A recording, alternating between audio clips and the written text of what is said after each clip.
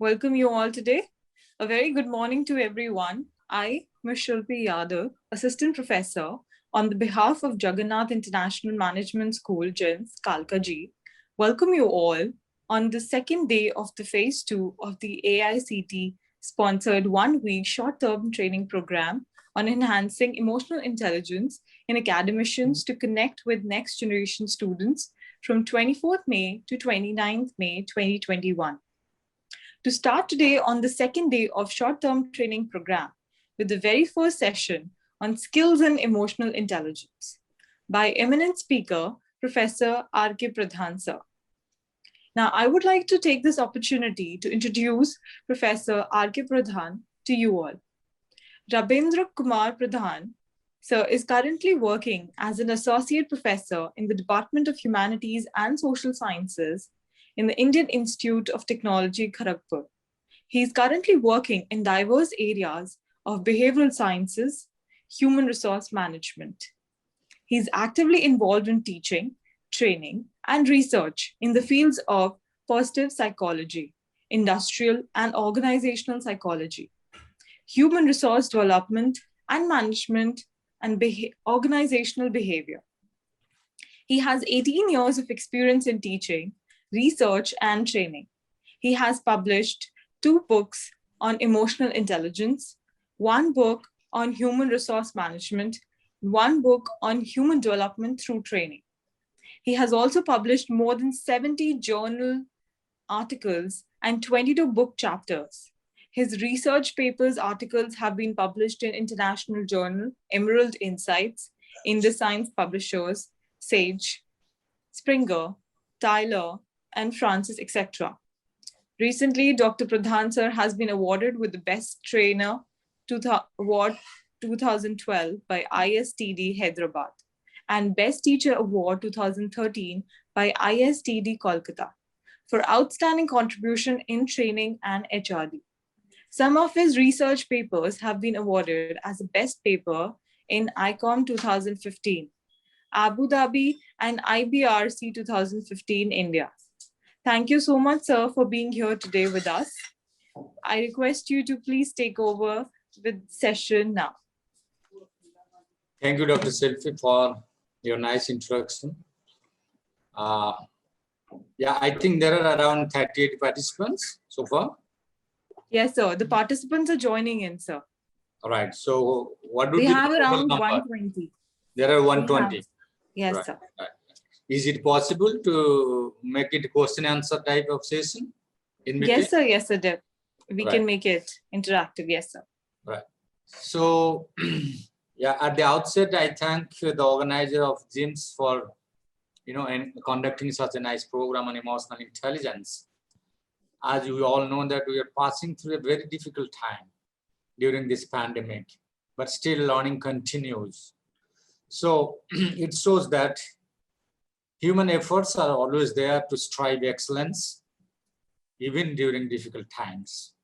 So how to keep ourselves emotionally fit and fine during this difficult time like pandemics? Emotion plays a very vital role in our lives. So the topic on this program on emotional intelligence is very timely and well conceptualized by the Jagannath International School of Management, New Delhi. So it's my privilege to deliver a session which is very close to my heart and which is also central to my teaching and research throughout my career on emotional intelligence. So before I proceed, so I'll just spend a couple of minutes on what the participants have so far understood about the concept of emotional intelligence. And why do we need skills in emotional intelligence, and how does it is going to help us in different endeavors in our lives, such as academics and other workplace. So let me share my PPT. I hope it is visible. Yes, sir. It's visible, sir. Right.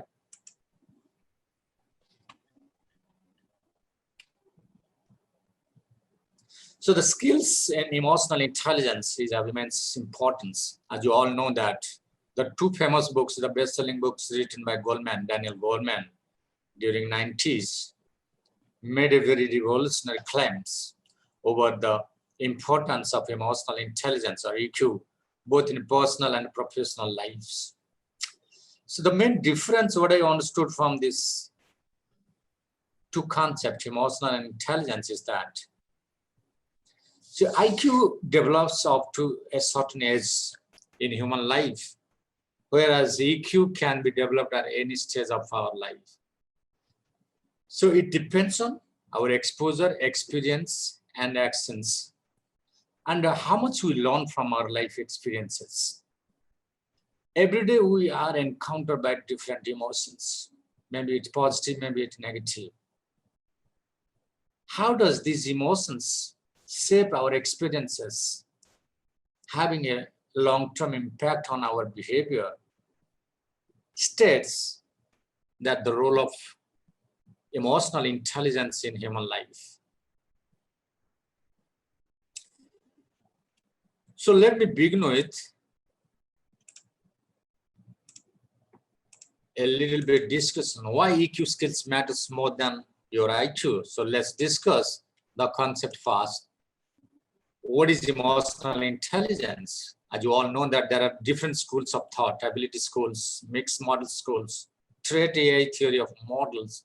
So there are various models that exist within the domain of emotional intelligence. To give us some or other explanations about how the emotional intelligence could be best defined, as far as the literature is concerned, there are many opinions and many authors are there who have defined in their own ways. However, some of them are well understood in literature, like emotional intelligence is the ability to identify, use, understand, manage emotions in positive ways to relieve stress, communicate effectively, empathize with others, overcome challenges, and diffuse conflicts. So this is what I am just summarizing of out of various definitions given by authors of ability model, mixed models, or any other models that already you all have discussed in the earlier lectures on emotional intelligence. Emotional intelligence impacts many different aspects of your daily life, such as the way you behave and the way you interact with others. So if you have a high emotional intelligence, the expert says that you are likely to be able to recognize your own emotional state, the emotional state of others, and engage with people in a way that draws them to you. You can use this understanding of emotions to relate better to other people, from healthier relationships, achieve greater success at work, and lead a very fulfilling or meaningful life. So these are some of the outcomes of emotional intelligence that has been come out of long years of research, practice, and teaching activities. So let's talk about why people talk about skills in emotional intelligence. So anybody who can tell me that how do you feel now? Or every day simply, very simply, we ask each other, how are you? So let's begin with that. My question is to the entire class, how are you? Can anybody answer, please? Good morning, sir. I think a lot of us are also giving in chat. I mean, we are all excited, we are all curious, we are all fine. Yes, sir. People are writing that. I mean, yesterday onwards, we have started that. Great. Yeah, some people writing great. Some people write fine, good. Yeah. Some people writing fine. But what is the usual answer that you give to others when somebody asks you, how are you? Fine, thank you. How are you? Yeah, suppose if somebody asks you, how are you, madam? Yeah, Dr. Sujata, yeah. You saying something? I'm fine, thank you. How are you? That is how I asked. Yeah, I'm fine. I'm fine. Yeah. So the usual, mostly people say that, yes, I'm fine. So what is this fine? And some people write I'm good, some people write great. So what are these responses? Where they come from? Yeah, somebody, nice. Somebody says it comes out of a heart without any stress. Great. But many times, even if you are stressed, even if you are uncomfortable also, formally, just to maintain formality, people often write, I'm fine. Some people say it's part of the etiquettes. It's a courtesy, civic courtesy that, yes, somebody asks you, you say fine. But when you say fine, actually you are not fine, but you are saying fine. That is what we call the not real expression of your real emotions. That is just to fulfill the formalities, the civic courtesy, the etiquettes. There are many emotions that we express, we display. We feel these are the part of our professions. We call it as emotional labor. How many of you heard this concept, emotional labor, and how it is different from emotional intelligence? Has anybody talked about emotional labor in the context of emotional intelligence? Any one of you? Hello, sir. Yes, please. Good morning, sir. I feel emotional intelligence is the ability to make myself adjust in the surrounding, and emotional labor is when I am trying to adjust myself in the surrounding, how much effort I take. It may be negative as well as positive. I mean, it may cause me stress as well. Right. Okay. So, what kind of difference you find between these two concepts? Emotional labor, when I am taking, I mean, it may give me pain as well if I am going through bad situation. It may cause stress. And if I am going through a good situation, it may give me happiness even. That is what I perceive. Okay, all right. The similarities both are emotional in nature.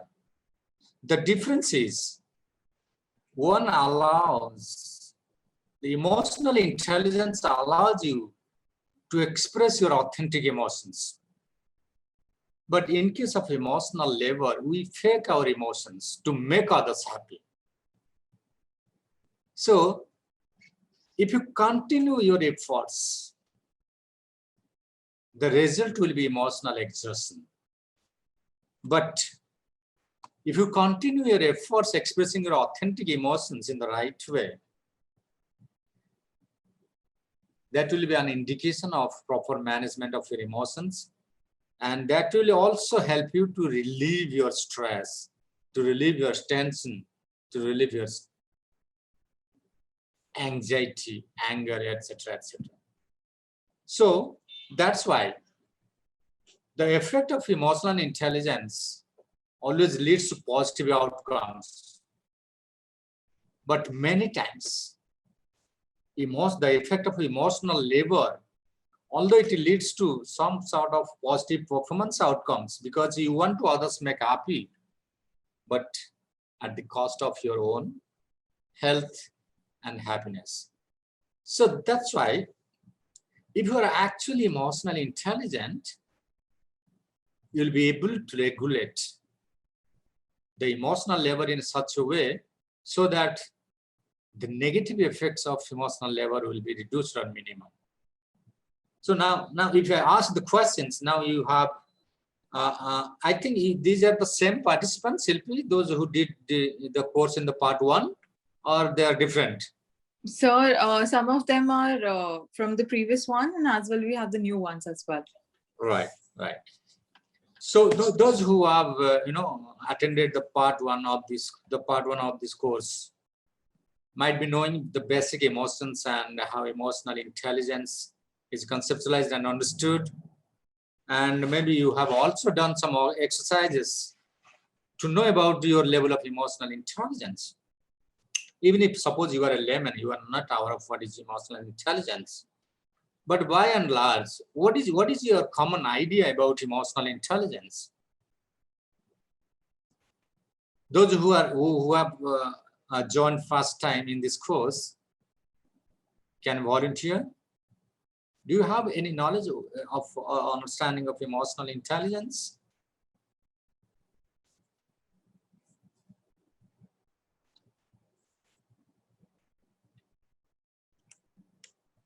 Emotional intelligence means responding to situation, not reacting. All right, somebody, yeah, Sakhi has written, to have control on our emotions, good. To know well about them, ability to understand emotions in oneself and others, right? Can somebody explain in a single word? Any single word that can summarize about your emotional intelligence? Self-control. Only one word. Self-control. Self-control. Wonderful, wonderful. Yeah, anybody else? Is there any similar kind of word that are used or we make use of in our everyday life? There are many, I think. Self-regulation. Self-regulation, okay. Good morning, sir. Self-realization. Self-awareness. Self-awareness. Self-awareness, wonderful. Emotional Yes. management. Emotional management. Oh, there are two words. Yeah, I'm asking for only one word. So self-realization. Yes. Okay. Okay, there are many other words like, people use this emotional stability, emotional maturity, emotional control. So these are certain words that are used for emotional intelligence. But emotional intelligence is much more, wider or in its scope than what we understood in a layman concepts. But anyway, the layman understanding will also be very helpful to understand the complex system of emotional intelligence. It involves self-awareness, self-understanding, self-regulations, emotional regulations, relationship management, conflict management.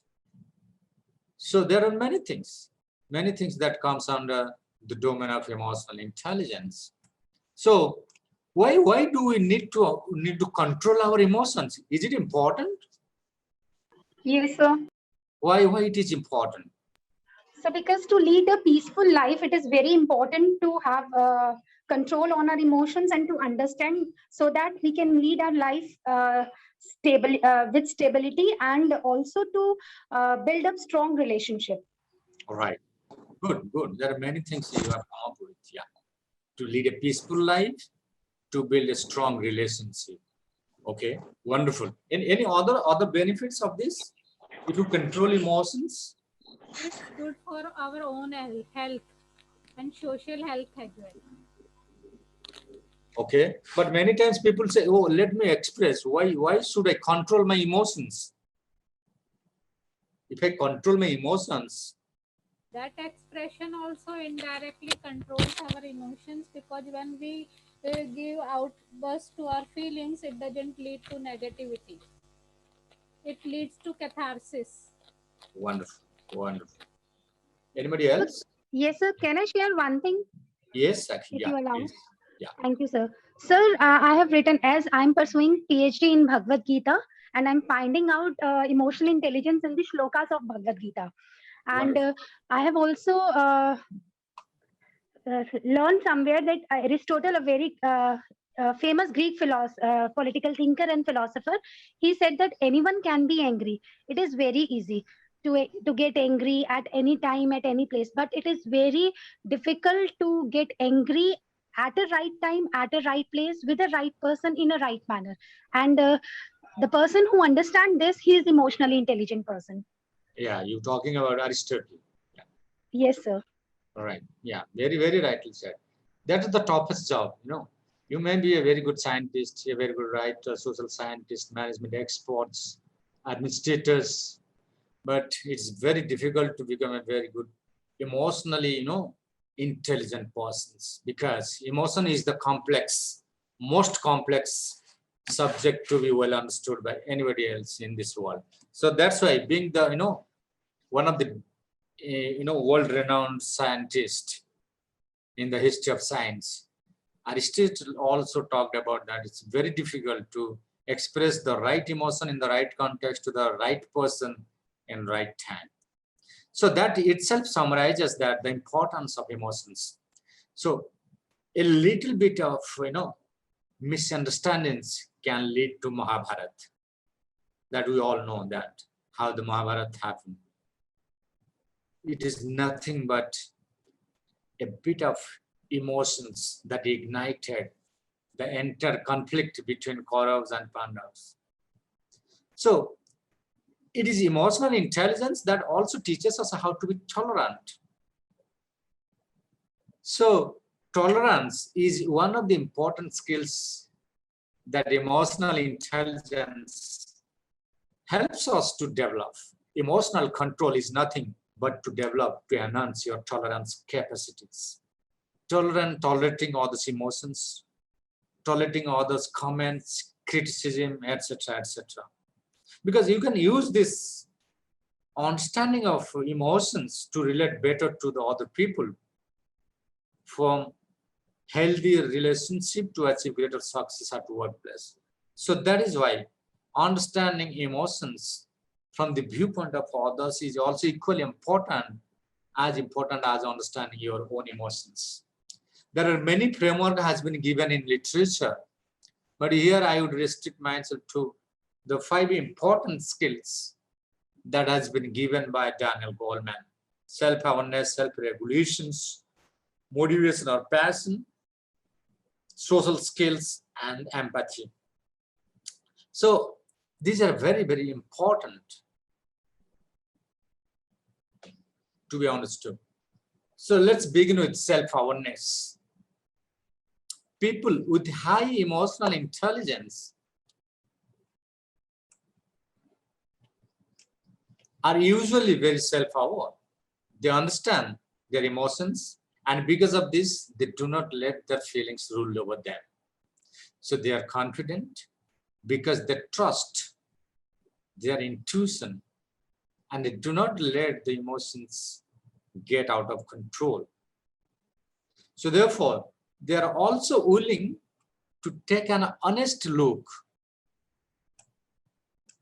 at themselves, as well as they know their strengths and weaknesses.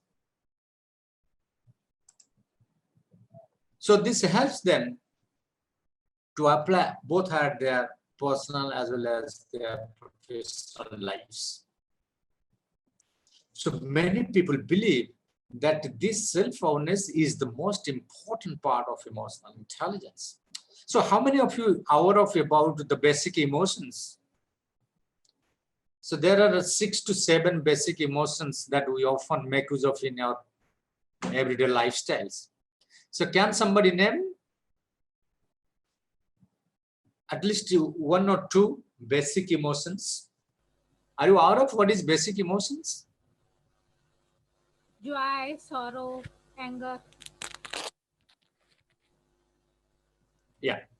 Sadness. We call it sadness. Yes. Affection. No, Joy. Yeah. Happiness. Happiness is there. Joy. Joy. Yeah. Part of joy. Anger, fear, sadness. No, guilty is not there in the basic emotions. Yeah, joy may be part of happiness. Sadness is there.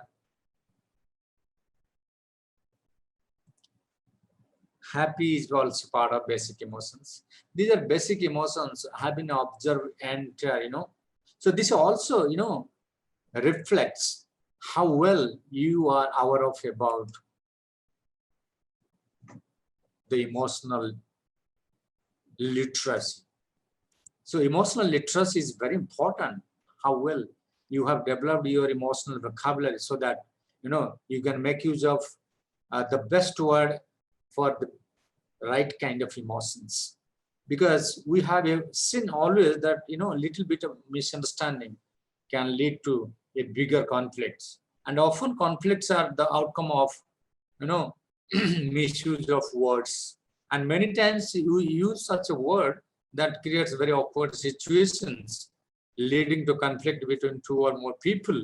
But later we regret and we say very sorry that I did not mean that what I expressed about you. Understanding and expressing emotions is very, very important in human life. Otherwise, you will end up with a lot of emotional disturbances, maybe criticism, maybe conflicts, maybe war-like situations. If you look at India and Pakistan relationship, in the last close to 70 years, the fight is on and on. And a similar kind of fight is also going on between many other countries where the fight is basically based on, emotional misunderstanding. So you can create atom bomb,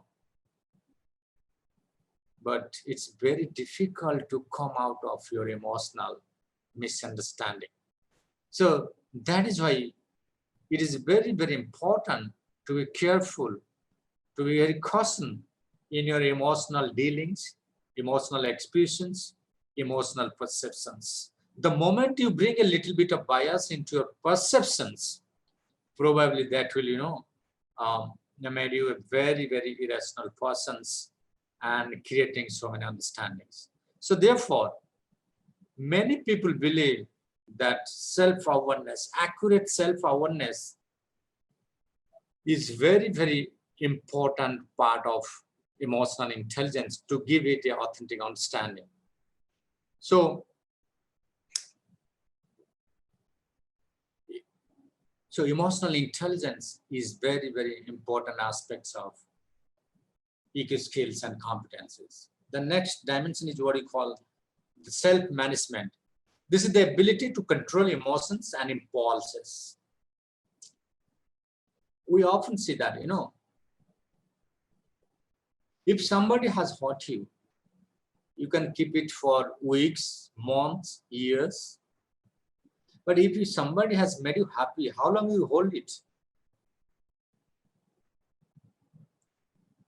How long you can hold your happiness?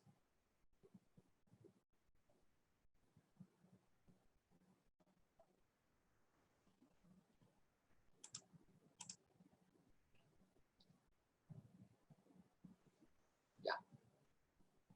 People say depend on us. A week, maybe a day. If you have an emotional conflict, you try to resolve with proper plan of actions. But if you have a happy day coming, do you really can plan? Like say, every year we celebrate our birthday. Some people celebrate their marriage anniversary. Do you really plan it? The celebrations, week before, month before, year before? Probably not. Because this is the tendency of human beings that we always undermine the happy states, happy affairs, happy work, happy moments. We say, every day, your birthday comes. What is new in there? Why should I bother much? But you never know. Studies have shown that positive moments create milestones in your life. It stretches away our thought repositories. It expands our thought processes. So studies have shown that positive emotions enhances the horizon of our thinking. It helps us to enhance the divergent thinking.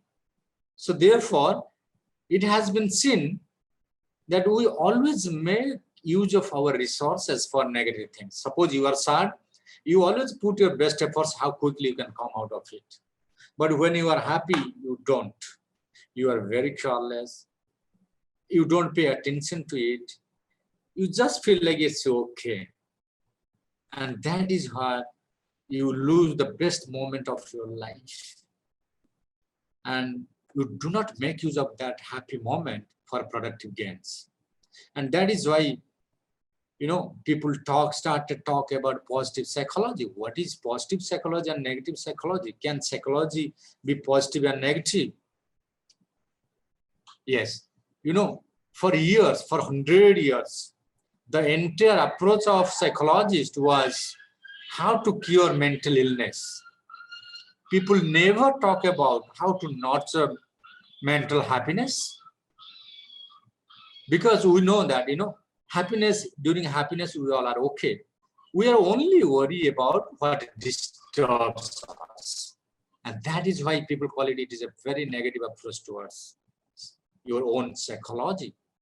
Rather than, you should make more and more effort to make your life better, prosperous, and full of happiness.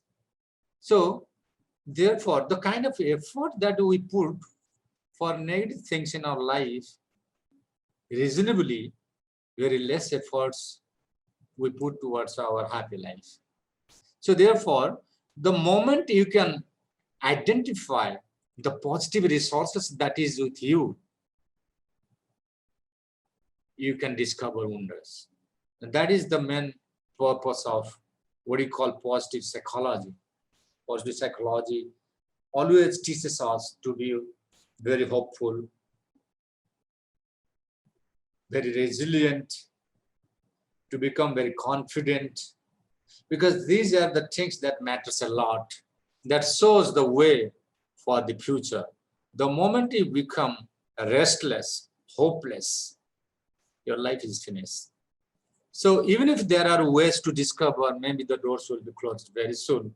The moment you put a full stop to the domain of your hopelessness, hopefulness. So the second dimension, what do you call? Self-management. Being aware about your emotion is okay, but how you are managing is more challenging. Are you really managing in the right way? Are you really regulating in the right way? We often say that self-control often makes our personality a good personality, a mature personality. But the truth is not true. Too much control can paralyze your thoughts, can paralyze your feelings, that will put into the deep chamber of depression. So you must also get to know when to express your emotion, how to express your emotions, and whom to express your emotions. So these are very, very, very, very important. The regulations is more important than your awareness. So the way you will regulate, that will bring out the outcomes. If you look at, Vinod Kambli and Sachin Tendulkar, I think many of you maybe knowing these two names, very popular in cricket India or cricket world. So one is otherwise known as the god of cricket, and his history, another is mystery. So you can very well understand, even managing happiness in one's life is very difficult. Managing happiness and success is very, very difficult. And showing anger and jealous is the easiest job in this world. So therefore, one has to take a very caution. Many times you will find many cricketers giving a very loose statements when they win some World Cups or some trophies or hit a centuries. You will find very careless statements they give in media, then next day they become the talk of the town and becomes breaking news in all TV channels, newspapers, etc. But you just look at the behavior and achievements of Sachin Tendulkar. A personality very calm, very composed, silent, focused.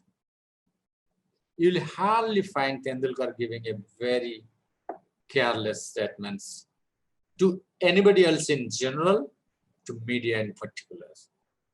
And that is how great personalities are different from the ordinary personalities. So these people, they do not make impulsive or careless decisions. They think before they act. The characteristics of self-regulations are being very thoughtfulness, comfort with change, to develop a good sense of integrity, and the ability to say no to the wrong things when the wrong things is happening. Yes, Gracie, you want to say something?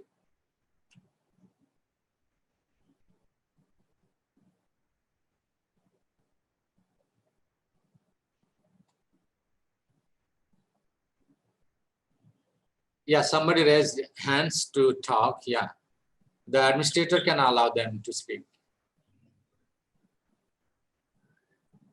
Yes, sir. They can unmute themselves and speak. Okay. Okay. So anybody interested to ask questions? Some people are raising hands, so that's why I said let them ask questions. Okay. No. Right. So this is how the self-management domains covers. Yeah. Go ahead. Somebody wants to ask.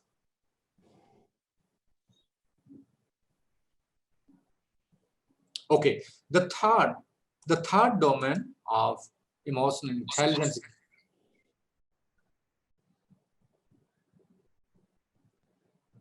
So if you are not audible,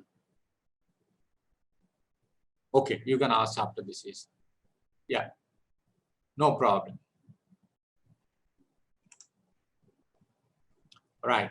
So the third aspect is called social awareness. You can understand the emotions, the needs, and the concern of others, pick up on emotional cues, and feel comfortable socially and recognize the power dynamics in a group or organizations.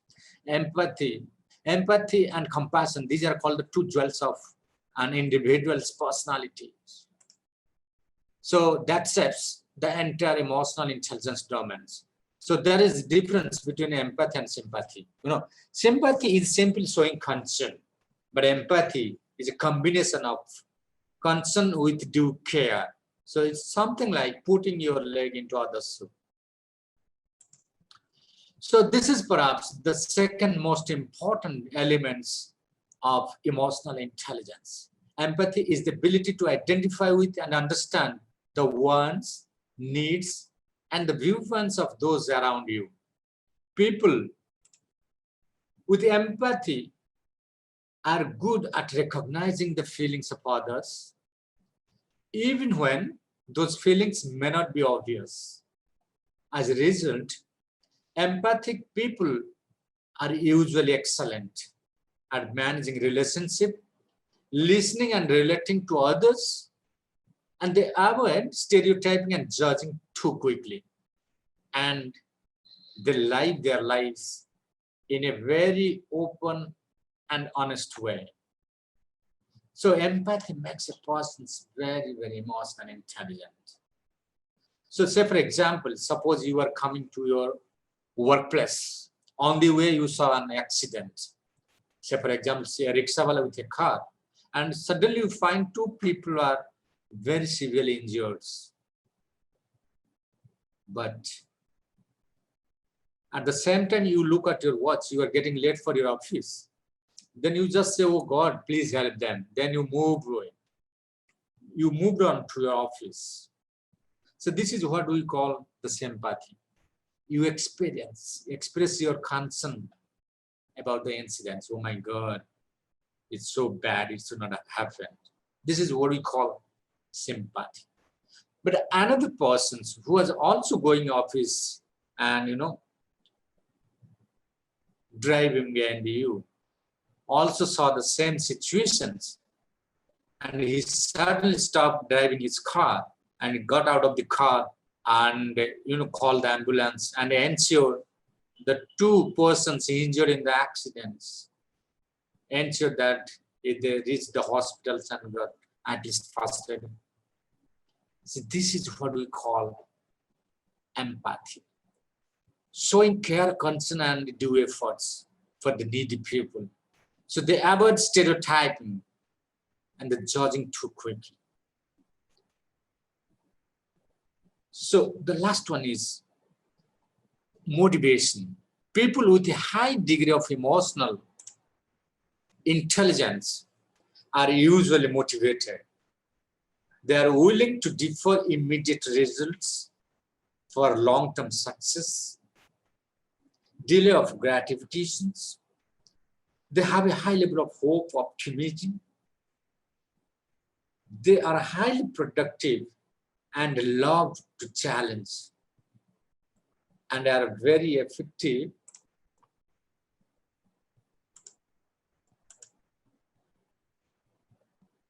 Now, why people think that EQ is better than IQ? Although we have already discussed many predictors, because emotional intelligence is one of the best predictors of success at workplace and also in personal life. Certain qualitative studies have also shown by life analysis or script analysis. If you analyze the life history of successful people, we'll get to know that the level of emotional intelligence will be very, very high. In fact, many studies show that emotional intelligence is a better predictor to success than a higher IQ or intelligence quotient. Because, intelligence quotient will help you to solve a complex mathematical problems or cognitive problems, but it may not help you to solve the life problems, emotional problems, social problems. So take, for instance, the Richard Branson, who is the dyslexic who could not read and write, as well as his other classmates in schools, but he became one of the richest men in the world. So there are many ways to connect your thoughts to the outside world.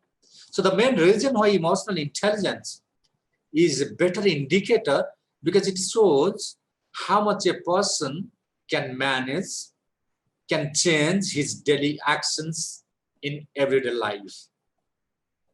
Another big difference between EQ and IQ is that it measures how you manage and react with other people to lead or create a successful business, to need to be able to have effective and efficient workers to your work.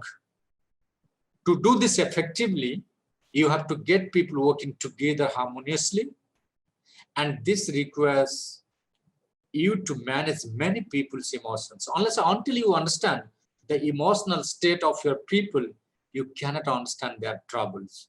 You cannot understand their problems. So therefore, a person who is high on emotional intelligence can very well efficiently understand the emotional state of his employees. So as a leader, you need to be emotionally very high to understand, to lead, and to empower your employees at your workplace.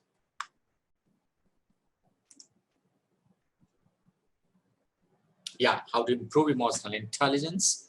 So to improve emotional intelligence, you need to understand and control the emotional side of your brain. As you all know that human brain has two sides, left brain and right brain.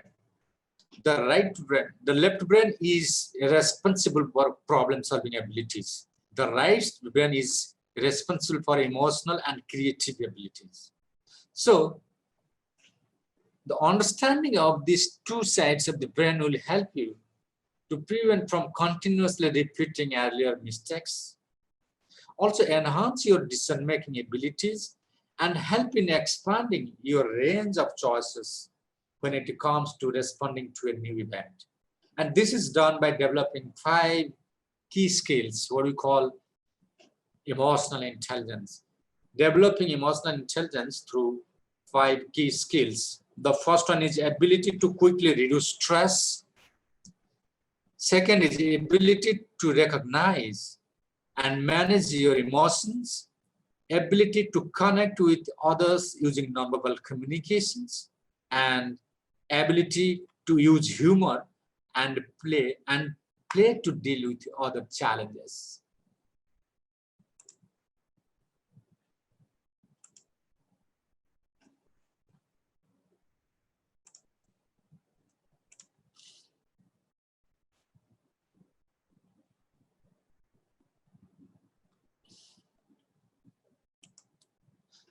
So let us begin with the skill 1. So how much time I have, Dr. Selfie?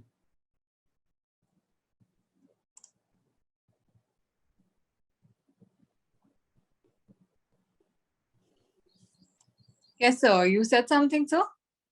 Yeah, how much time I have? I'm till 11 or some more Yes, time? sir. It's 11:30, sir.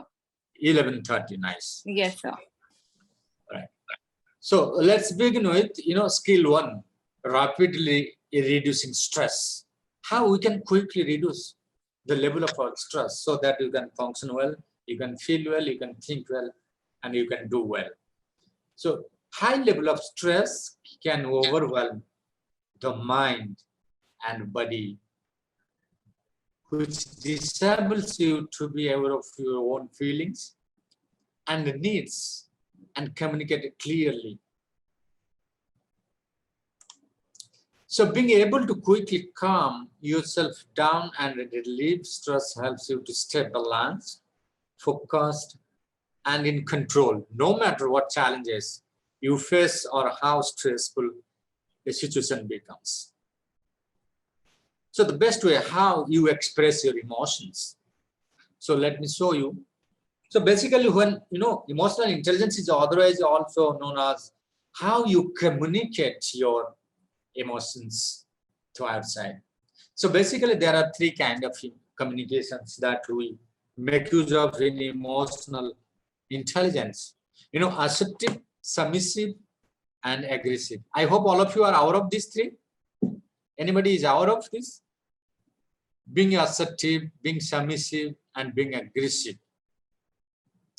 Suppose, say for example, someone whom you respect has humiliated you in front of your other colleagues at workplace.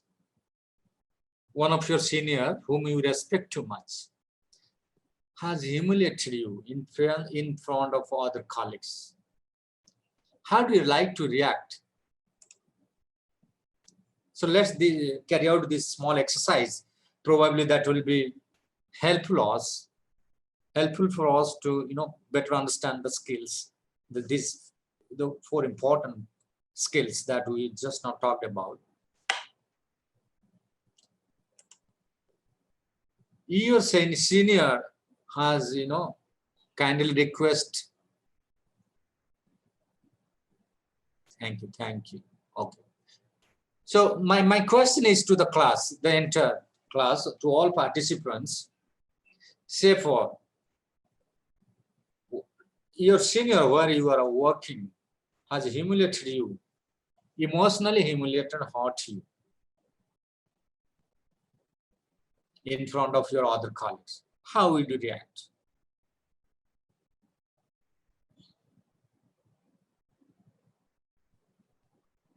Anybody else? Can you respond to my question?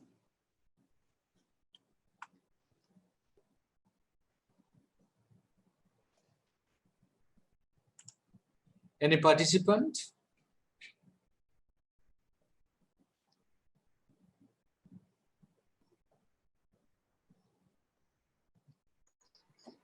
Need to come Sir, good morning, sir. I think we need to be calm and we need to understand what are the points which is being said. And maybe we need to respond and not react immediately to the situation. Okay. So, all right. So, say for example, there are 3 ways of understanding and expressing these situations. There are 3 ways. You will remain calm. You will not react. So this is what kind of communication? Assertive, submissive, or aggressive? I think it is acceptive, sir. This is not assertive. Being remain calm is not assertive. It is, submissive, Okay, sir. Because you are actually not expressing yourself. Because it is not you. It is the usual strategy of every Indian. We Indians are, very submissive in nature because of our culture, because of our socialization, because of our educations. So nothing wrong with us and our behavior. May I ask one question? Yes, please go ahead. Like you are saying that we Indians are very submissive. It's correct. I don't have any objection to it. But in case we react to each and every situation, I mean, then also it is harmful for us. So sometimes instead of reacting, Why harmful? Why harmful? Because why should it be harmful? Workplace, I have experienced in my last 20 years of experience of service that people unnecessarily say so many things, being junior or senior as well. That is why seniors say at all, but juniors also say so many things behind the back, in front also. Very conversation. So it is better not to respond and react at times. It is to be reacted only and only when it is too much necessary, when it is crossing the limits. Very true. Very true. Very true. That is why I am saying, because this is the part of our culture. You know, even in our family, it starts with our family and socialization. When I said it starts with our family and socialization, you know, you might have seen in your family, when you are interacting, you know, very often our parents says, you know, don't speak on face. Seniors are seniors, you must show respect. So actually, we display blind respect to our seniors. Anybody who is elder to us, anybody who is senior to us, anybody who is senior in powerful position also. And this is very typical. And that is why, you know, we do not allow the creativity to explode, the intelligence to be utilized. And this is where the intellectual thoughts and the creative, you know, thoughts get suppressed. Even if somebody is saying, you know, your senior will criticize. And in the Indian context, that is why I say, all the times we are stressed. Because then how you are going to reduce stress? And at the same time, your senior will be conducting, or the head of the department will be conducting stress management for the entire employees of the organizations. But he or she never understand that he or she is the own creator of all this stress. So this is called, you know, hypocrisy, double standard. And that is why no such training programs would be helpful unless until practically you implement. That is why change is, you know, people are very much resistant to change in India. Because why people are resistant to change? Can anybody say? Yes, because of the inherent instinct of not to change. Second thing, preconditioning, socialization, prejudiced behavior and stereotypes as well. Right. So sir, I have one question. Like, we discuss so many things. We attend webinar, we conduct seminar, every one of us, I mean, we discuss so many things. Discussion is something different and implementation of the same is something different. These are two different aspects of life. Discussion is easy and implementation is very difficult. That is why we are still developing stage. We are still at the developing stage. We have not reached a developed stage. At the same time, people don't accept if you say something right to somebody, whether junior or senior. Yeah, because people always want to stay at their comfort zone. Yeah. They want to create problems. Change will be possible. They want to maintain status quo. Yes, but then how change is possible? That is why change is not possible under this kind of rigid people. And that is why, you know, I still remember maybe, you know, 15 years before, the Raulkela steel plant, I'll give one case study of Raulkela.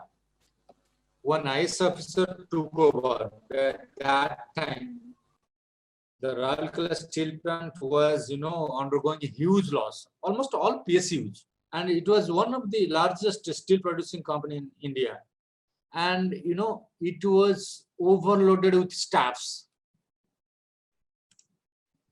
So the job that could be done by 2 people, there were 20 people in that department. And that IS officer who took over, he immediately started downsizing. And he almost downsized 60% manpower, existing manpower. And he offered people, we don't want people to come to the office, sit on the chair and get full month salary and becoming a heavy burden on the organizations. And he reduced almost 60% of its manpower, and he offered go on voluntary retirement.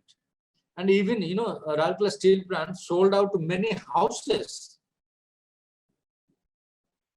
inside the steel plant colony. And he gave it to its own people. Okay, you go on voluntary retirement, you buy the house that you are occupying right now, and we don't want you anymore to be the liability of the organizations. You cannot imagine. And the same next 3 months, next quarter, Raulkela steel plant was the most, profiting steel making company in India. How come it is possible in 4 months, which was not happening for last 15 years?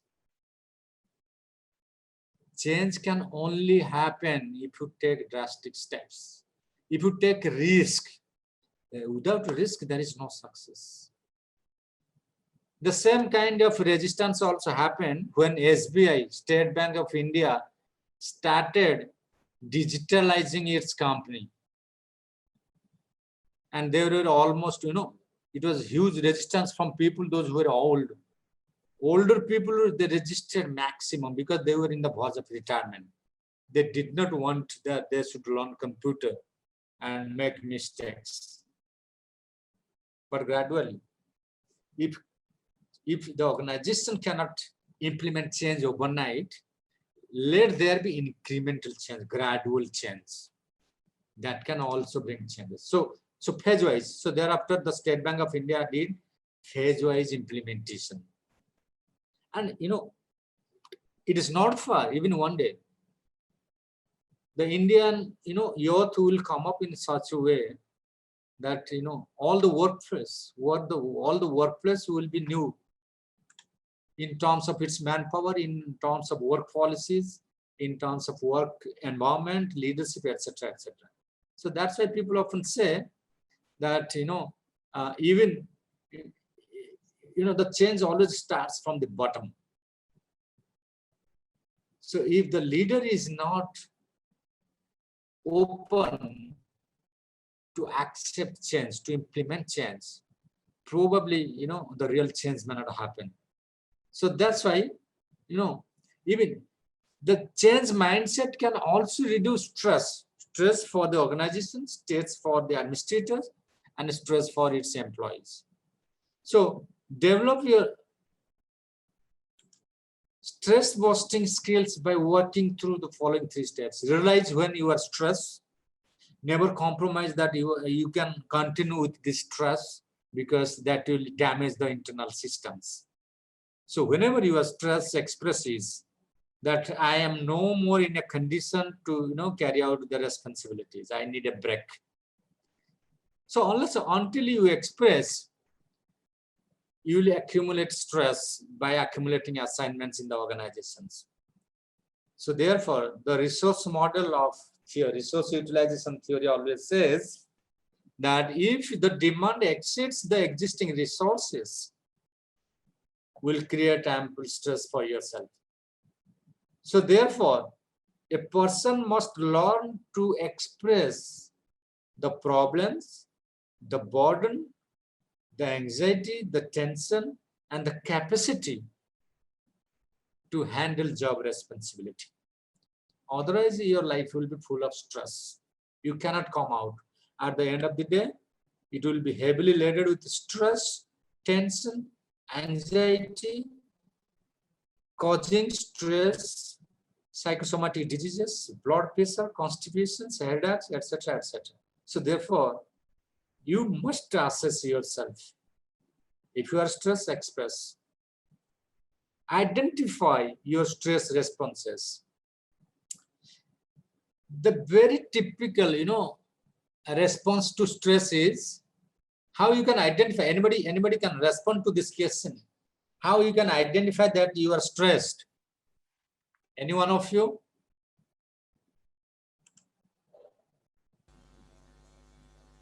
Yes, we can forget doing things at times. Yes, forgetting. It affects Anxiety. performance. Anxiety, you will be tense. Yeah. Your heartbeat will go up. Yeah. You will feel irritated. Taking a long time to solve a particular problem. Yeah, remaining absent-minded, heavily tensed. So these are, lack of concentration. Yes, somebody saying lack of concentration, Dr. Sachin, yes. So very wonderful. Yeah, I'm very happy that you all are aware of it. But the problem is that we all are aware of, self-aware, but you are not high on our self-regulation. We do not regulate in the right way because, like, Madam said that even if you express, nobody is there to take care of. People will, misinterpret in other context. But yes, I was telling, yeah, submissive. Somebody has asked you, we should remain calm and composed when our senior is humiliating us. So what is the assertive way of expressing our emotional feeling to our boss that I am hot? You are hot. How will you express in an assertive way? Any one of you?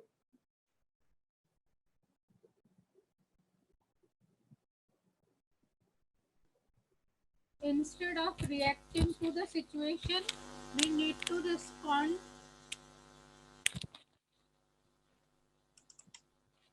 And we need to continue if we are right. We need not change ourselves. Okay, is there assertive?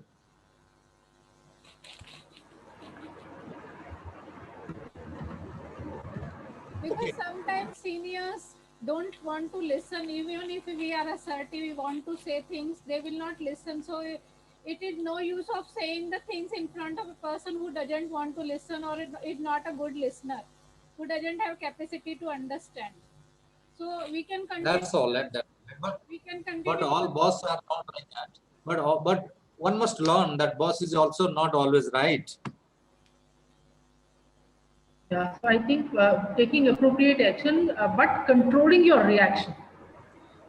So, keeping yourself in an emotional, taking hurt as impersonally, particularly in a professional environment, and you control your reaction, but you react appropriately. I mean, I have noticed that in the institute earlier where I used to work, the head of the institute used to react unnecessarily. Whenever I go to ask something, the response was never what I asked. And angry mood, irritated mood. So I never used to react. But later on, the fellow used to realize and come to me and say, "How are you? I didn't intend to hurt you and all." Right. So here I have I have prepared a slide on this. The passive, aggressive, and assertive. The passive is what I said about the submissive, like expressing your feelings to others. Passive, I do not count, so you cannot take advantage of me. My feelings, needs, and thoughts are less important than yours. So this is how, when you are remaining calm and silent, you think that my feelings are not important for this person, so therefore I will remain silent. So you are valuing others better than you. So I'll put up I'll put up with anything. So therefore, this is when you remain passive and very calm and cool, that is a sign of submissive communications.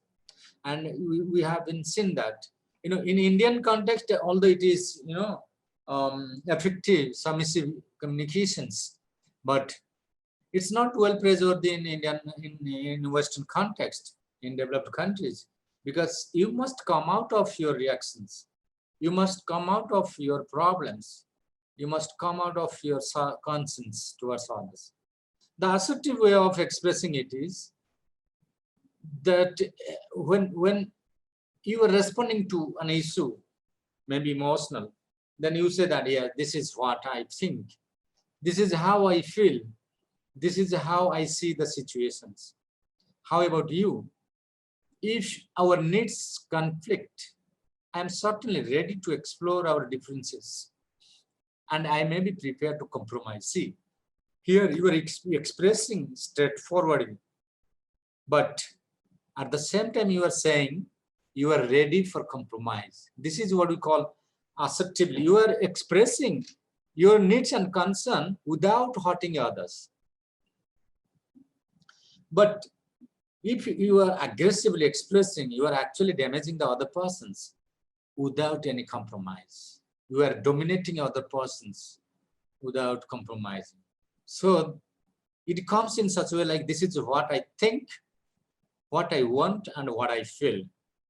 What matters to you is not important. That means you are careless. So aggressive behavior is always dominating, authoritarian, damaging, and full of carelessness. So this is how there are three ways that we we communicate our emotions or difficult behavior, or difficult situation or feelings to others. Sir, which one is the most appropriate according to you? See, most appropriate is always green. The green color is always up. That's why it is red color. These are not appropriate. So these are red signal. Red signal is never is appropriate or good for anybody. But sir, your screen is not visible. You cannot see my screen? No. We are not able to see any slides, sir. Oh, let me show it again. Is it visible now? Yes, sir. Now it's visible. All right. So there, the first one is called passive or submissive. The green colored is assertive, and again the red color is aggressive. So expressing your feelings to others on any kind of emotional situation, whether you have been emotionally hurt or your senior is, you both are in an argument and senior is imposing some of his thoughts on you, then how you are going to react to your feelings towards the issue or the incidents or event. So here, when you are submitting and passing in a passive manner, you accept everything, that you admit everything towards you. I do not count, so you cannot take advantage of me. My feelings, needs, and thoughts are less important than yours. I'll put up with anything. But that's not always correct in real life situations. And this is something like a defeating kind of personality. You are submitting yourself everything. That means you are making boss is always right. So the second best is what we call that this is what I think. This is how I feel. This is how I see the situation. How about you? How do you feel? If our needs conflict, I am certainly ready to explore our differences, and I may be prepared to compromise also. So here what you say, you're actually straightforward, you're expressing your feelings, your point of views, but they are not hurting others, because you say that you are ready for compromise. But compromise in the sense means not losing, to create a win-win situations. But there are another category of people who remain very aggressive they are not ready to compromise at all. For example, like, this is what I think, what I want, what I feel, and what matters to you is not important. That is why this person is very dominant, authoritarian, illogical, is imposing his thoughts and views and not ready to compromise for many situations. So therefore, any situation that is win-win for both parties is always the best way of communicating and doing things. So let me stop it here and let me go back to the original slides.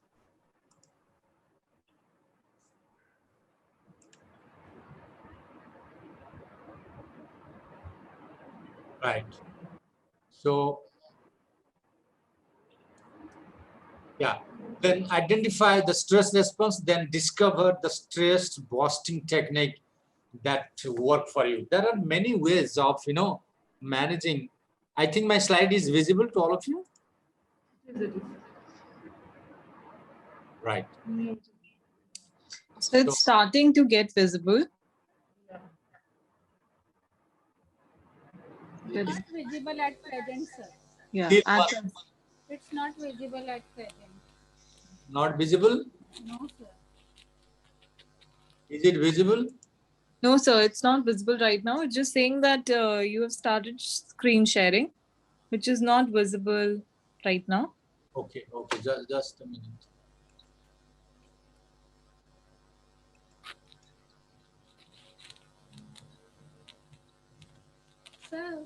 Sir, sometimes when you turn off your video, I understand. Yeah, somebody's asking something. Sir, like you're saying, assertive, submissive, and aggressive behavior you're talking about. I mean, many a times boss don't want to listen to the subordinates, and there are people at workplace who are like who believe in flattering and who don't oppose at all. Whatever the boss said, they always say yes, yes, yes, yes. They don't have ability to say no. Then the person who is saying correct things is single-handedly handling the situation. So every time it's not possible to react, and every time, I mean, it is not necessary for me to follow my boss if I feel the boss is not right always, and find out the other way out to do things. True. That time also I am indirectly asserting myself now. I mean, if I do that. I just want to clarify. I mean, because we can't be aggressive and we can't be... No, aggressive at all not suitable for any situations, any issues, any disputes. But somewhere, sometimes we have to be aggressive to make the person understand, no? Once in a while. No, you may be feeling that, yes, the person has now agreed because I have threatened him or her, but that is very timely, and for the time being, you may be at advantage, but maybe future will be dark.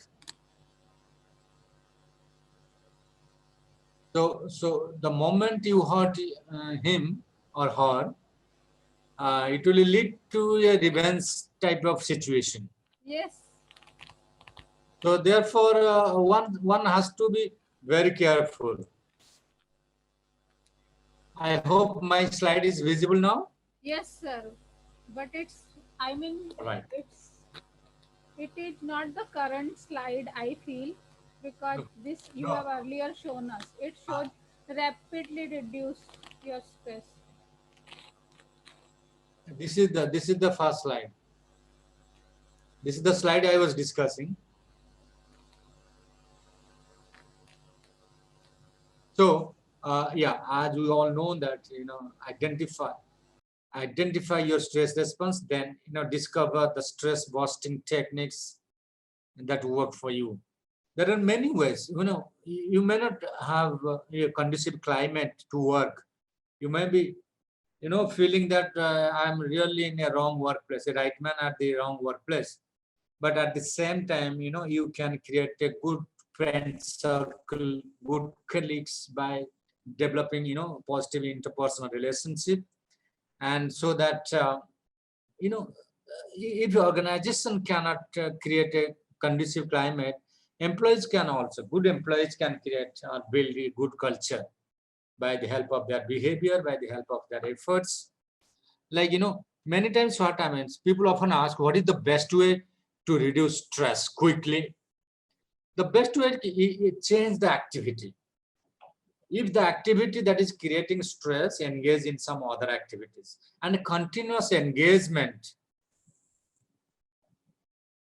mental engagement will bring, extra energy to you. So for example, you are a visual person.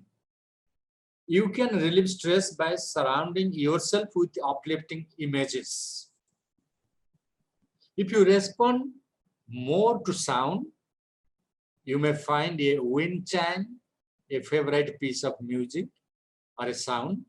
So this is how, simply listening to music, cracking a joke to your friends, colleagues. So that is why the humor also create a lot of, plays a lot of role in maintaining our health, happiness, and fitness. So therefore, these are some of the ways that one can, change or manage his stress at workplace as well as in personal life. Suppose you have a conflict with some of your family members, make joke of it. Say, spend some light moments, or ask the family, let's go outing, go for a party, go for a dinner, go for a movie. There are plenty of ways to manage life.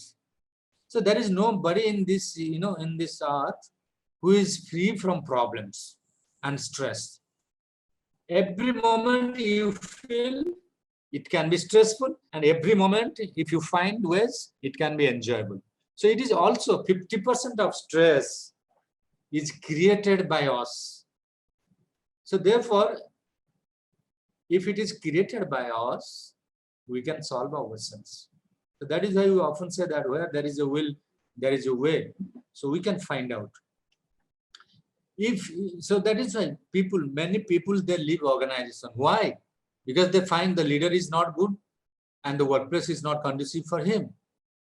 So that is why nowadays, particularly in private sector, it has now also nowadays happening in government sectors. If your career opportunities are taken by one organization, move to other organizations. Because nowadays, every organization look at performance. So that is why, many private sectors are nowadays getting, privatized. Disinvestment policies, why Air India is running, loss of thousands crores every year, because accountability is very less. There is a very popular saying in Hindi, Desh ka mal darya mein dal. So this phrase itself talks about the lack of accountability and responsibility for public organizations, because it is public money, your money, my money, his money, her money. So nobody pay attention to it, and everybody wants to get everything. Now you look at what is happening in Delhi. Kejriwal has money for providing free meal to all Delhi people, free electricity bill for all Delhi people, but he has not money to buy medicine, and he is criticizing central government. So this is how responsibility. What I'm not criticizing who is right, who is wrong. I'm just bringing an issue to the limelight, and similar kind of thousands of issues is applied to our educational workplace, industrial workplace, and political organizations. So who will fix the responsibility? There is not a single person. It should be shared responsibility. So when responsibility is shared, problem is solved. And that is how exactly also stress can be managed in organizations. Now moving forward to the next slides.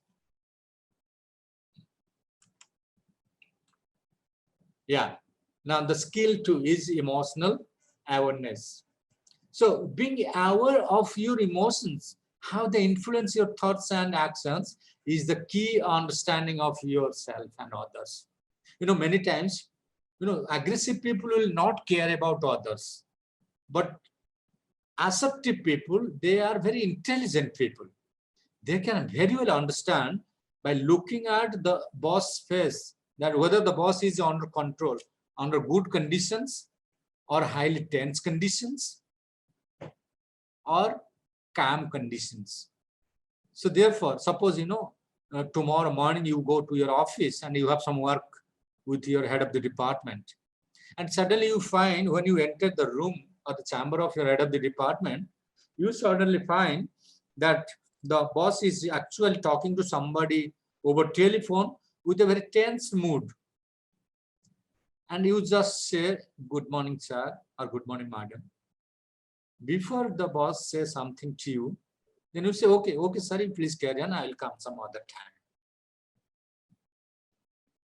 This is what we call emotionally intelligent response, because you understand the mood of your boss, the mood of your head of the department. And you realize that this is not the right moment to talk to him or her. And this is how exactly people, those who are emotionally intelligent, who are emotionally whose emotional awareness about others is quite high, they can regulate their thoughts and behavior, the more appropriate than their counterpart. What kind of a relationship do you have with your emotions? Do you experience feelings that flow one after another from moment to moment? Are your emotions accompanied by physical sensation that you experience in places like your stomach or chest? Do you experience discrete emotions? Can you experience intense feeling? Do you pay attention to your emotions? Do they factor into your decision making? If the answer is yes to all these questions, then you are definitely aware of your emotional states. And if the answer is yes, accordingly, you can respond to bring a change in your emotional perception. Now going to the next, the third skill, nonverbal communications is very, very important. And emotional intelligence is also mostly measured in many cases looking at the face. You call it as facial expression. Many research has been carried out on facial expressions.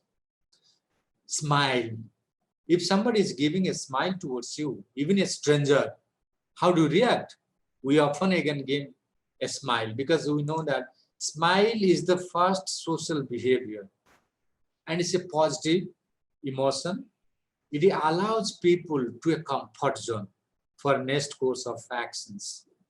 It can it can produce a sense of interest, trust, excitement, and desire for connections.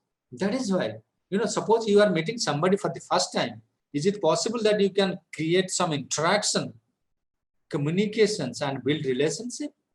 Yes, why not? It is possible.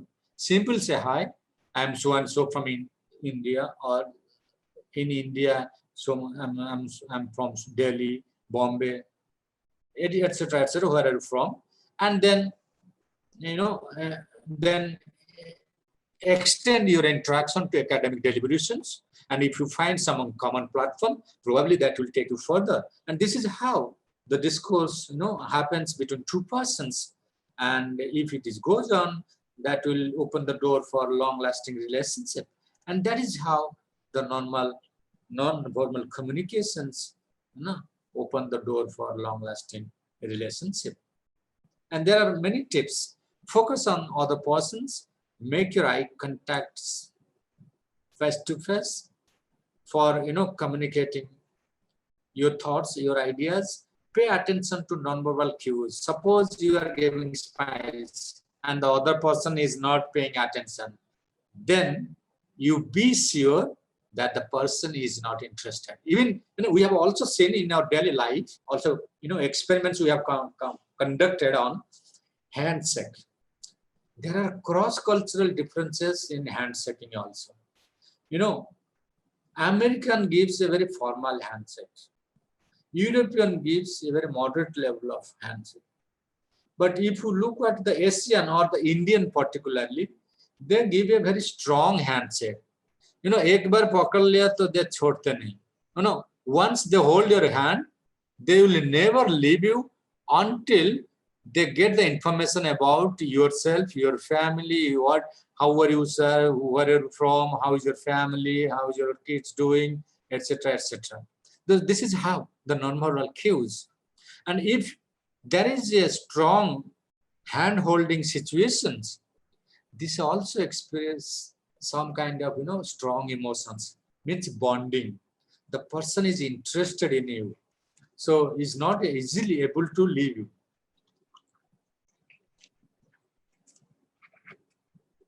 So nonverbal skills are very, very important in displaying your emotional intelligence skills.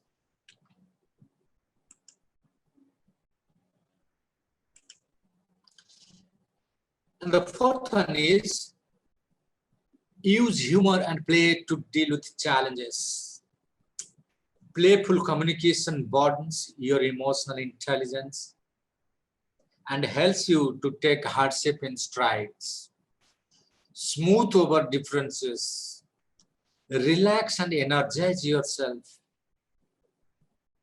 And how to develop playful communication, like try spending regular quality playtime. The more you joke, play, and laugh, the easier it becomes to live and continue your interaction with others. So find enjoyable activities that loosen you up and help you embrace your playful nature. Many times, people say, this is the difficult time. We are isolated from the mainstream of society. How can you manage? How can you create humor yourself? Watch some jokes, watch some comedy shows, remain as playful as possible. So, and that is how people manage difficult times, by cracking jokes or enjoying jokes.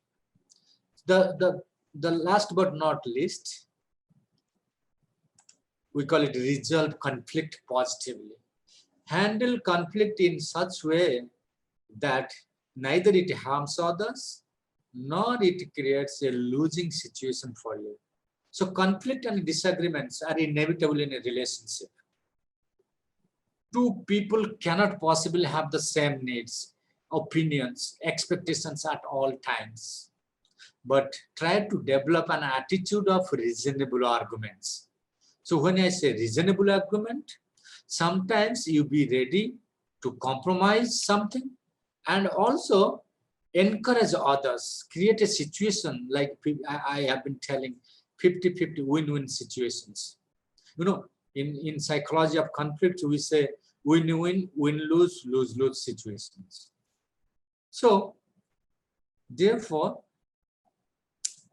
the ability to manage conflict in a positive and trust-building way is supported by the previous 4 skills of emotional intelligence we just discussed. So once you know how to manage stress, stay emotionally aware, communicate non-verbally, use humor and play, you will be better equipped to handle emotionally charged situations and handle many issues before they escalate. So what is needed for that?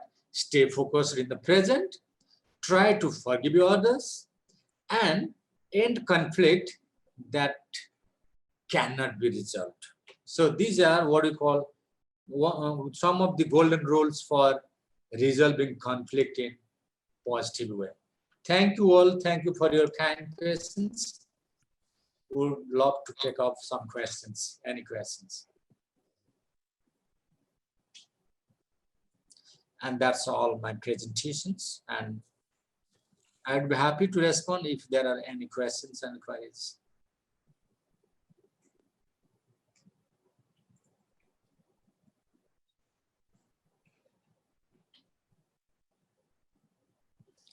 Yeah, if any participant has a question, please, you may go ahead and ask, sir. I have one query. Hello, am I audible? Yes, ma'am.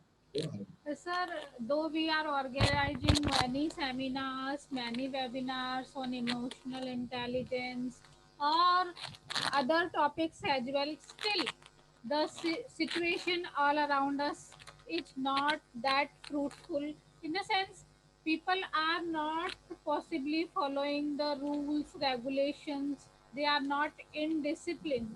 I mean, take the example of COVID-19.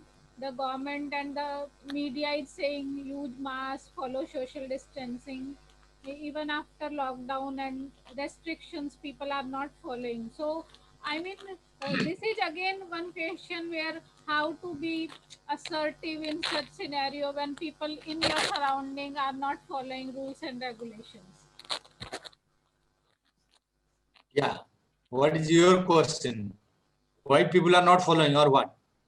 I mean, You want me to answer why people are not following rules, or what is your question? yes. I mean, even after awareness, when people are not following rules and regulations, then what is to be done in such scenario? How to handle such situation in emotionally intelligent way? I mean to ask that. Yeah, that is why, day before yesterday, I was also watching TV related to this COVID behavior of IS officers and IPS officers. They are beating people on the road, because they are violating rules. Why to beat? If you want to put somebody in jail, you don't beat them. You just arrest them and put them in the lockup for a few days. So why people are violating rules? Because they know they can violate.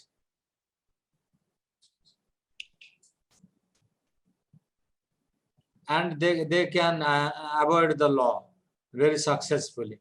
So we do not have actually stringent law for this. And when you, in psychology, there is a theory of reinforcement. I do not know whether you have studied it or not in learning theories. Sir, the role of reward and punishment. If you give reward for good behavior and punishment for bad behavior, then there will be enormous change. There will be huge change in human behavior. But if you think that, no reward for good behavior and no reward for bad behavior, what will happen? It will create a culture of chalta hai. You understand? Chalta hai culture? It is happening throughout, mostly in India. Yes, it is in India because India is the biggest democracy. It is the largest democracy in the world. Anybody can speak anything. So that is why people are committing mistakes, because they think that democracy is my right. I can violate, I can commit crimes, and I can get rid of the law. So that is why things are not in proper place. And we need to bring them into proper framework. Other day I was watching TV that Kamal Nath is giving in TV statements that Indian virus. This Kamal Nath, had he been in China, he would have been hanged, or so he would have been shot on the middle of the traffic. So that is why we are tolerant. We are in a tolerant society. So we can tolerate a maximum level of nonsense. Instead of helping the government to manage the difficult situation, if all of us keep criticizing and finding faults, what will happen? We'll only end up with creating troubles for ourselves. So here, what is happening? You look at the political situation of United States, the oldest democracy, and the political situation of India, which is known as the largest democracy. Have you ever seen then any Americans have giving statements that this is American virus?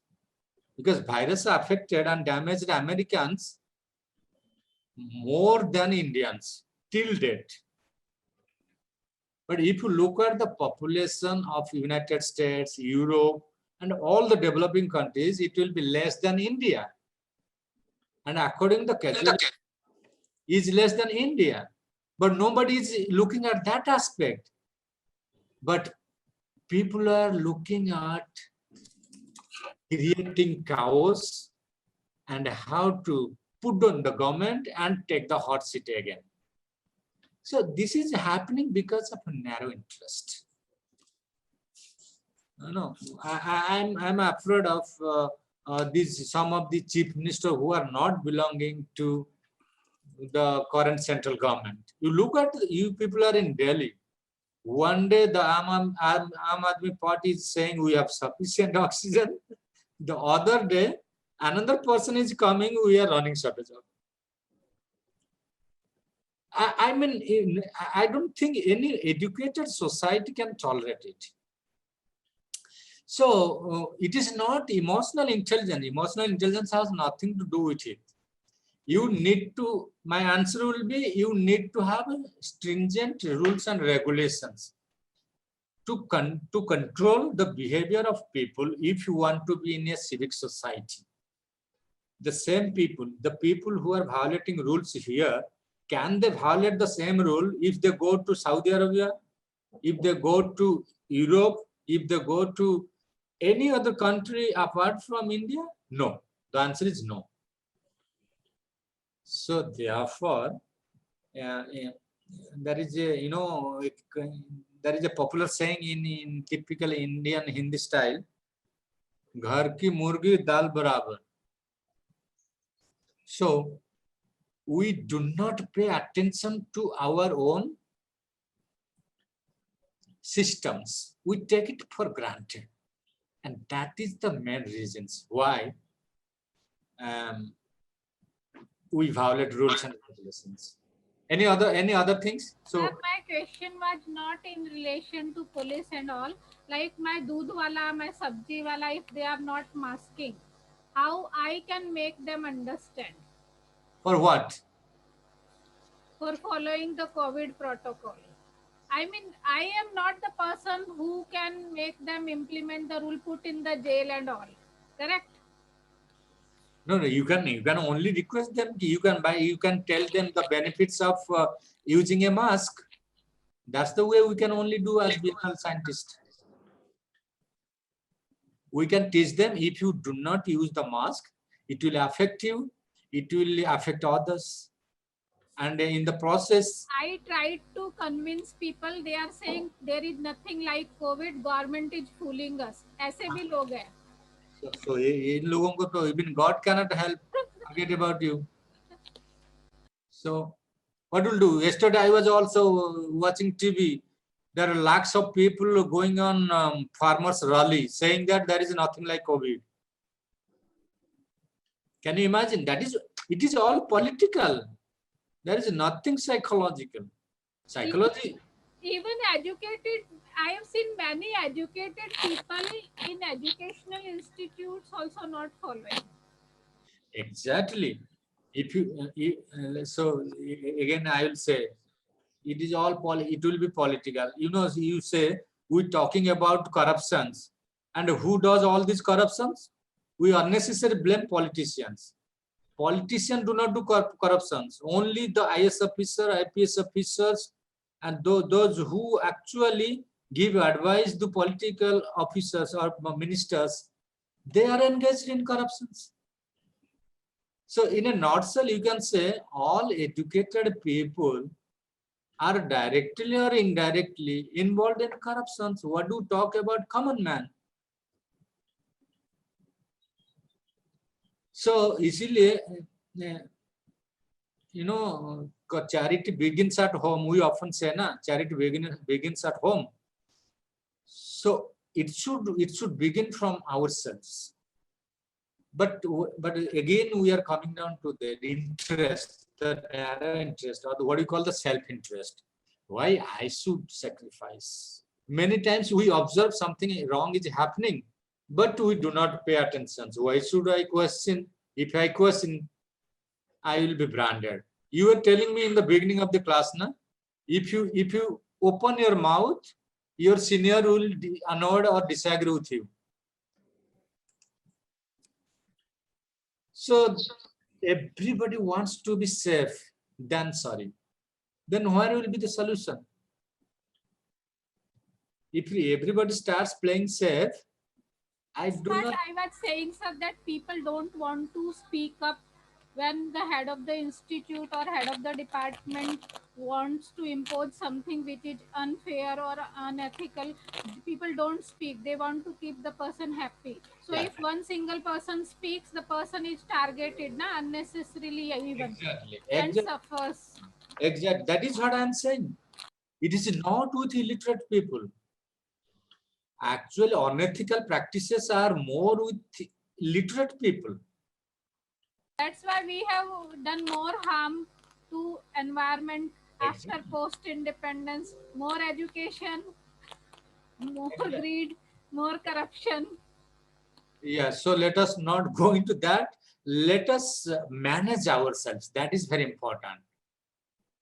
You know, there is a saying that a drop of water makes an ocean. So if everybody becomes self-aware about the unethical practices, and if not directly, indirectly create efforts to stop this, and probably very soon the society will be in order and things will improve drastically. Thank you. Any other questions? Otherwise, we will close down the session.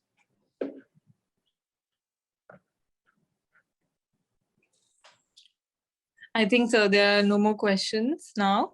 Okay. Thank you so much, sir, for such an insightful session with full of information on the emotional intelligence topic, particularly being skills in emotional intelligence. Thanks a lot for showcasing to our participants the insights of an EI and mastering the skills involving emotional intelligence. We've greatly helped them understand the need of EI in the difficult situations in the different spheres of life. Your vast experience in the field of emotional intelligence made us understand that how to better manage our own emotions in the recent uncertain times of the present era. James Kalkaji, thank you and appreciate you, sir, for taking out your valuable time from the busy schedule and sharing the information with our participants. Thank you so much, sir. Thank you all, and I wish you all a good day. Thank you. Take care. Bye-bye. Thank you. I hope all the participants have joined in now. So I continue, no? By continuing, you are consenting to be recorded. Okay. Yes, ma'am. So welcome back to all the participants to the second day of the second session of the short-term training program, Phase 2, 1 week AICT-sponsored program on enhancing emotional intelligence in academicians to connect with the next generation students. We are now going to commence our second session on the topic today, EI and interpersonal relations by eminent speaker, Dr. Preeti Dhawan ma'am. Now, I would like to introduce and give the opportunity to introduce Dr. Preeti ma'am to you all. Dr. Preeti Dhawan is currently an associate professor in the Department of Psychology, Lady Shri Ram College for Women, University of Delhi. A doctorate in psychology from University of Delhi, she's the senior most faculty member of the department with over 2 decades of teaching, research, and professional experience. Recently, she was honored with the Distinguished Teachers Award 2018 by the Rotary Club. A keen researcher, she has been the recipient of UGC grants from University of Delhi for several innovative research projects.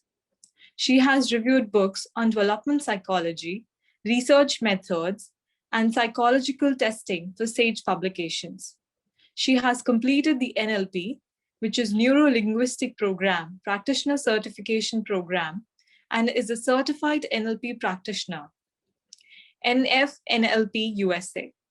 Dr. Dhawan is regularly invited to hold counseling sessions, conduct workshops with the parents and teachers and students on issues related to the teacher education, enhancing classroom climate, and teachers' effectiveness. She has featured on several talk shows on gender issues, youth, vision for tomorrow, concerns related to childhood and adolescence, among others. Dr. Preeti Dhawan has published and presented several research papers in both national and international journals and conferences. She offers courses for PhD scholars at the University of Delhi. She's regularly invited by the Ministry of Labour and Commerce to hold counseling sessions for mid and senior level managers for employment exchanges. Thank you so much, ma'am, for being here today with us. You may please proceed with the session now, ma'am. Thank you. Thank you. Thank you very much. It's lovely coming back. So let me tell you, I'm like that bad penny that keeps popping up again and again. But this is to let you all know that I enjoy it myself. I look forward to it. So thank you. Thank you for giving me an opportunity to share and exchange, as I call, these are shared spaces. We are co-learners here. We are co-travelers today.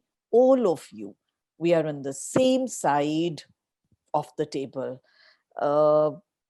It seems as if it's coming from one to the other, but I am sure it is for you and me. Had we been in person, I would have stood the other side and said, okay, let's walk together for 1.5 hours from now and let us learn from each other. Greetings to all of you. Yes, I am Preeti Dhawan, and I will be putting forth some understandings related to emotional intelligence, buzzword of today's time, and interpersonal relations.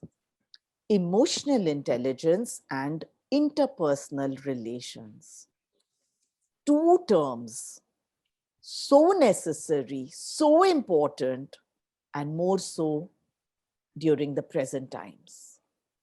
This presentation is a suggestive set of guidelines. It's like a toolkit, the term that is available everywhere, politically, socially.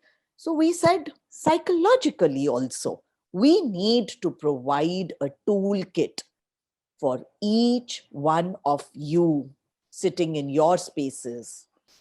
And I urge you to evaluate it critically, churn it rationally, and further furnish it intellectually. This is your task today. There will not be any questions at the end of the session, but there will be requirements for you to fulfill for yourself. The need to form high quality relationships with each other around us. Unfortunately, not possible in today's times on the virtual platform, but it is very much doable. Doable with the people around you. This is considered to be a fundamental human emotion, fundamental human motivation. This ability to form relationships. You know, relationships with one another can furnish us with many benefits. Of course, the practical benefits and the emotional support. As a human, we psychologists say that we have two gifts that are denied to all other species. The choice of our action and our intellect. These two are undoubtedly the best gifts that we have. Let us use these two gifts wisely to sculpt a brilliant future for ourselves. And I think that's why you have invested your time in participating today. It may be mandatory for you to complete the short-term training program to be able to progress ahead. Yeah, but you have made an investment today, and I promise you, I will provide you with enough stimulating material for you to think, food for you to churn, as I said. You know, the times have come in where about a year and a half ago, we were told, consume zinc to protect yourself against the virus, consume vitamin C, have dosage in the morning and in the evening, and you will be protected from this demon that is there around. And all of us, I'm sure, we followed this format of having zinc sulfate in our diet. We had vitamin C in our diet. We had vitamin D in our diet. We had inhalation, exhalation, pranayams. We had everything in our diet. But I don't know about you, but I succumbed. My family succumbed. Thankfully, we are coming out of it. I've just come out of my 14-day, and I was so looking forward to it. It was a bad period, and I'm sure it must have been a bad period for everyone. My family is still, there is an isolation ward that I still have. But the point that I'm trying to make here is that we were told to follow certain guidelines. We followed them, but yet we succumbed. Today, I am suggesting to you to follow these guidelines.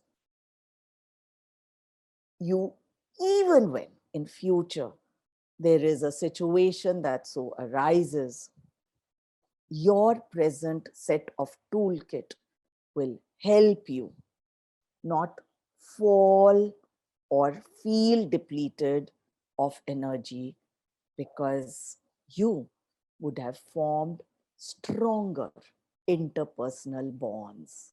Start now. Start today. Start this very moment. Start this very second. Of course, today we have now come to know that excess of zinc sulfate causes the fungal infection. Excess of interpersonal relations will never cause any fungal infection. It will enhance you. It will build you. So today, your investment here will help develop reflective thinking. Get to know about yourself today, and we will be doing it. Today, getting to know about yourself will be the basis of developing self-awareness through our understanding of our emotions. I will be walking you through it. Do build your inner reserves, as I said, that for 1.5 years, we built our inner reserves, but we succumbed. Build your inner reserves with this knowing about yourself, creating healthy interpersonal relationships. You will never, ever fall down. These reserves will stand by you during all times. The ability to recognize and regulate your emotions in yourself and in others is imperative in making effective decisions and thus leading a healthy, rewarding life. The session that is going to follow is directed towards initiating a well-researched, comprehensive understanding on emotional intelligence and interpersonal relations. This is not hearsay. This is not what is suddenly coming to my mind. Facets related to emotions, to social, to interpersonal skills have been put forth. Well, I've tried to put them forth very lucidly. You know, while IQ, intelligence, is thought to be fairly fixed and relatively impervious to the effects of education, it appears, research has said, that emotional intelligence can be developed at any age. You and me can start it this very second. An interesting gradation of enhancing interpersonal skills is through emotional coaching strategies, which will also be detailed upon at the end in this session. Why? Why do we need to be emotionally intelligent? The reason is emotionally intelligent individuals enjoy increased self-confidence, greater physical health, better and healthier social relationships. Hence, I urge you, drop your guards, immerse yourself, as today's presentation is both action-oriented as well as intellect-stimulating aspects will be presented with a sense of discernment.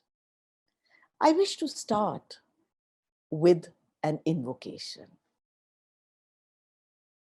I wish to start by asking you for your trust. Give me your hand that I may walk in the light of your faith in me. Today, we have to put it out.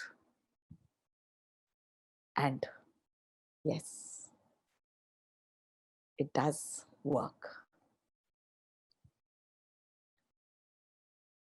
What exactly do we mean by emotional regulation?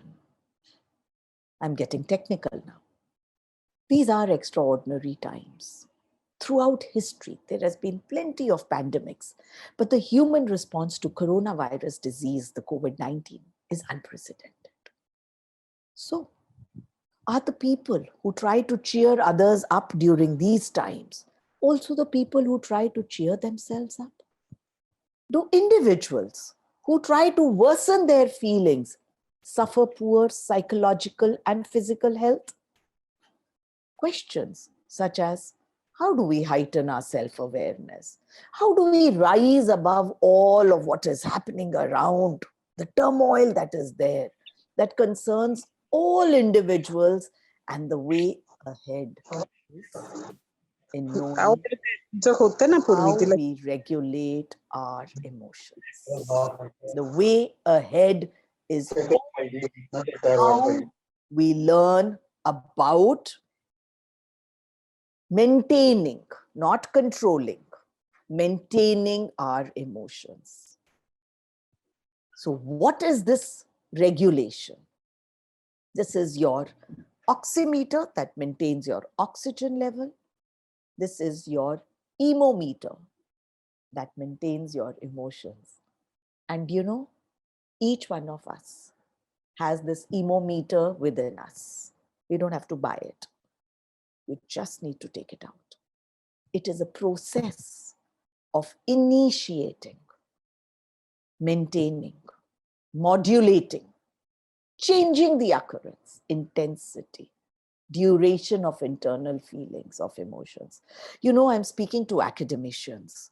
I need to present them with sound operational aspects. And this is what we need to know. Most of us think that emotional regulation is, you know, when you control yourself, when you repress yourself, when you don't express yourself. No. Emotional regulation is maintenance. It's modulation. It's responding to the internal, responding to the outside.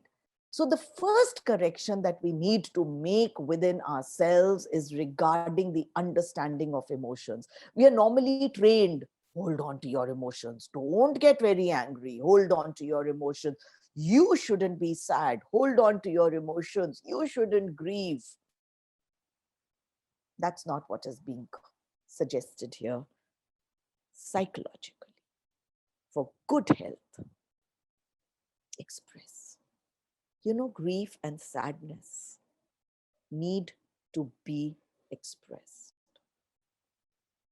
But how? The duration, the intensity, and the occurrence.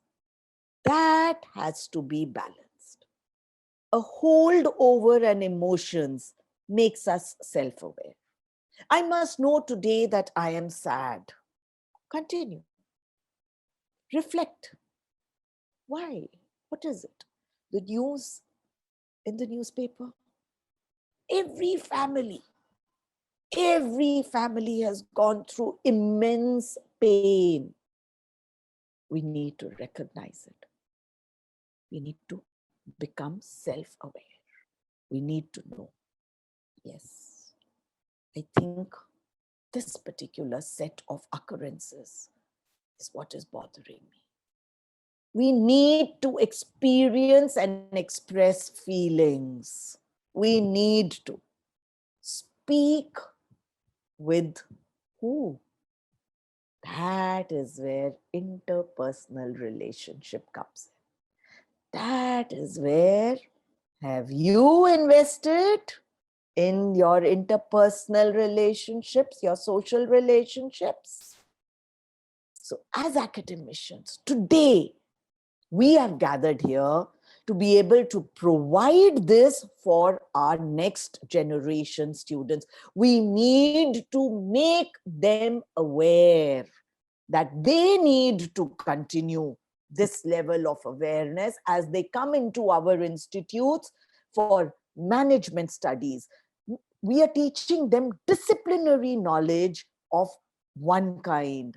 We need to foreground it, contextualize that disciplinary knowledge, whether it is management, whether it is medicine, whether it is social sciences, whether it is engineering. You have to contextualize it in emotions. Why? Why? I will tell you. You know, today, actually, it gives me immense joy to be part of an audience that is geared towards learning about emotions, about social, about interpersonal skills. And this phenomena called learning leads to change. And it is this very change that breeds development, and a sustained period of development unfolds into evolution. And we all wish to evolve. We are constantly striving to facilitate forums for argumentative engagement, to instill a keen awareness and considered responsiveness to the multi-layered contextual situation in a freely explorative academic paradigm. In order to achieve this, we need to be equipped. We need to know that, and please read the slide. It's a heavily loaded slide. There'll just be one more heavily loaded slide, but it was important for me to let you know that each one of you in the class is a decisive element. Your personal approach creates the climate, makes the weather. As a teacher, you possess tremendous power for both students' misery and that student's joy. You must know that you are the instrument of inspiration. You are the instrument for humor. You are the instrument to heal.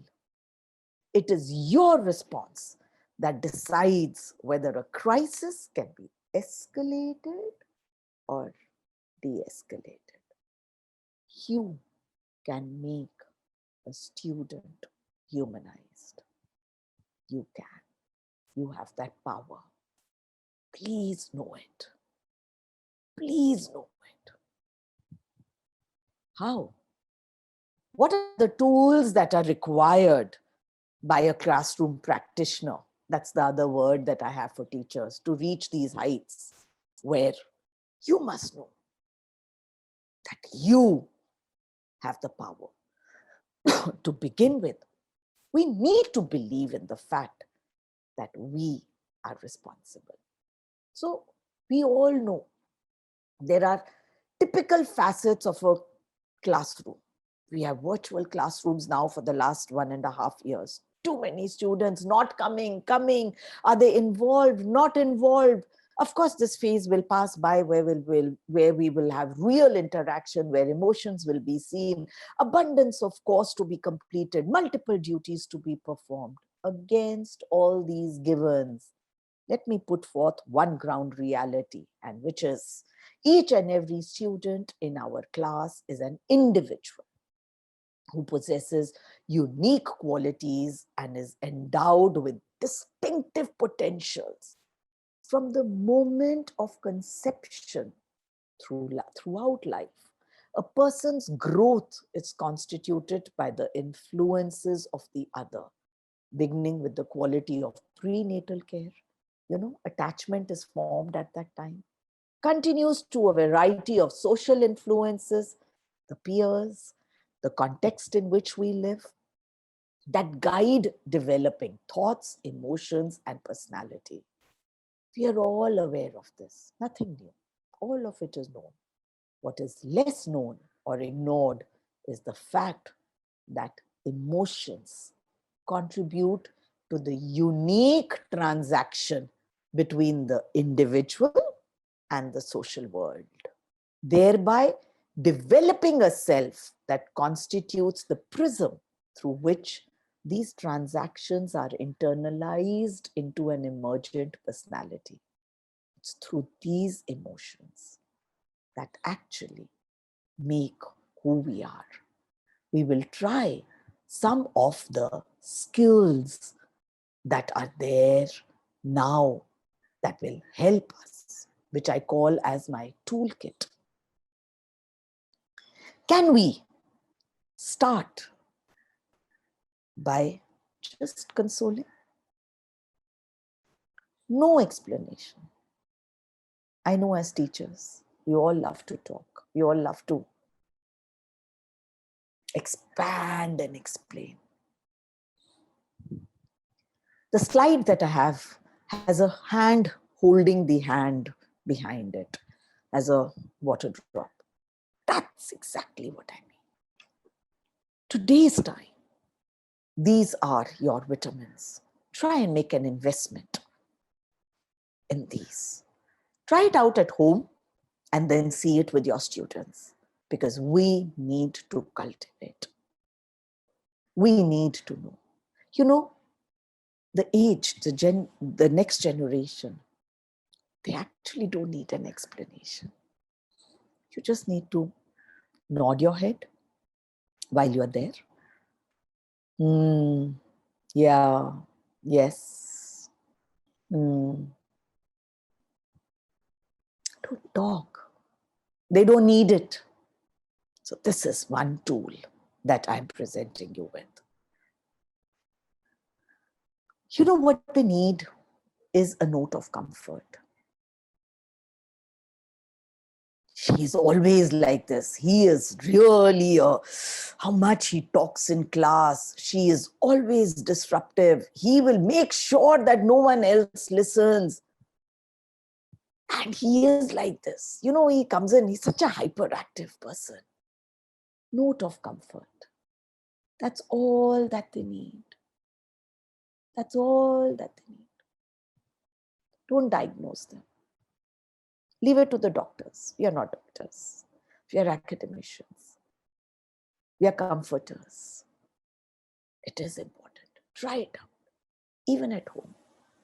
The fact is, the first thing that comes to our mouth is, he is always like this. Diagnosis. Who's telling you? The person has spoken something. Yeah, I'm sure you must be going through it. That's it. Leave it. Minimum intervention.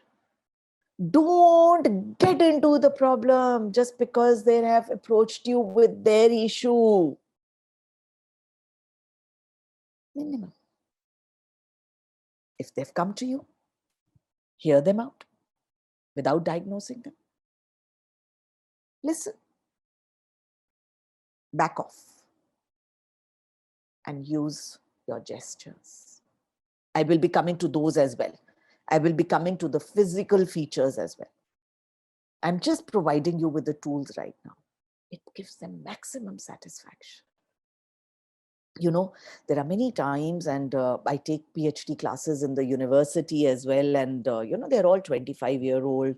So my age group that I deal with is 18 to 25. And I find that after the class, when they come and they have a doubt, if you're just listening to their doubt, and they say that, I don't know how we can't study and there's so much to do. And I don't know if I'll get a placement. I don't know if I'll be able to make it for a job. I don't know what to do.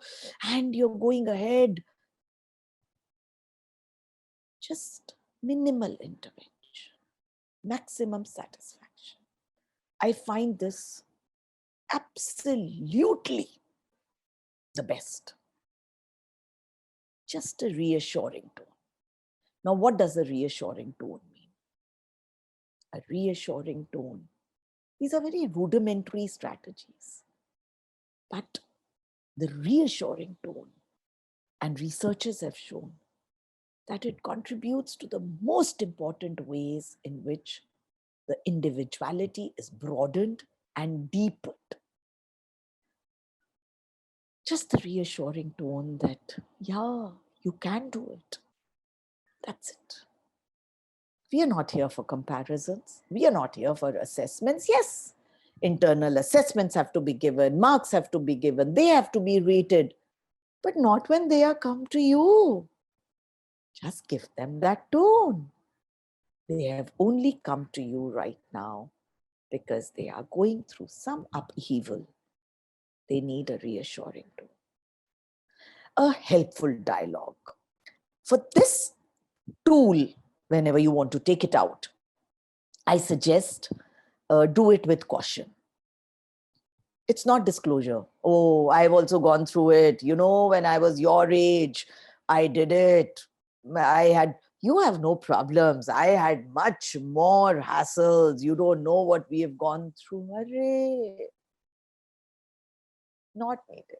Not needed. A helpful dialogue is where you sit down, you're talking, they are saying something, you can mirror them, or you could add on one line. Personal disclosure. Minimize it. We all have a habit of I, me, myself. You know, I've lived a glorified life. I've gone through it.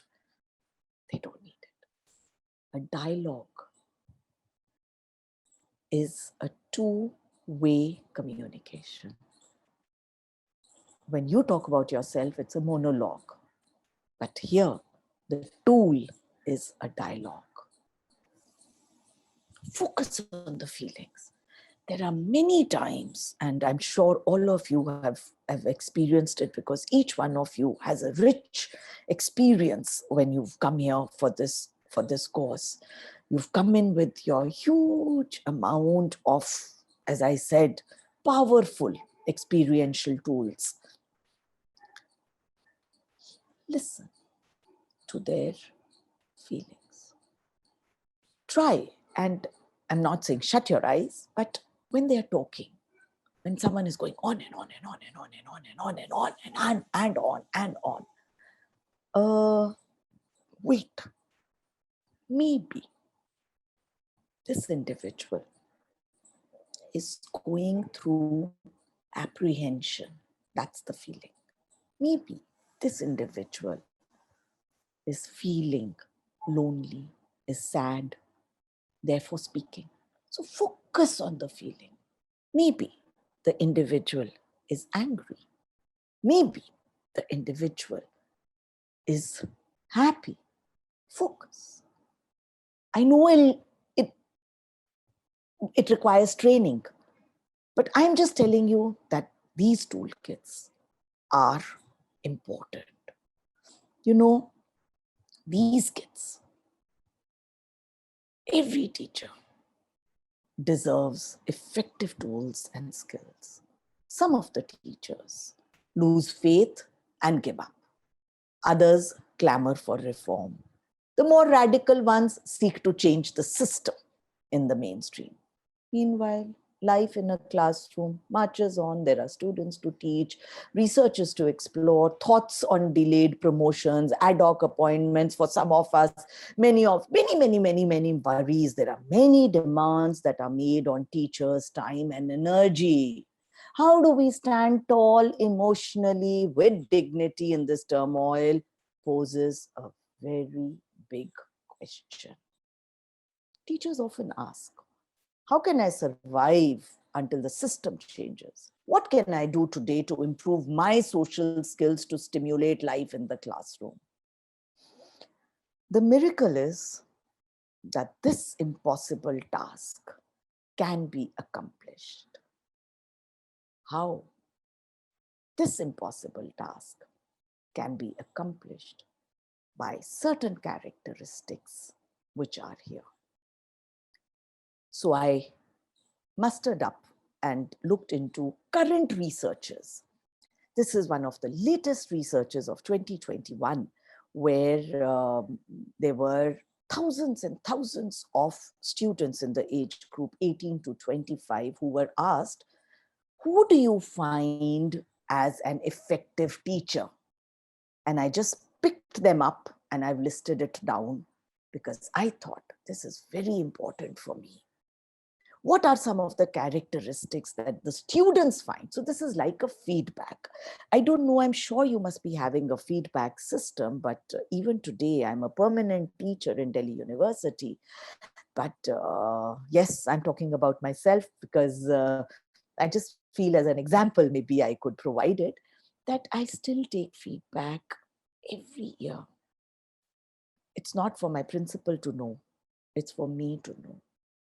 How can I become an effective teacher? Because I am here to stay. And I find that year after year, there is some bit that comes out. And I tell the students, after I've given all their internal assessment marks and it's been uploaded, I've corrected all their papers, I've done everything, and I tell them that when you give me a feedback, and it's a quantitative kind of, qualitative kind of questions that I have formulated, where I tell them, you don't need to write your names because none of you or your marks would get affected because they're all been uploaded. Now give me candid knowing about me. And I find that very, very important. So this is from the research that teachers are wanted, are expected to be friendly and understanding. Teachers are expected to be organized and businesslike. They don't want haphazardness. You know, personable is so important. And it was so interesting that how when I started with my teaching profession, and I thought that a teacher should be one who is able to explain concepts very clearly and has knowledge. Can you believe, and as I said, we are all together in it, knowledge did not feature in a characteristic of effective teachers. So you may have immense knowledge, but if you're not one of these, that's it. You're not an effective teacher. So you may be there. And this was a revelation for me. This, I thought, was so important that really, I thought students would want someone who is very in the know of the subject. No, it didn't matter to them. It just didn't matter. So sad, but so true. But anyway, that's why I thought I must bring this slide to you and show it to you. So let me just take you down a little story because we've become a little serious. So let me just tell you a story about, and I'm sure you must be knowing this, but it's an interesting aspect that there was a philosopher who was crossing a a big river on a small boat. He asked the boatman, you know how philosophers and we academicians are. So he asked the boatman, do you know any philosophy? The boatman said, no, I don't. Well, you've lost 1/3 of your life, said the philosopher. The boatman just looked blank. And then the philosopher continued. You know how we are, we like to continue. Do you know any literature? The philosopher asked. The boatman replied, no, I don't.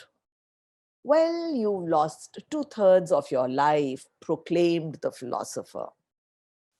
Just at that moment, the boat hit a huge rock and started sinking. So the boatman asked the philosopher, do you know how to swim? And the philosopher said, no. And the boatman said, then you've lost your entire life. Well, when the crucial problems appear, philosophies disappear. To a man in a sinking boat, theory is irrelevant. Either he knows how to swim or he drowns. So in the midst of a classroom crisis, all the books in the library are of no help. All the lectures and all the courses are of little value. At that moment of truth, only skill saves. So what counts in education are attitudes expressed in skills. The attitude that counts is known to everyone. Teachers are tired of hearing them again and again at every conference. And I am also presenting some well-researched and experientially benefited skills to you. But the reality is that we must challenge these assumptions. Every teacher deserves effective tools and skills. What are these techniques? Where can we get them from? We have a PhD degree, we have cleared our net, but that doesn't provide us with strategies to combat the self. I'm sure most of us here have opted for teaching profession by choice, by necessity. Today's teacher has to do much more than deliver theories, instructions. They are often called upon today to respond quickly and appropriately to the generation next students' social and emotional needs. And you have to draw it from your instinct. We have to understand that a teacher counsels and listens without controlling or judging. We have to learn this skill. We have to know that, yes, this is the way to do it. We have to know. You know, actually, I know it all. I just know what a student needs.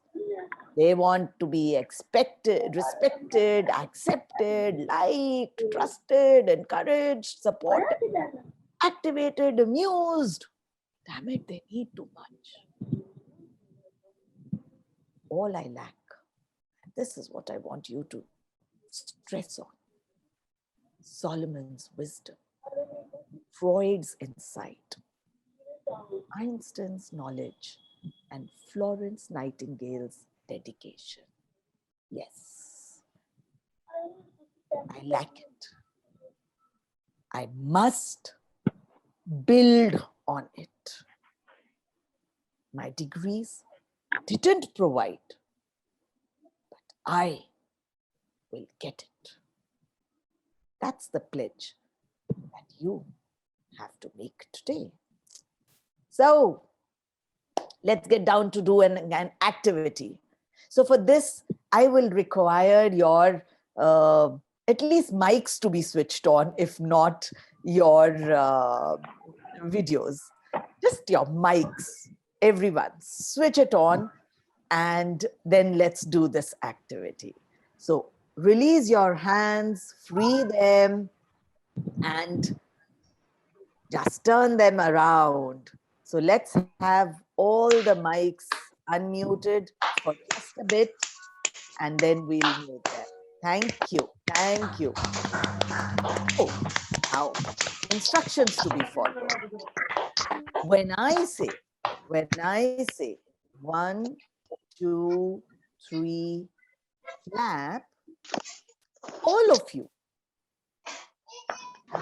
will make one thunderous sound of a clap.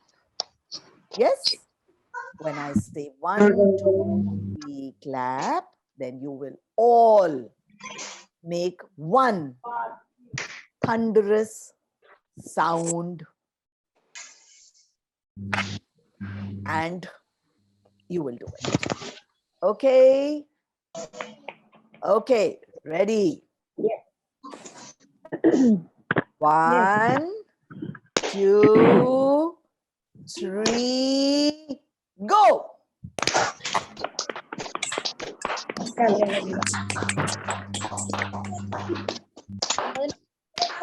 Tell me, why did you clap? I just asked you to say, yeah, I didn't say clap. That's right, Dr. Aditi. I know. And this is what I'm coming to. Attending skills. Yes. Yes. We need, I didn't say clap. I just said go. Why did you clap? Attending is the foundation of being able to help others and be emotionally involved. Self-awareness comes in by attending. Being attended to helps the student to be self-reflective, to explore self, and to freely share self. Attending skills involve the verbal and non-verbal behavior that help another to fully experience being attended to and cared for. So what does attending to mean? Giving undivided attention. I can't get distracted. Being with the individual, paying attention to what an individual is saying. And you know, here I want to spend some time, even at home. How many of us, when we are doing something, we'll have our phone and we are going through and we'll say, yeah, carry on, talk. I'm listening to you. Oh, come on. Yeah. You think that you are only clearing your WhatsApp messages. But what are you doing? You're not attending. And if you are not being with the individual, please, you're not emotionally connected and there are going to be no emotional regulations. Attending to requires the following. And this is missing in today's times. I miss the most is an eye contact. Just making an eye. We have lost it. We've lost the eye contact thanks to our devices that we have all the time with us. You know, we think that clearing up WhatsApp messages is a mundane job, so we can multitask. Fantastic. In management schools, we teach multitasking, but we don't teach it at the cost of being inattentive. We have to the basic attending skills. Eye contact is the first. Please remember, when you are speaking with anyone today or listening, today, now onwards, make an eye contact. We are doing a task and we are we are on our laptop and the other person is talking and you just want, yeah, continue. And that's exactly the most damaging knife that can ever slit and cut. The other person is not going to get involved in you, is not going to be then talking to you. And then we turn around and say, Arey, I don't understand. These children nowadays, they just don't want to come and talk to us. Why would they want to talk to us? When we, probably, the voice tone, the body language is so strange. Try it out. Try it out with those of you who have little children and those of you who have grown up. Maybe we haven't taught our children and we need to get into the generation next students and we need to let them know that we are with them. Verbal tracking, staying on the topic. We need to be focused. Nowadays, these bites, news is also in bites. There are no discussions or in-depth understandings. Yeah, it's okay. But we don't need to get and fall prey to that. We can stand with those in-depth discussions. So if in our class there is a discussion happening, bring a closure to it before you move on to the next topic. If there are 4 perspectives, as I said, remember, effective teacher is not someone who has knowledge. Remember that. It's someone who is personable. It's someone who is understanding. So stay on the topic and you will find that it is important that we listen. We all think. I am very impartial. I am not biased. I have a very objective view of students. Let's come to a reality. We are not. We must always challenge our assumptions that are there. Teachers do use interpersonal skills in classroom every day. Some are effective, some are ineffective. It's okay. Students' personal and academic needs are intricately related, and there is empirical data that students want teachers who are respectful, who are warm, who are friendly, who are understanding, and who are caring. And these qualities enhance students' learning. Unfortunately, it is often that we do make inaccurate judgments and ineffectively communicate with those who have different values than our own. It is difficult to challenge our assumptions. We must do it. It takes no longer to listen effectively than to listen ineffectively. So, responding effectively to students who are impulsive, who are talkative, who are hyperactive, will put them to ease and help them to adjust to classroom. Students perform better in class when they feel that their teachers have understood them and will attempt to help them with their problems. Helping students to clarify their problems, move to solutions, will benefit the students directly and improve the learning environment as a result of healthier learners. Emotions are being maintained. There are researches that are surmised that emotionally intelligent children enjoy increased self-confidence. They have better physical health. They perform better in education, and they have better social relationships. The consequences, and now I'm moving a little psychological, the consequences of failing to learn the basics of emotional intelligence are dire. For example, girls who fail to learn to distinguish between feelings like anxiety and hunger are more at risk for eating disorders. For boys, impulsivity in early years may augur a heightened risk of delinquency or violence. Adolescents, an inability to handle their anxiety and depression increases the likelihood of later abusing drugs or alcohol.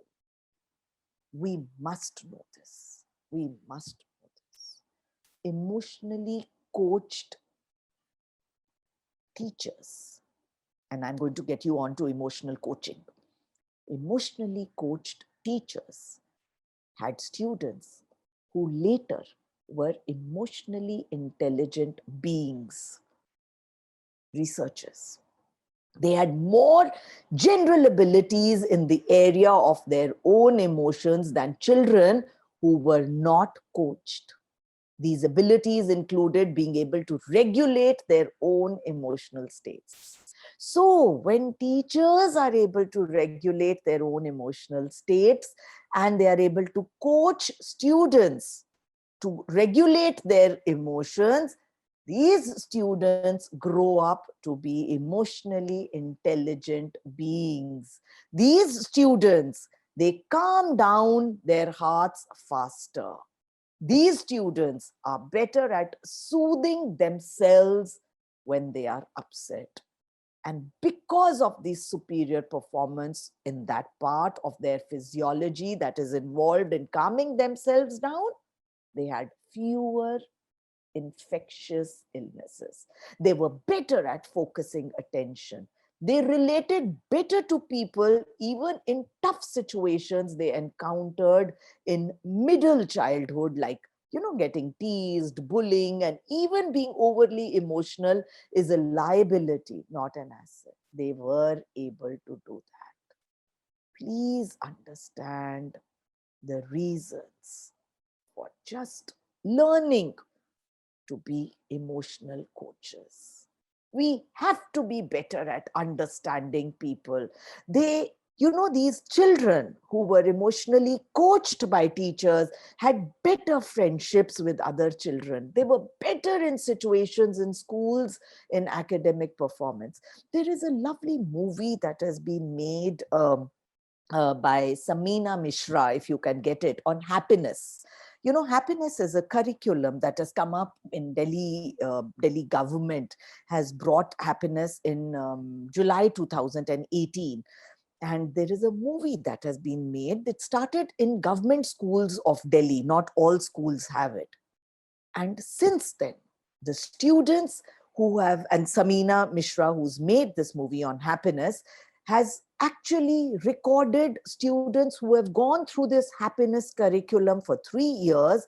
And these students have now said that, how I used to be very abusive. I used to fight a lot, but this happiness and mindfulness training in my school has brought calmness in me, and I now meditate and I now do breathing exercises and I'm now able to understand, and happiness has taught me. So they have a happiness curriculum which had the following points of mindfulness and becoming aware and attending to. All that I'm trying to say is the teachers brought in that curriculum and the students benefited.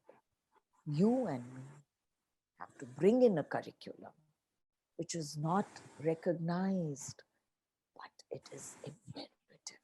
We have to bring it in our discourse. And I reiterate, intelligence is fixed, but emotional intelligence can be developed at any age. And recent research has shown that actually brain development at adolescence is a critical period for also developing emotional intelligence. You know, these young adults go through who am I, what am I becoming, who should I be? These are thoughts that come into their head. They are self-absorbed and family matters do not interest them much. They are on a journey of self-discovery. They want to know about themselves. There are hormonal changes that they are also going through. Social environment can exploit these minds or build them. So, what is it that we need to do at our level? We need to start listening to them. We need to be with them. We need to attend to them. What we do most of the time is hearing them. We need to listen to them. What is the difference between hearing and listening? Well, listening involves a risk to change. And most of the time, we only hear because we don't want to change. I'm fine, but what wrong have I done? I'm absolutely fine. We need to listen, and listening is very selective. So how do we now become a good listener? So from where we want to regulate our emotions, we need to become aware of ourselves, we need to attend to ourselves. In order to attend to ourselves, we need to be listeners. So all of it is moving towards the ultimate, which is emotionally regulating ourselves. So we need to listen well to be able to attend well, to be able to then regulate our emotions, to then become emotionally coached. So how do we become a good listener? We have to stop talking. I need to do that. But no, this is internal talk. When we are listening, the first thing, oh, what is she talking? When will this end? 1:30, I need to cook lunch. I need to check on this. I need to find out when will these sessions end. It's 5 days. I need to just get over. Let me quickly go through my mails. Let me go through my phone. We have to stop it if we want to be a good listener. We have to be non-judgmental. Yeah, I know what she's saying, nothing new. We have to not interrupt. You know, these are techniques that are important at all times. Remove your distractions. WhatsApp is a distraction. I'm sure WhatsApp will really sue me for showing them down. But all that I'm saying is that yes, when you are at the task, continue to be at the task. So when you are in a classroom, I'm sure we don't look at our phones in the classroom, but we can always have our internal cross-wiring happening. So we have to stop that. Try and understand speaker's point of view. So when, and in counseling, we are trained for this. I'm not Preeti. I have to be. The content that is being heard, I have to listen to it, be able to know the speaker's point of view. Be patient. So important. Hurry up, come on, you've repeated the same thing 3 times. How many times more will you say it?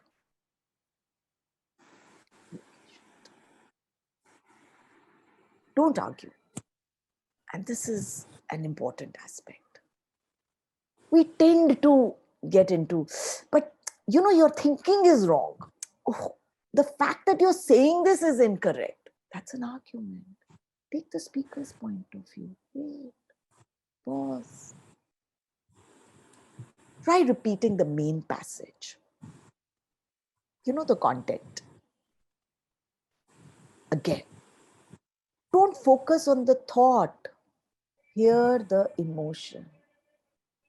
So if you see a child, if you see an adolescent who is who is abusive, who is very wild, who is very talkative, who is very, try and listen for feelings and accept them. Don't question them. Don't. Then be aware of your feelings. That's also very important. So if you at any point are disgruntled, turbulent, you've gone through a bad night or a bad morning and it's an evening, be aware and don't attend to the other person because you'll do more damage. So don't be there as a facade. Observe cultural awareness. There are many times that we forget the cultural background of in interpersonal relationships. We do forget it. Don't jump to conclusions. So important. Leave. You're not, they haven't come to you for seeking a solution. They want you as a good listener. That's all that they want. You know, improvement seldom occurs spontaneously. But put in an effort. Make sure that you don't speak words that will insult. Don't have an attitude that will alienate the other. Don't say hurtful things. Just be less abrasive and less provocative. How? By becoming aware of yourself.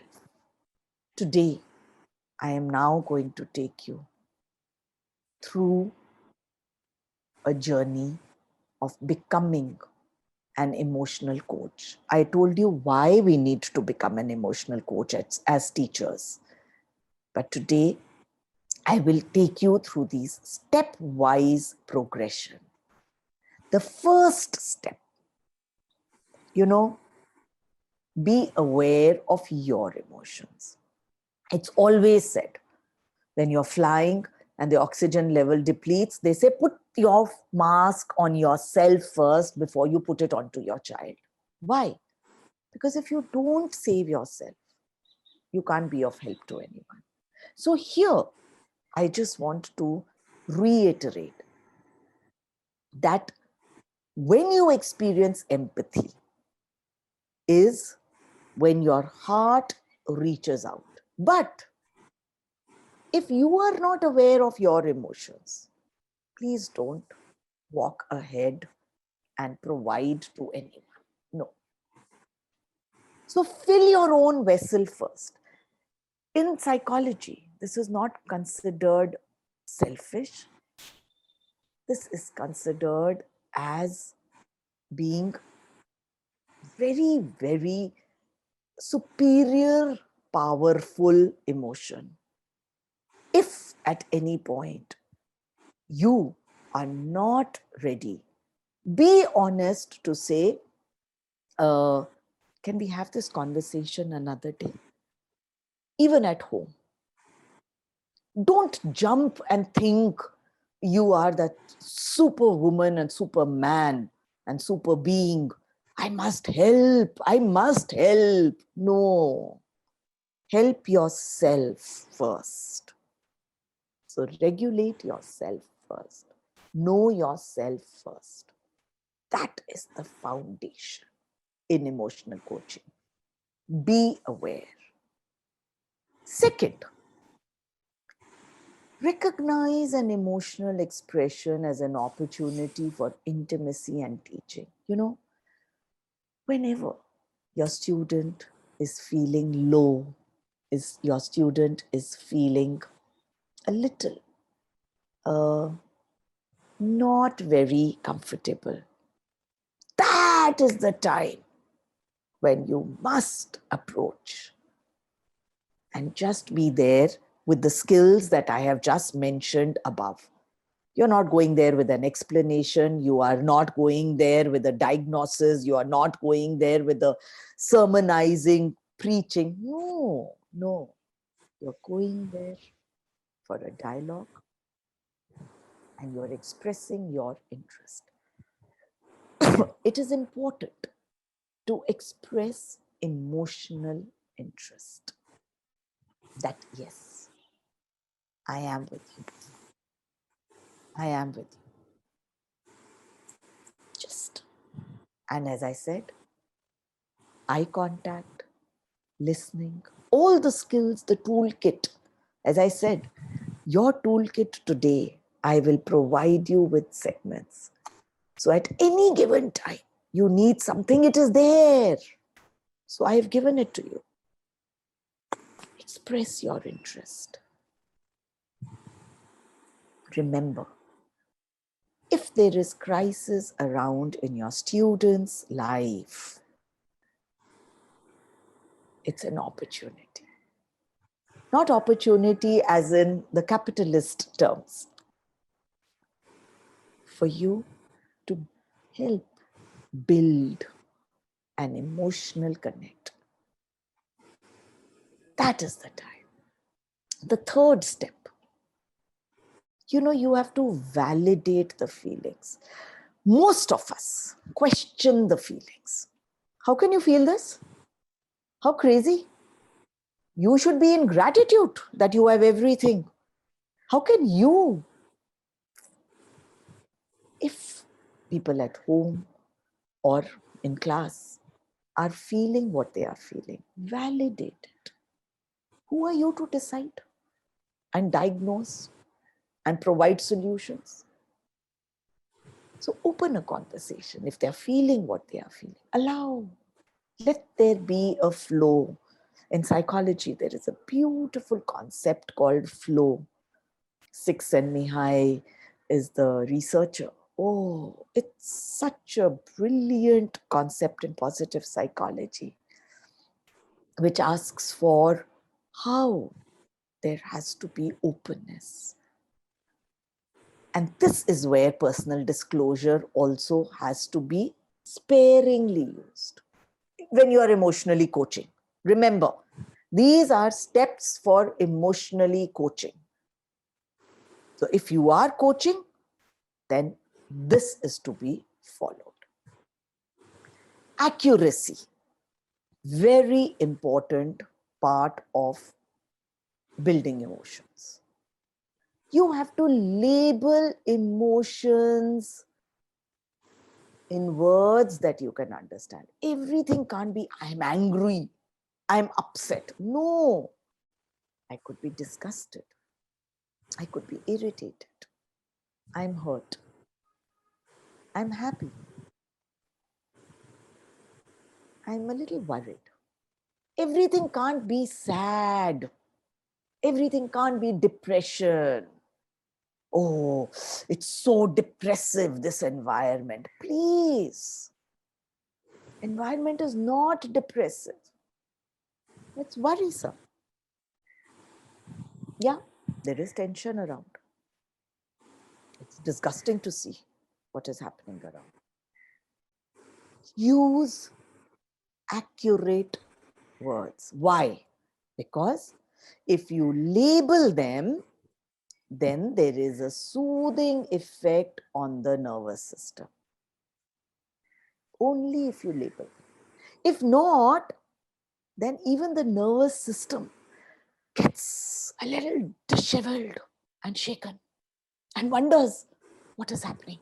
So in that confused state, it confuses your expressions and you become absolutely not manageable. Last, come up with, in case you are emotionally coaching, help come up with a suitable, appropriate way to help ease the situation. So how do we do it? We do it by limit setting. So you can't go on with your emotional flow forever. So while becoming an emotional coach, you can't say that the student will go on forever. Set a limit. Identify the goals for your student. Here I'm teaching you for the student. Identify the goals. So if the student has come to you and say, yeah, crisis, okay, job is a huge issue. Yeah. So how do we go about it? Okay, so the preparation, set limits, set goals, think of possible outcomes. Okay, what if you were to follow this action plan? What would it lead to? Present it. Evaluate the proposed solutions. So it's all logical, it's all rational, it's all objective. Emotional coaching is not, oh, it's a play of words. No, it's a proper objective way of approaching. Evaluate the proposed solution. So if you've presented, then help assess each one. Oh, this one didn't work. Okay, yeah, you're right. Oh, so what all did you do when it didn't work? Okay, now we can go on to this one. How about this? Help choose a solution. So it's all, as I said, these are objective ways of doing it. Emotional coaching is not just, as I said, it's not a play of words. How frequently can a teacher use emotional coaching strategy to build intimacy and teach coping skills? Well, it really depends. Now, emotional coaching requires some degree of patience and creativity. So, the teachers have to be relatively undistracted, if not calm. You have to be in that frame of mind to be able to do it well. It's not about any time.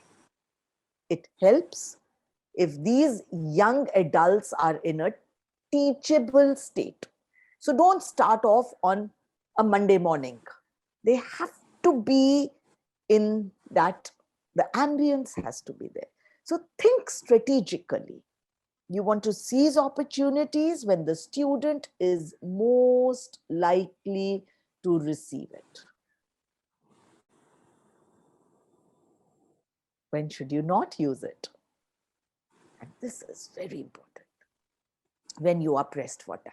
So if you don't have time, for whatever reason, for whatever genuineness or inability to be able to handle it, don't. Postpone it. Second, when you have an audience, if there are too many students around, and if your one student has come to you with emotional upheaval, don't. And looking around at others and saying, you know how good I am.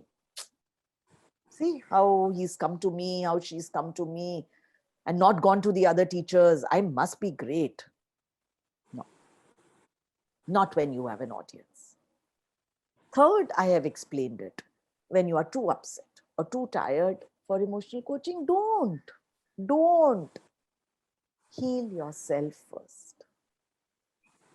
You, when you provide, have to first seek before you are sought. And the fourth, when you need to address serious misbehavior. So if there is seriousness, then please don't get into it and say that, I can handle it. I've done it in the past. I'm an old person. I will sort everyone out correctly. No, don't. Please let them go to an expert, because there are certain expertise which are required and we must know how to handle them. You know, people who are aware of sadness and anger speak about these emotions in very differentiated manner. You know, they can detect emotions in themselves and in others. So such people are likely to see and respond to smaller and less intense expressions of anger or sadness in their students than people who are lower in emotional awareness. Awareness is not one-dimensional, and it can change over a period of time. Healthy rewarding social connections have incredible positive effects on our well-being. Let us live together in harmony, and we can act as powerful buffers against anxiety, stress, worries, and the present pandemic. You know, when we enter a new situation, let's say starting a job or a new study or moving to a new environment or even joining a new social network or helping people out in forming connections today, it is very satisfying and it is very healthy if we are able to regulate our emotions. Go out, seek people, form bonds. You know, just take an example that if there is someone who's coming to, and you know, these are examples that we've now got to wait for because they're not really happening in real life. A new teacher has joined into your college, into your department. You can offer to make a coffee for that person or have a light joke to cheer them up. And if that same person appears anxious, you might ask if they were okay and if you could do something to help them. At home, try this out. I know we live with the same people in the same space. It must be getting irritating, but it's okay. Interpersonal emotional regulation is also very important. IER, interpersonal emotional regulation, plays an important role in building new relationships. Interpersonal emotional regulation is the need of the hour today. We are very good with people outside on the phone. Let us be good with people who are around us at this time, because everyone is here pressed for and compressed with emotions. We have to guide ourselves and our students to understand and regulate their emotional world. All of what has been presented to you is not carried out by extraordinary teachers. No, it is carried out by people like you who have the courage and independence to care more for their students' happiness than their success. That is why I brought in the happiness part. You people care for your students' happiness. That is why you are here with us. And I want to end with another short tale, which is, it's a little incident that you know, there was a bossy man who decided to change his behavior towards his cook. So it's like all of you who decide today that, okay, after this session, wow, I am going to change. So it's based on the same lines that this bossy man decided to change his behavior towards his cook one day. He must have heard my talk. And anyway, so he called his cook in and he said, you know, from now on, I am going to be very nice to you. So the cook was a little baffled and said, if I am late with lunch, you won't yell at me? No, said the boss, not at all. So the cook was a little elated and said, if the coffee is a little cold, you won't throw it in my face? Not at all, said the boss. So the cook was again very happy and then finally asked, what if the chicken is not very well done? You won't deduct the cost of the chicken from my salary? Definitely not, assured the boss. Not at all. So the cook said, okay, then I'll stop spitting in your soup. children have so many opportunities to spit in our soup. It is in our interest to reduce their wish for revenge. Let us guide our adolescents to understand and then help them regulate their emotional world. I can do it. I will do it. I will do it. Actually, I can do it. Yes. Thank you. Thank you very much. Can we open the floor for discussion if there is time, Shilpi, or whatever the way is or your protocol is? Yes, ma'am, definitely. We are open for the discussion. We are open for the question answer round. If anybody wants to speak, please kindly unmute yourself and you can go ahead. Yeah, I know I have taken quite a bit of your time, but... No, ma'am, it was an amazing session. Everybody has liked it so much. I can see a lot of chats coming up. Anybody who would like to say it on audio, please kindly unmute yourself and go ahead. Thank you. It's good to receive this. Good and afternoon. I hope Yes, please. Myself, Sakshi. Mama, I have no questions because you have explained each and every concept so minutely and in a very, I can say in a very excellent way. And I'm very much impressed with your session. Thank you so much, ma'am. And it gives me immense pleasure to listen to you. Thank you, ma'am. Oh, thank you.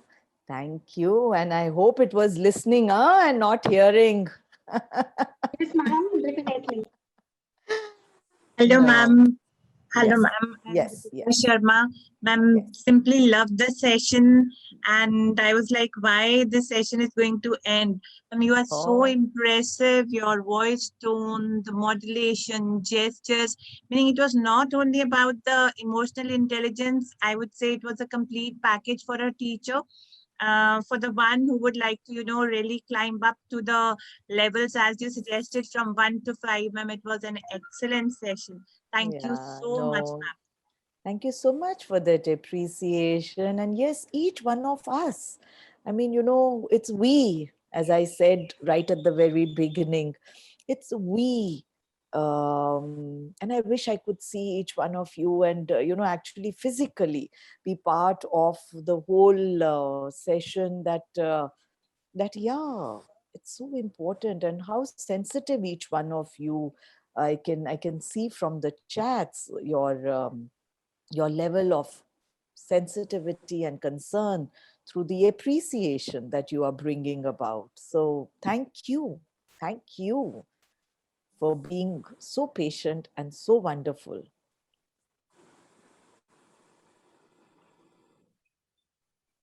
Hello. Hello. Yes, ma'am. You may. Yes, ma'am. Please go ahead. Am I audible? Yes. Yes, ma'am. It was really nice, ma'am. I'm really thankful to you. Whatever you have told us and shared with us, it was really, really very much appreciable. Because, sometimes we assume the role of a teacher that we should be like this, we should be like this. Sometimes, we just hover from here and there. Just in the search of a real teacher that we should be like this only. Now we should adopt that role. We should fit into this kind of role. But here whatever you have told us, that was a kind of real thing to which we can connect. Yes, it should be like this. The real teacher should be like this. So it was really connecting, and I'm sure we will really love to be like this. Yeah, and I'm sure you are. Yes. I'm sure you are. I mean, each one of you must be so special and so unique. And there was one thing that you shared with us, that was there was a difference between being a successful teacher and being a really likable teacher. A successful teacher always seeks for the the thing that can make her a best teacher in the eyes of everyone. Everyone, yes. But a successful means the teacher who is truly a teacher, she always likes to be, to be good in her own views. Absolutely. That I am good. I am doing really good for my students. The welfare of the student is the, is our priority. So such kind of things we could understand. So this is really good. This is really good. It was really good for us that we could listen you, ma'am. Thank you so much. No, thank you. Thank you for your inputs. And yeah, you very rightly said. And each one of us has it within us. So as I said, I called it a toolkit. We have it. Definitely, we will like to recognize and we will bring it out. Great, great. I think we possess it all. It's just that today was through me, it just happened that the aha moment that, oh, of course I have it. Yes, it's nothing new. Realization is really important. Yes. I was that catalyst today. So that's the role that I have played today, because there's nothing new that I presented. Yes, ma'am. Thank you so much. Yeah, no, thank you. Thank you. That's so lovely. Okay, anybody else who would like to say anything?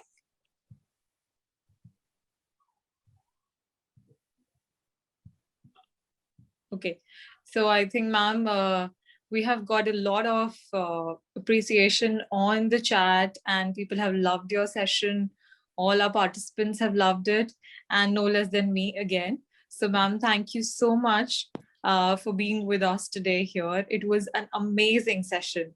The way you have gone explaining the importance of different dimensions of emotions in the current pandemic period is something which we were all looking in a session today, which resulted to an informational and mesmerizing explanation to an inputs of emotional intelligence.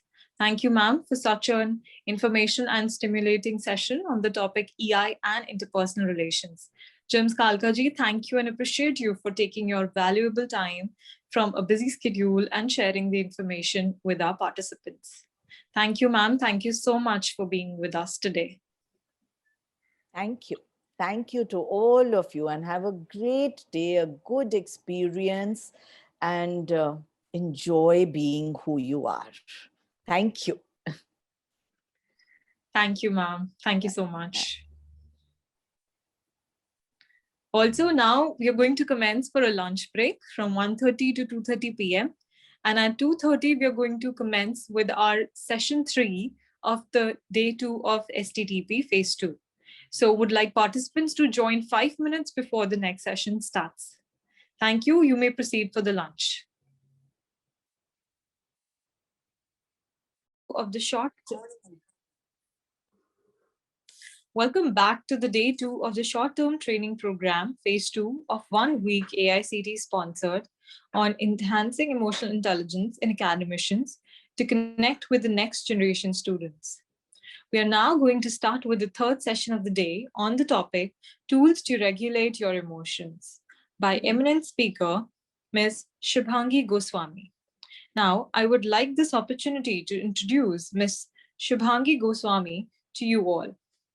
Ms. Shubhangi Goswami is currently a senior research fellow in the Department of Humanities and Social Sciences in the Indian Institute of Technology, Kharagpur. Her broad area of research in the positive psychology, and more specifically, her research focuses in the area of resilience. She's a licensed clinical psychologist certified by Rehabilitation Council of India. She has presented many scientific papers in several national and international conferences. She has scientific research publication as journal papers and book chapters. Thank you so much, ma'am, for being here with us today. Requesting you to please proceed with your session. Thank you so much, Shruti, for your kind words. Am I audible? Yes, ma'am, you're audible, ma'am. I think the opening line of every conversation nowadays is, am I audible?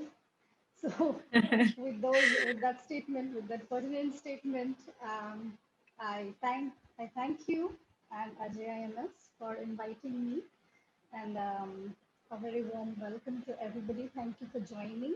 And so this entire thing is about emotional intelligence, and I can see that you had all of you had a session regarding emotional intelligence, and so you must have gotten introduced to the idea of what emotional intelligence is, a little bit of idea about it. Now I'll proceed on to the next topic, which is regulation of emotions.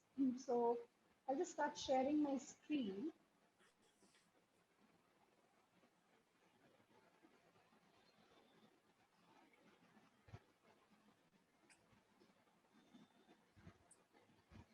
All right. Visible? Yes, ma'am, it's visible. All right, thank you so much. So before we begin, I know that many of you might have joined this like, for the first time. Like you might be encountering the idea of emotions from a psychological perspective or from a technical perspective for the first time. So given that, I think regulation of emotions is a little slightly advanced topic. So before we begin or go to regulation of emotions, I would rather brush up a little bit about emotions, or in fact, I would like to know what your idea of emotions is, because emotions in colloquial terms and in technical terms are quite different. Say, for example, we use the phrase very easily that so and so person is very emotional. Now, what do we actually mean when we say a person is emotional? Everyone is emotional. Everyone has emotions. So that could translate to everyone being emotional. So like I would really like this thing to be interactive, and I would appreciate if any of you can come up and share your idea about emotion or whatever you have gained from the first session, also from the previous session as well. So like I would really love some ideas.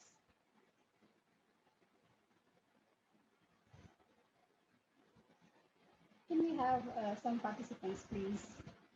I know it's post lunch and everybody must be a little drowsy, groggy, and tired, but that's why I want to make it more interactive so that we can, we can just be there.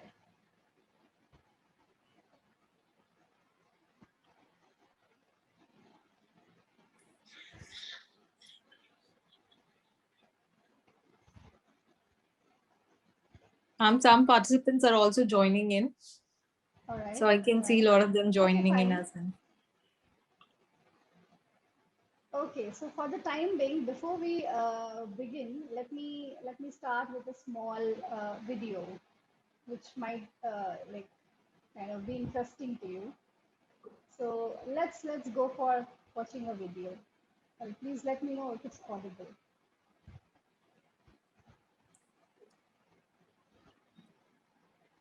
Is it audible?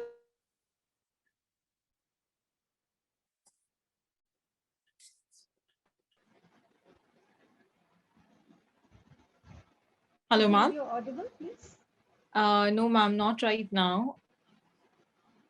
Hello. Yeah, was the video audible? No, ma'am. It's not audible right now.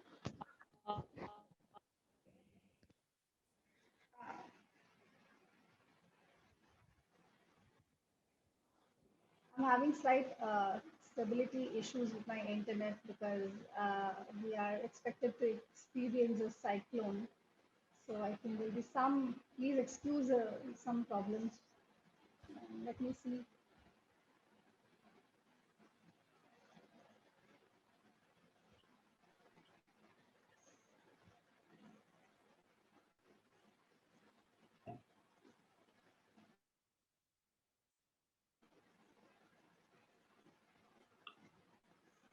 Is it audible? Yeah, ma'am. Right now we can see the video. But it's not audible, right? Yeah, it's not that audible. Yes, ma'am. It's not audible. Some issue maybe. Like if somebody can help me with like from where to join in. Ma'am, you can just start once.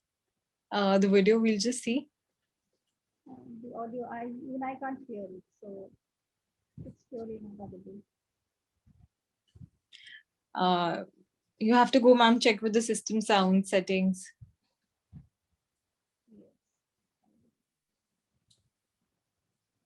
Need of assistance, that being told we now have to wait 3 or 4 months to talk to somebody is not helpful. That leaves the only other option, medication. I'm not a fan of medicating anxiety. Now, whilst I'm well aware that taking drugs can change the way you feel, back in the 90s, I witnessed many of my friends on a Saturday night discovering that very simple truth. Even from the video itself, But with medication comes all sorts of unpredictable and unpleasant side effects. And in the unlikely event we do find the drug that agrees with you, that calms your anxiety response without any side effects, then of course it's all too easy to now regard ourselves as dependent on that drug. And then the possibility of developing a dependency on our anti-anxiety medication just becomes something else to feel anxious about. The truth is, a medical solution to a non-medical problem will not solve that problem. It will at best just patch over it for a short while. Now, the irony here is that most of the people I've spoken to, they already know all of this. They know the doctor is not a great option for our anxiety. Which then begs the very obvious question, so why do we go there? I believe we go there because these days we are told anxiety is an illness. And this is perhaps the one certain result of going to the doctor for your anxiety. You will come away from there labelled with an anxiety issue. Me, I think maybe even diagnosed with an anxiety disorder. And now you have a brand new thing view the to feel other anxious voice also, ma'am, coming. During the thousands of conversations I've had with anxiety sufferers, there was a common thread. And I think there are 2 videos When which asked are what they running felt at most your end. anxious about, the answer was So you generally can close the other how volume. anxious they felt, and if it would ever stop. Yeah. Now it's fine, ma'am. Okay. I'm so sorry.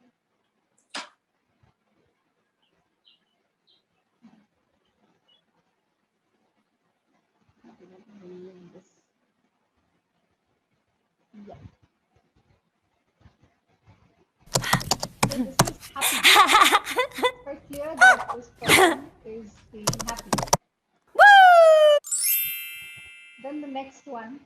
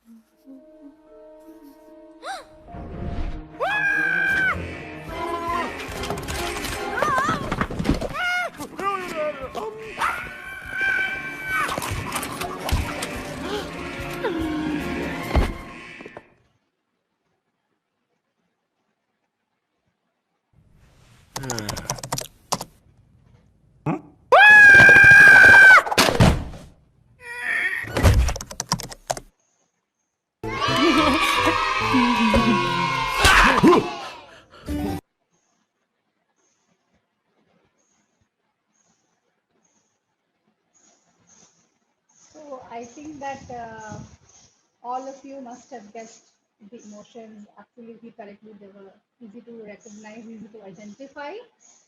So why do I begin with this particular video?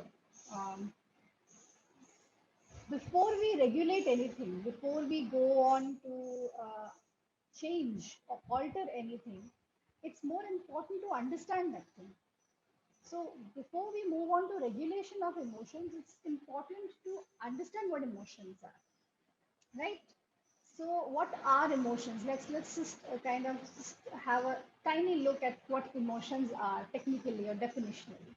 So emotions are basically felt experiences by both the brain and the body. So emotions generally people perceive it as something to do with only the inside, or generally people connect it to the heart, you know, as if the brain, like the brain and the heart.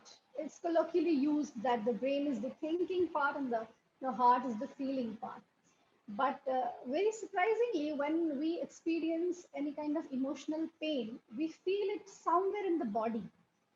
Like I hope that you resonate with me in this on this idea that whenever there is some kind of emotional upheaval, good, bad, ugly, whatever it is, the body is tired up. In fact, the word emotion is derived from the word mover, which means to stir up. You know, emotions and motivation both have the same root word, which is mover, which means to stir up. So what happens is, sorry, during when we define emotions, it's very essential that we involve the importance of bodily perceptions there, or bodily experiences. Uh, if there is no bodily experience involved, we can label it as a feeling. It's lighter, it's milder, it's a result of maybe a thought or a memory. But emotions are way more intense. The brain is involved, the body is involved. So when a person is actually having a broken heart, a heartache, you know, you feel it somewhere in your body. You feel the nervousness or the tension in the pit of your stomach. You feel the anxiety as droplets on your forehead. So the body is essentially involved when there is some kind of stimulus and the body is reacting in a particular way because something is going on inside the brain.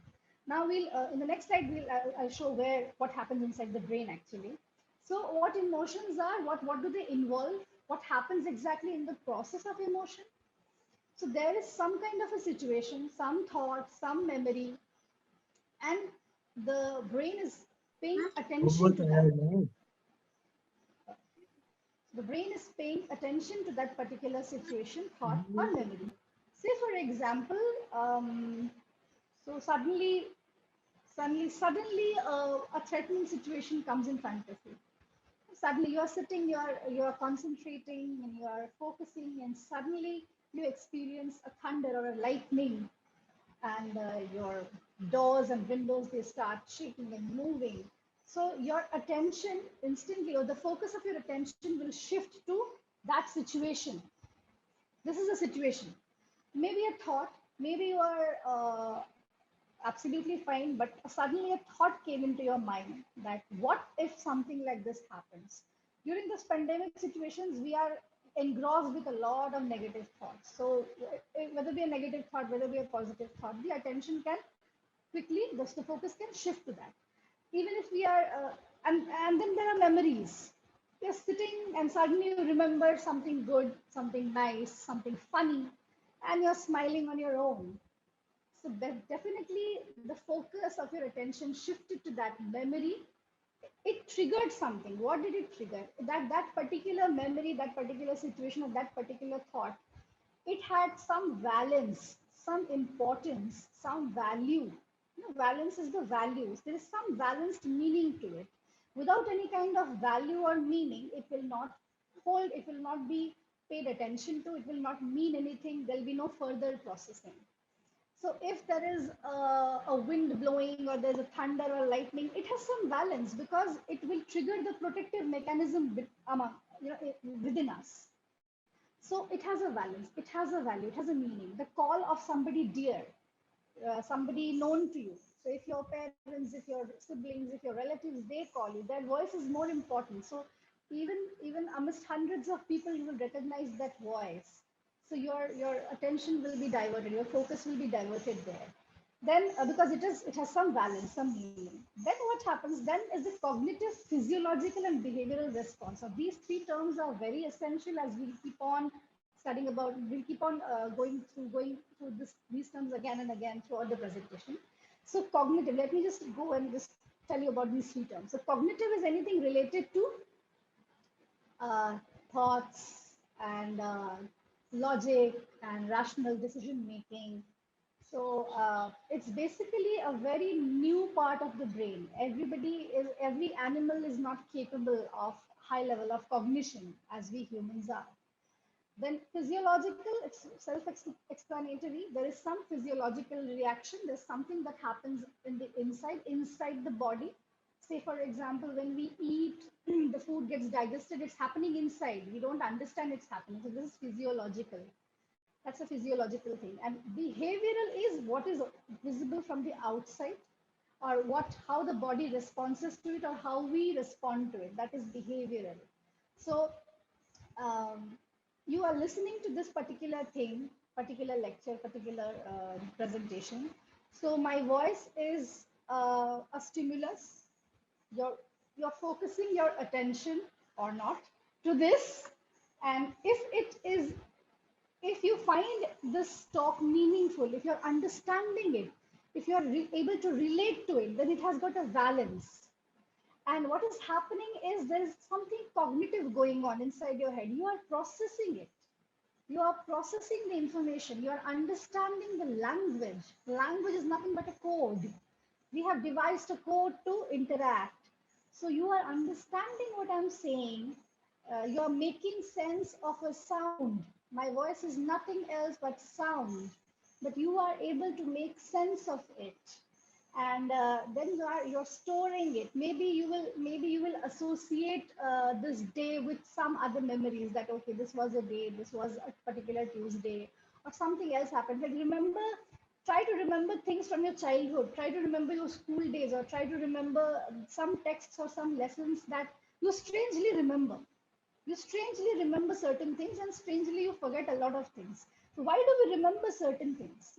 Things we remember are associated with emotion. Memory, memory development or memory consolidation happens.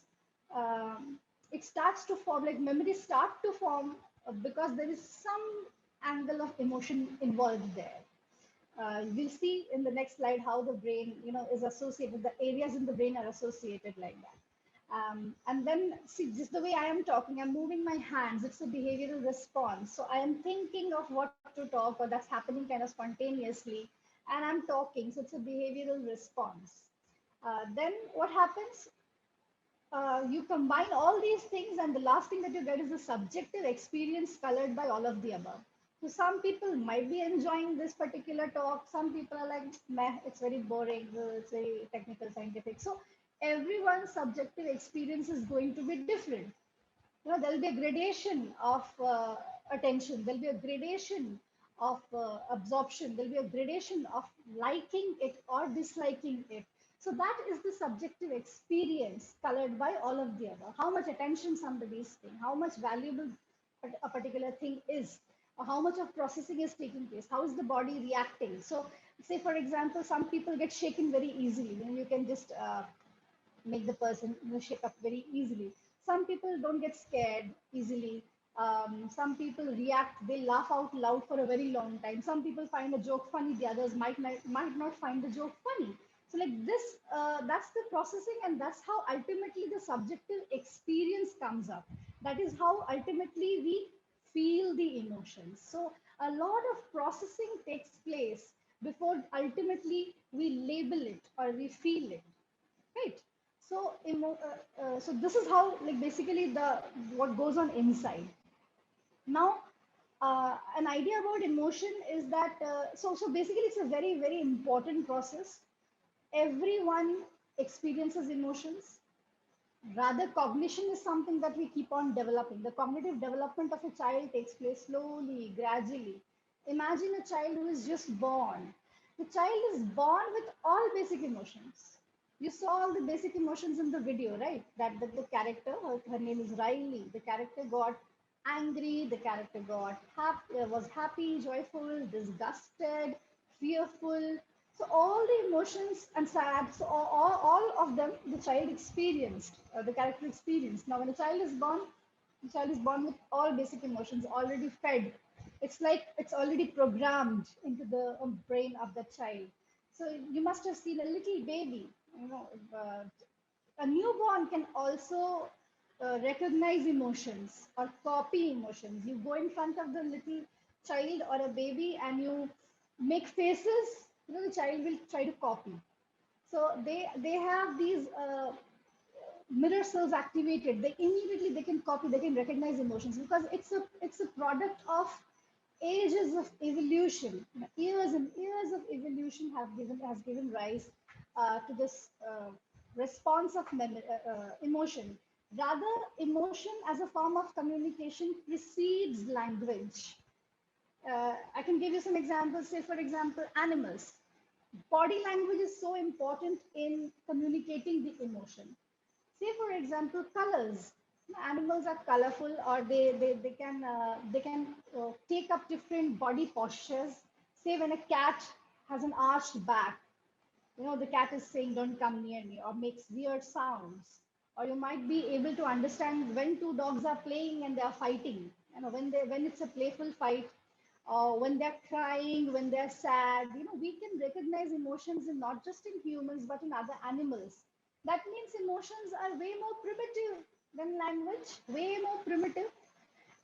So this is very basic. It's very basic. So if somebody comes and tells you that this person is very emotional, very sentimental, I think colloquially we have overused the term so much that it has lost its meaning now. But everyone experiences emotion. It is just the way we project it. It is just the way society has shaped its understanding and its expression. So emotion is not something that must seek completion. It's not something that is, it's not like a bullet that you hit the trigger and it leaves and it has to hit something. It cannot be midair, it cannot change its way. No, emotions are not like that. Once the emotions are also, shouldn't use the word trigger for humans, but still, let's say that something triggers an emotional reaction and a person starts feeling something, that emotional process begins, that attention to the situation, that giving the valence meaning, all these things begin. But they can change its meaning. They can change its appraisal. The cognitive part can change it. The behavioral response can change it. So, and it can be stopped as well. So today we will be discussing more about how to regulate it, and tomorrow we'll be more or less discuss about how to control it and how to like it will be more or less similar thing, but still today it will be more about understanding what it is, and tomorrow will mostly be application based. So emotions, again, I'll just reiterate that emotions are not something that must seek completion. Like it is not a bullet that has left a gun. It can change its course. It can be regulated. It can be held back. We can do a lot of things, but we have to first understand what they are. A lot of times we don't understand what we are feeling. So let's take a look at the brain. Like, this is the limbic system, or this is basically the emotional part of the brain. So let me tell you something very interesting about the brain. I think most of you will know this. I'm just reiterating that you must have seen a cabbage or say an onion, how it has got layers and layers and layers.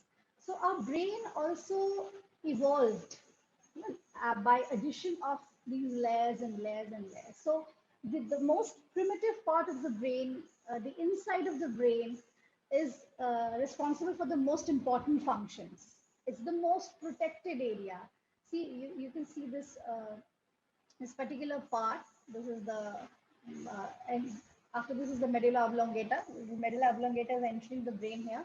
So inside this part, inside certain pink parts, is the most primitive part of the brain, which is responsible for, say, breathing, then heart, controlling the heart muscles, or they basically send signals to the most basic survival units, like the pons, that they're responsible for the respiration.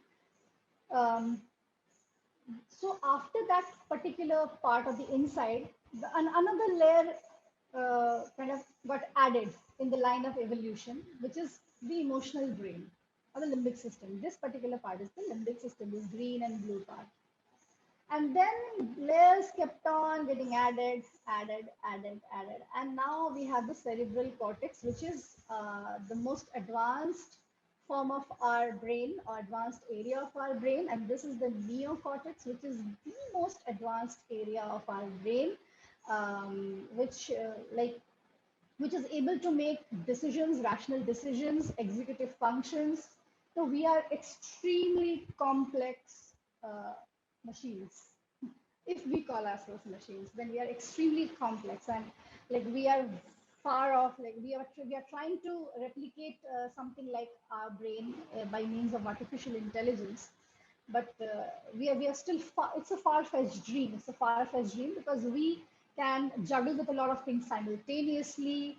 We can make decisions. We are essentially emotional beings. So this limbic system is that part of the brain which probably computers, I don't know whether they'll be able to generate or not, but they are still not able to. So this limbic system, you can see that this lies somewhere in the middle. So if you cut a cabbage, you can also see that some middle layer is a thick layer. It kind of resonates with the limbic system of the brain. So there are many parts, some being like hippocampus, amygdala, hypothalamus, thalamus, and you can see that the hippocampus and amygdala lie absolutely side by side. And this particular part, hippocampus, is so important for memory conversion, like conversion of information into memory, storing the information and formation of memories. And it is closely side by side to the amygdala, which is a very important center for emotion. If this particular part of the brain is triggered by certain electric electrodes, instantly the emotional reactions can change. The experiments have taken place on rats, that they have been triggered by electrodes and they immediately get angry, or they can, they get calm. So brain or the physiological part cannot be ignored when we talk about emotions. It's not just some people say that, why are you feeling sad? Don't feel sad. Now, it is an irrational statement to say. No, don't feel sad. Everything will be all right. So maybe the latter part is okay, that everything will be all right. But what about don't feel sad? Can you, if I ask you, don't think about an elephant. Now, do not think about an elephant. I'm wearing elephant dresses, so do not think about an elephant. And the elephant must not be pink in color. Definitely not pink in color. Now, eventually, you are going to think about a pink elephant. So emotions are something that happens, that take place because of a lot of it's a several step process. It's not just something that is under our control all the time. So it's not under our control, but then how to regulate it? So something which is not under our control, how to regulate it? Let's move on to that. If anybody has any question till now, I would love to take it. Anybody?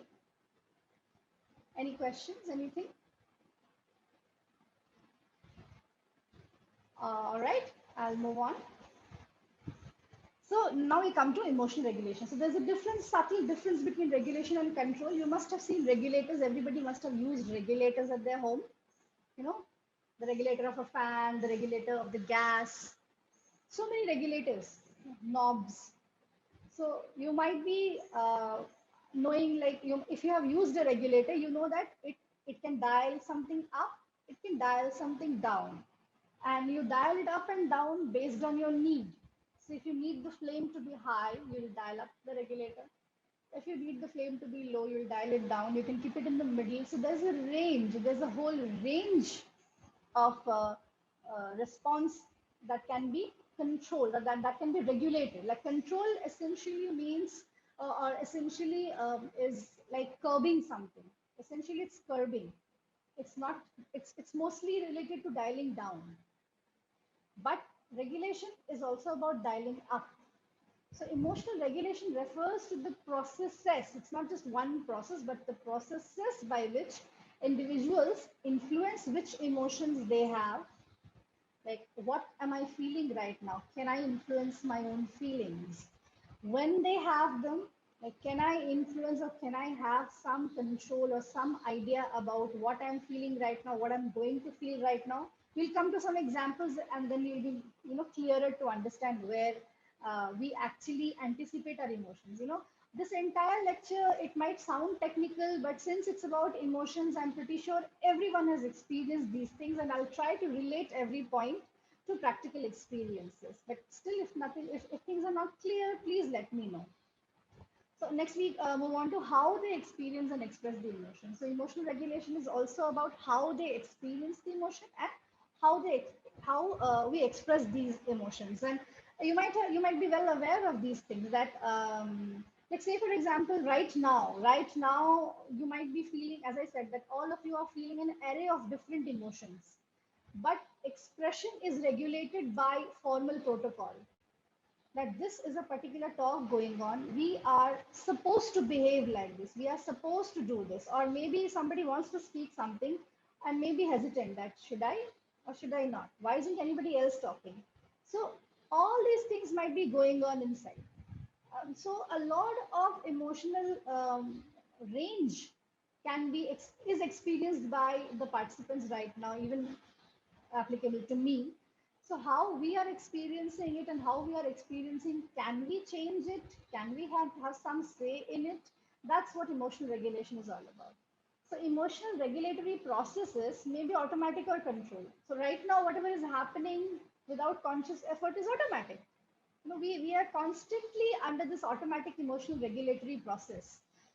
Because as I said, that a child, a small baby starts learning what's happening and starts aping the emotions and starts behaving in the way the parents or the family teaches the child to behave, or what is supposed to be correct. Um, and these behaviors, these ideas get embedded, they become automatic. Say for example, how conscious things become automatic. Like for the first time when you learned how to tie your shoelaces, it was a very controlled, effortful process. The first time you learned to drive, it was very effortful, controlled process, but later on it became automatic. Now we don't pay attention when we comb our hair, but it is a process that needed a lot of attention when we first learned it. While tying our shoes, it was a conscious process, took much of effort to learn. But now, even while talking or paying attention to something else, we automatically tie our shoelaces. So similarly, emotional regulatory process can also become automatic because we use it again and again and again. But it can also be controlled as we start learning and being aware of our emotions. So generally what happens, the automatic processing takes place before we actually learn to understand or label our own emotions. We don't talk about these things regularly. We are very biased towards positive emotions, very biased towards positive emotion. No negative emotions is kind of accepted.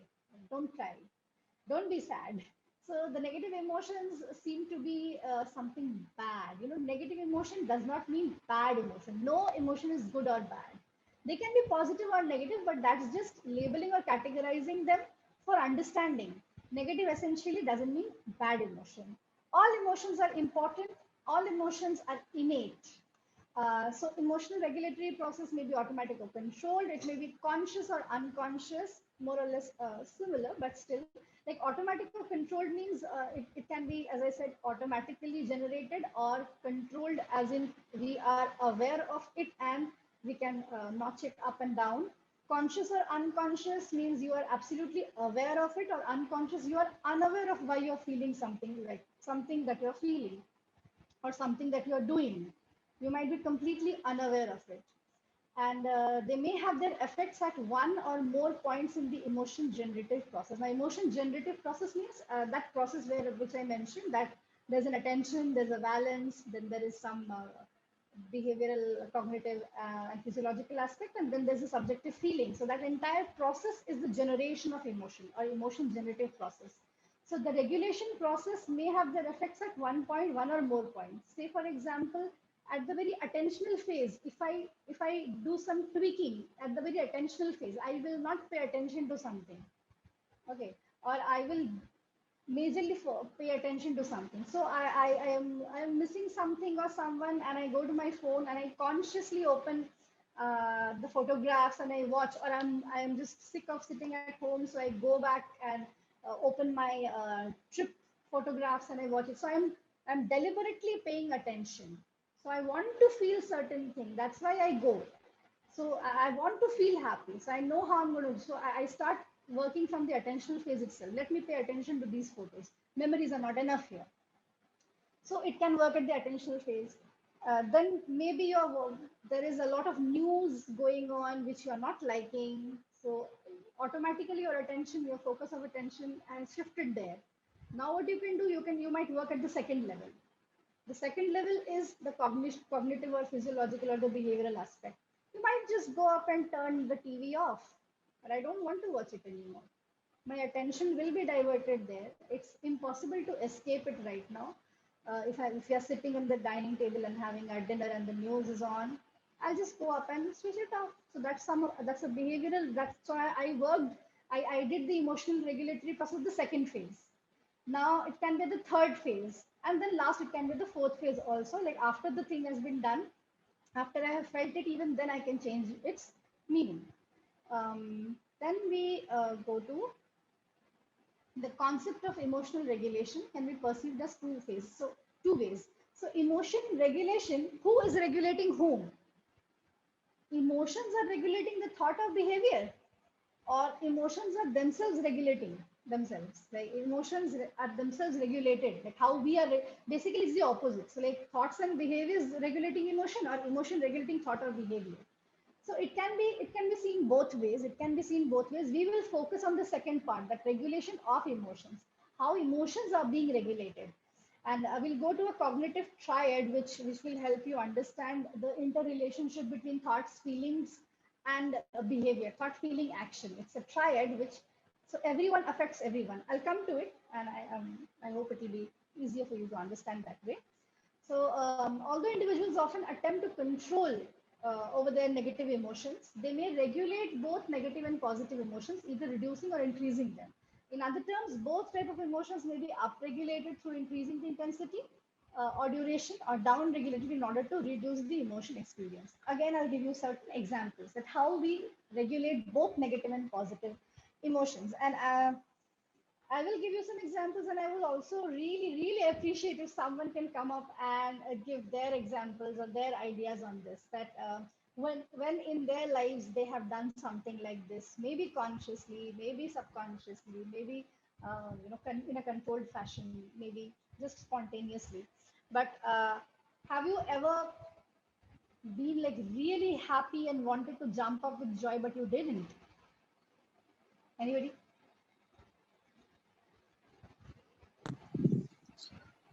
Yeah, ma'am, good afternoon.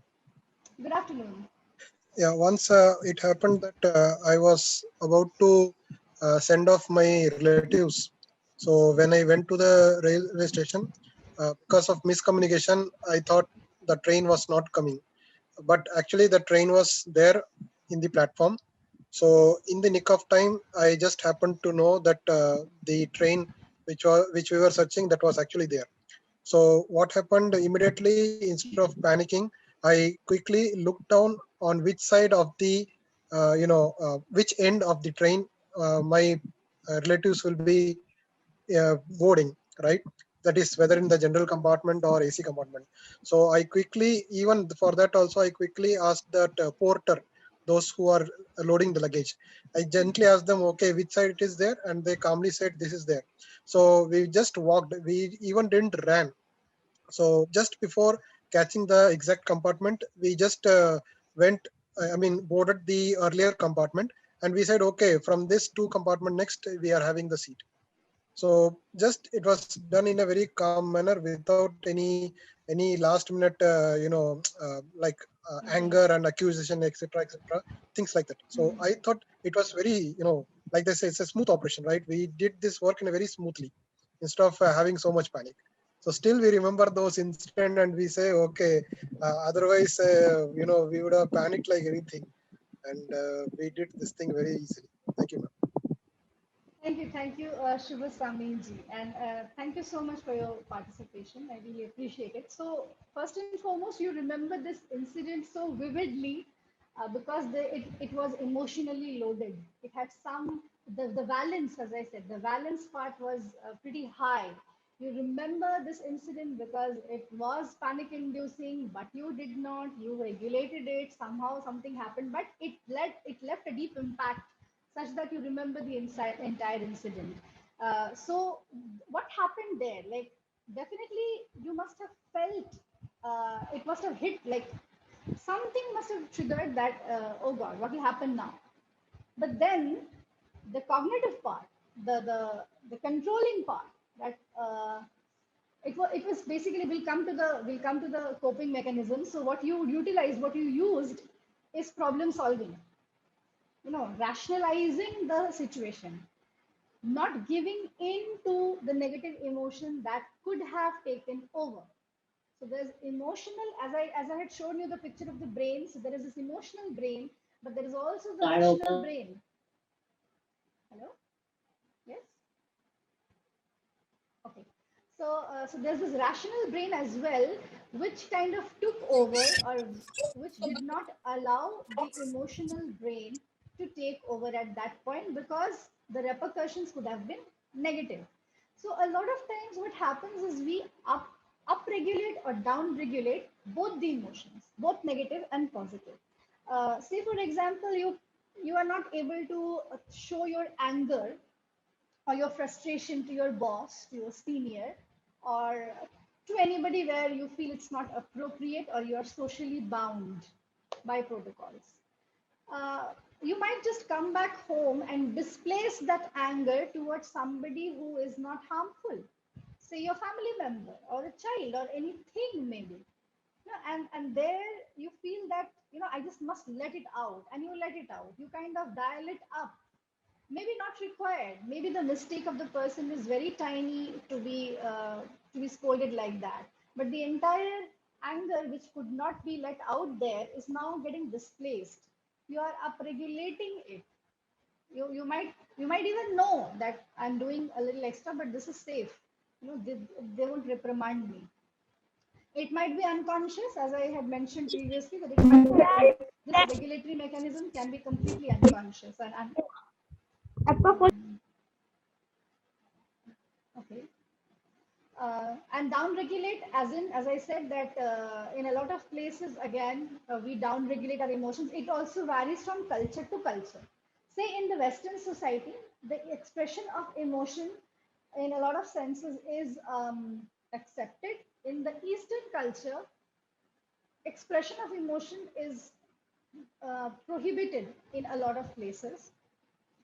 If women cry, it is kind of natural, normal. But if you see a man crying, they'll be said that don't cry like a woman. So these are societal ideas that have been imposed, which make a person conscious while expressing the emotion or even while feeling it. Even at the feeling level, expression comes later, feeling comes first. Even at the feeling level, they are so kind of they are kind of processed, they are programmed that automatically it comes automatically to down regulate. I should not think like this, I should not feel like this. So many times you, like, people feel that I shouldn't have felt like this. Feelings are feelings, feelings cannot be right or wrong, but many a times we feel that I shouldn't have felt like that, which is bizarre. uh,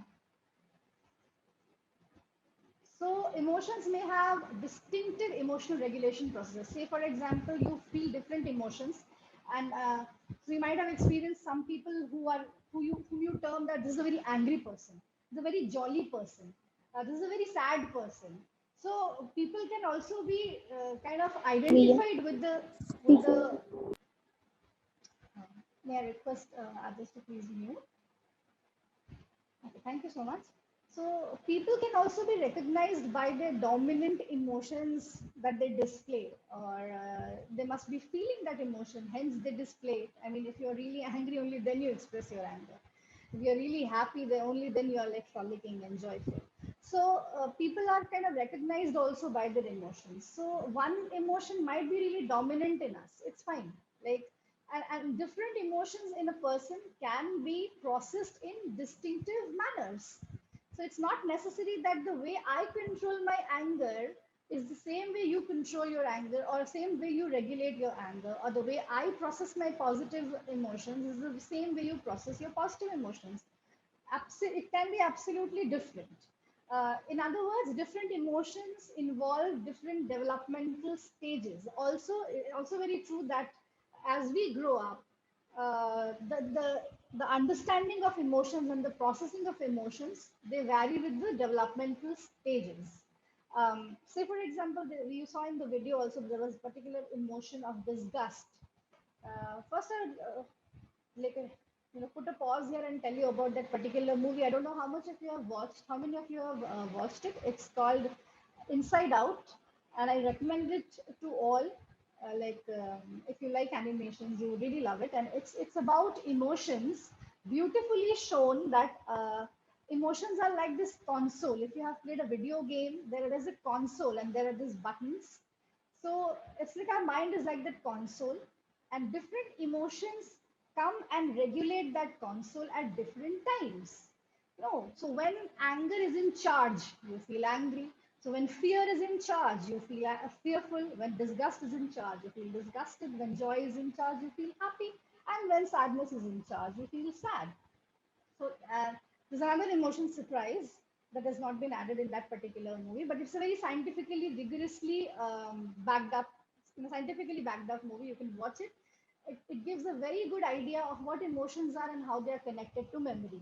So, and it will also tell you how we develop during different stages, how we grow up, and what things are important to us in childhood, and how, like in childhood, we most of us have imaginary plays, like imaginary friends, or we engage in make believe play.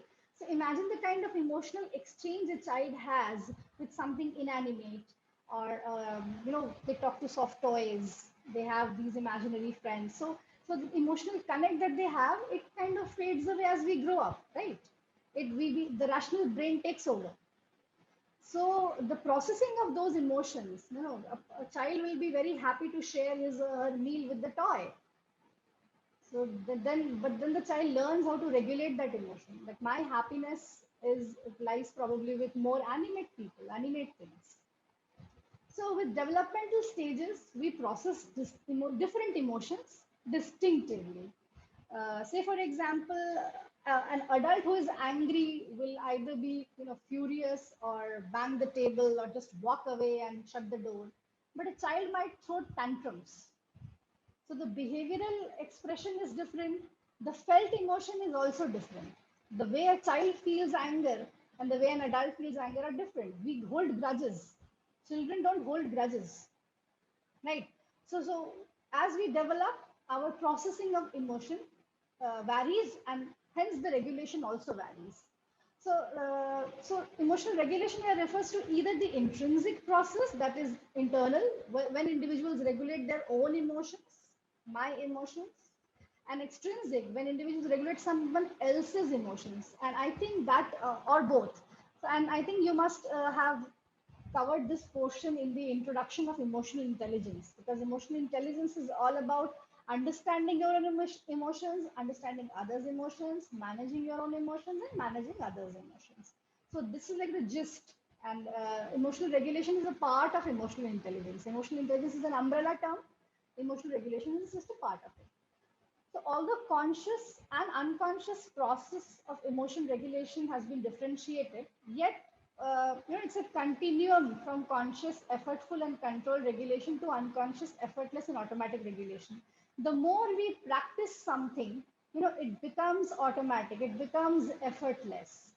It is said that you tell a lie 100 times, it becomes the truth. Similarly, if you we consider emotions to be deep seated and something that we don't have any hold on, but that's not true. As I said, that it's not a bullet that has left the gun and cannot change its course. So as we practice understanding our emotions, as we practice labeling our emotions, as we practice kind of manipulating in a good sense in our emotions, gradually it becomes a habit, gradually it becomes effortless. So that is what generally happens in therapy. Like when we do therapy, what we do is we identify the emotions, we discuss the emotions with the client, and then we gradually work it through so that the regulation becomes effortless. So later, in the later stages of the therapy, the client is now very well aware that what the general tendency of the client is, the person is, that the person becomes aware that this is my tendency, I might behave in a certain way, or I might feel this. So I know what I should do, whether I should stay away from the stimulus, whether I should face it and change its appraisal or its meaning, whether I can do something about it, like relaxation, whatever things I can, whatever method I can apply. But the idea is to begin with awareness or understanding what emotion I'm going to experience or I have experienced. So emotional regulation is inevitably useful or harmful. Like, why do we need to regulate it so much? So like if emotions are so natural, if emotions are so automatic, if emotions are so intrinsic and so innate, is it useful or harmful to actually understand them and regulate them? Like the answer is already given there, so there's no point asking. But what do you think?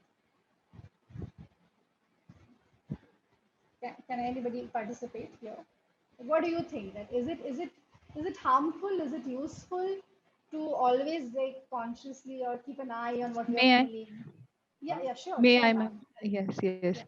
Very good afternoon, ma'am. It's very interesting the way you are presenting for the last, like Monday, we are talking about emotions only. Still, something new is there that I could really pay attention to. Yes, I think it depends upon the age and maturity level, how there are no escape that we have to regulate. Like the way you have cited the example of boss and the kid. So I can really be very angry on my kid understanding the situation, but not on my students. So I think we are practical enough to really manage and regulate our emotions. And the question is useful or harmful? Yes, in case I am really vocal with my boss, I am going to lose my job. So that way I have to really take that into consideration, the loss side, in case I really am open to express my emotions, and where I can afford to be very liberal, like my family members. So I can shout on my husband, but not my own on my boss. So that way it can be really harmful. Thank you, ma'am. Thank you, Dr. Mamita. Thank you so much for participation.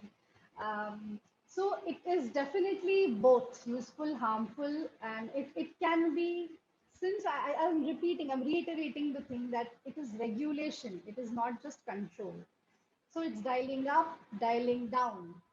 So just say, for example, again, that it's very hot outside. It's very, very hot and you're perspiring, or you just took a bath and you haven't dried yourself up, and you enter the room and you put the fan, the regulator on top, on the topmost level, because you're feeling very hot. But that wind is that air, or that act is going to probably harm you. You might feel good in the short term, but what about the long term consequences? So it might be harmful in certain cases, it might be useful in certain cases. So dialing up sometimes may be useful, may be harmful. That is the entire game. That is where the understanding of emotional regulation comes handy. And it starts with observation. Everything starts with observation. I would request you all to just start observing yourself. Tomorrow, if the cyclone is not disturbing this area, we would do some exercises as well, where I will you know inculcate the idea of how to start observing your own behavior and your own emotions. But for today, let's go the theoretical way, that once something has elapsed, like some incident has elapsed. Say, for example, our previous participant, sir, said that in the platform there was some kind of misunderstanding, mismanagement, and they thought that where is the train? So there was a little bit of anxiety and panic. So this understanding or labeling of the emotion is something that we do after the incident has elapsed, or maybe we talk about it to our friends. I'm feeling a little anxious, or sometimes we are sad and somebody else comes and asks us, why are you looking so sad? Or is something wrong? Is everything okay? So we tend to label the emotions, right? Emotional labeling is called it's emotional literacy. A person who is able to label the emotions very well is called an emotionally literate person. It helps because many times we don't understand. You're having a headache, you don't know why it's happening. It will infuriate you even more. I don't know what's the reason of the headache. But once you know that this is a migraine, or once you know that this is because sinusitis, or once you know it is just because of loud music, you at least have 50% of the worry reduced because you know the reason.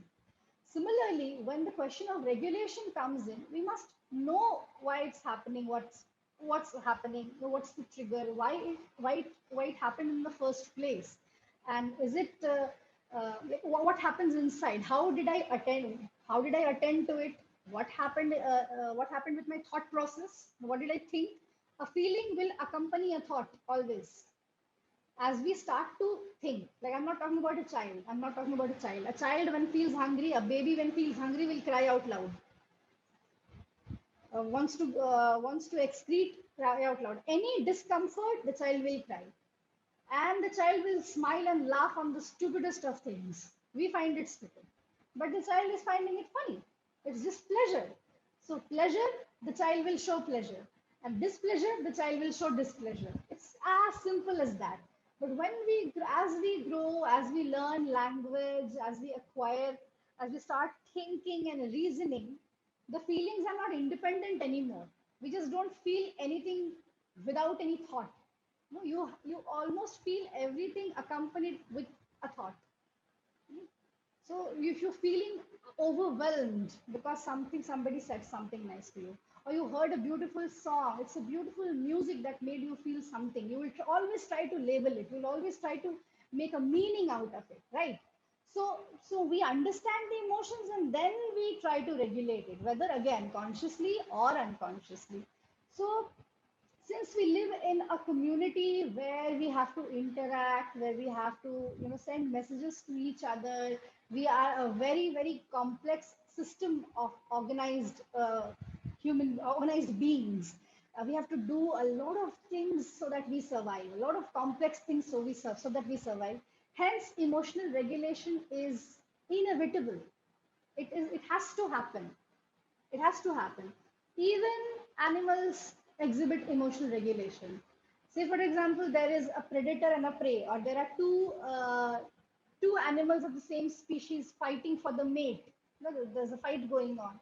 So they'll gauge what the opponent is trying to do. They'll gauge the power of the opponent and then try to kind of regulate their own behavior. Should I step back? Should I go ahead and fight?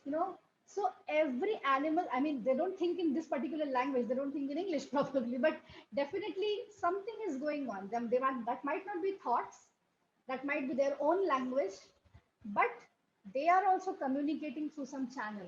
They are also communicating their emotion through some channel, maybe body language, maybe weird sounds they make, whatever it is.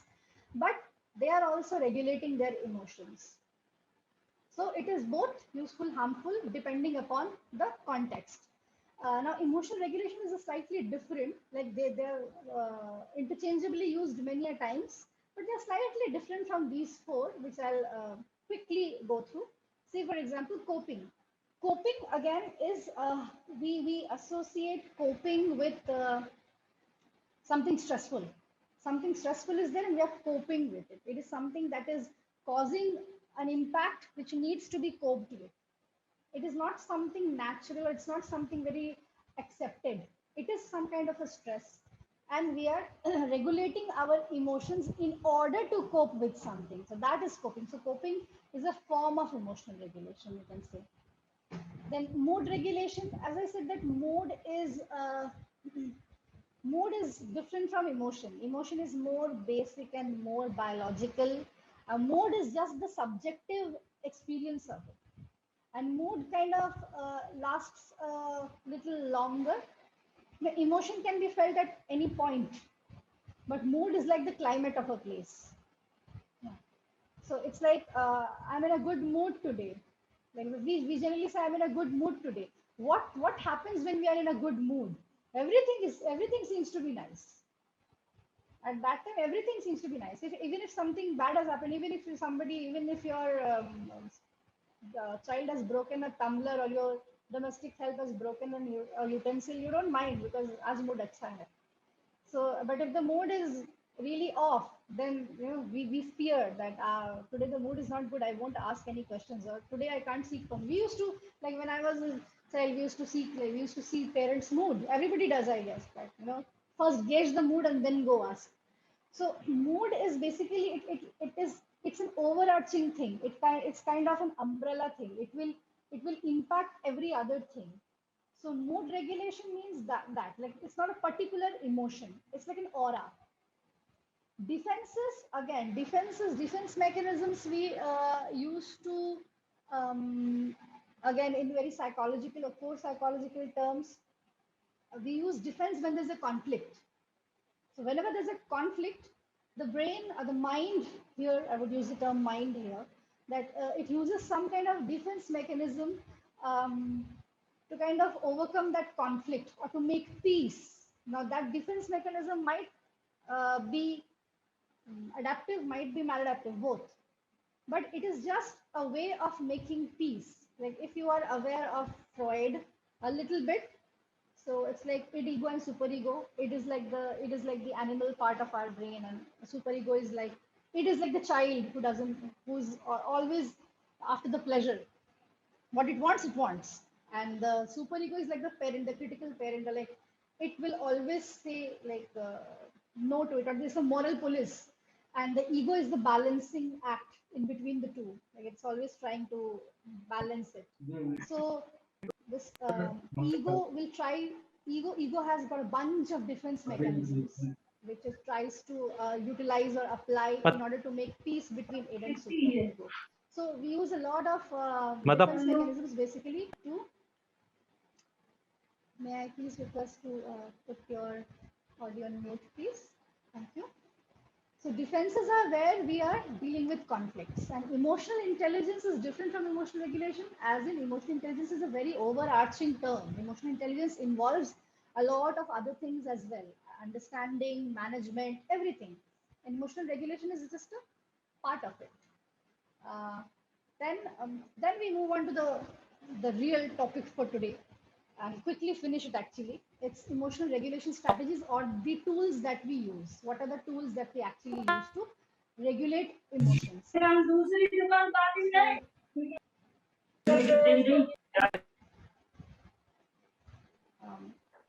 So there are some self-management and self-awareness fundamentals, and then there are seeing the other side. These are basically like the two sides. One is like you manage yourself, and one is like how the others are behaving, or what the other thing might be. What the other perception can be. So it's all actually about perception, how you perceive things. So in self-management and self-awareness, what we do. Kindly put your audio on mute, please. I request the moderator to please repeat this. So self-management and self-awareness, these three, like situation selection, situation modification, attention deployment, these three mostly constitute self-management and self-awareness. Like it's a process model of emotional regulation. Like emotional regulation is not something, it is a process. So it's like initially, since the first slide itself, I have been iterating and reiterating that it is a process. So going by that model, there are certain things we can do at certain steps, like 1, 2, 3, 4, 5. There are certain steps, so we can do things at certain steps. So this, like if you go by this arrow, my arrow, you can see that situation selection is the first step. Then the next what we can do is situation modification. Next we can do attention deployment. Next we can do cognitive change. And next we can do response modulation. So let's go one by one. Situation selection. What is situation selection?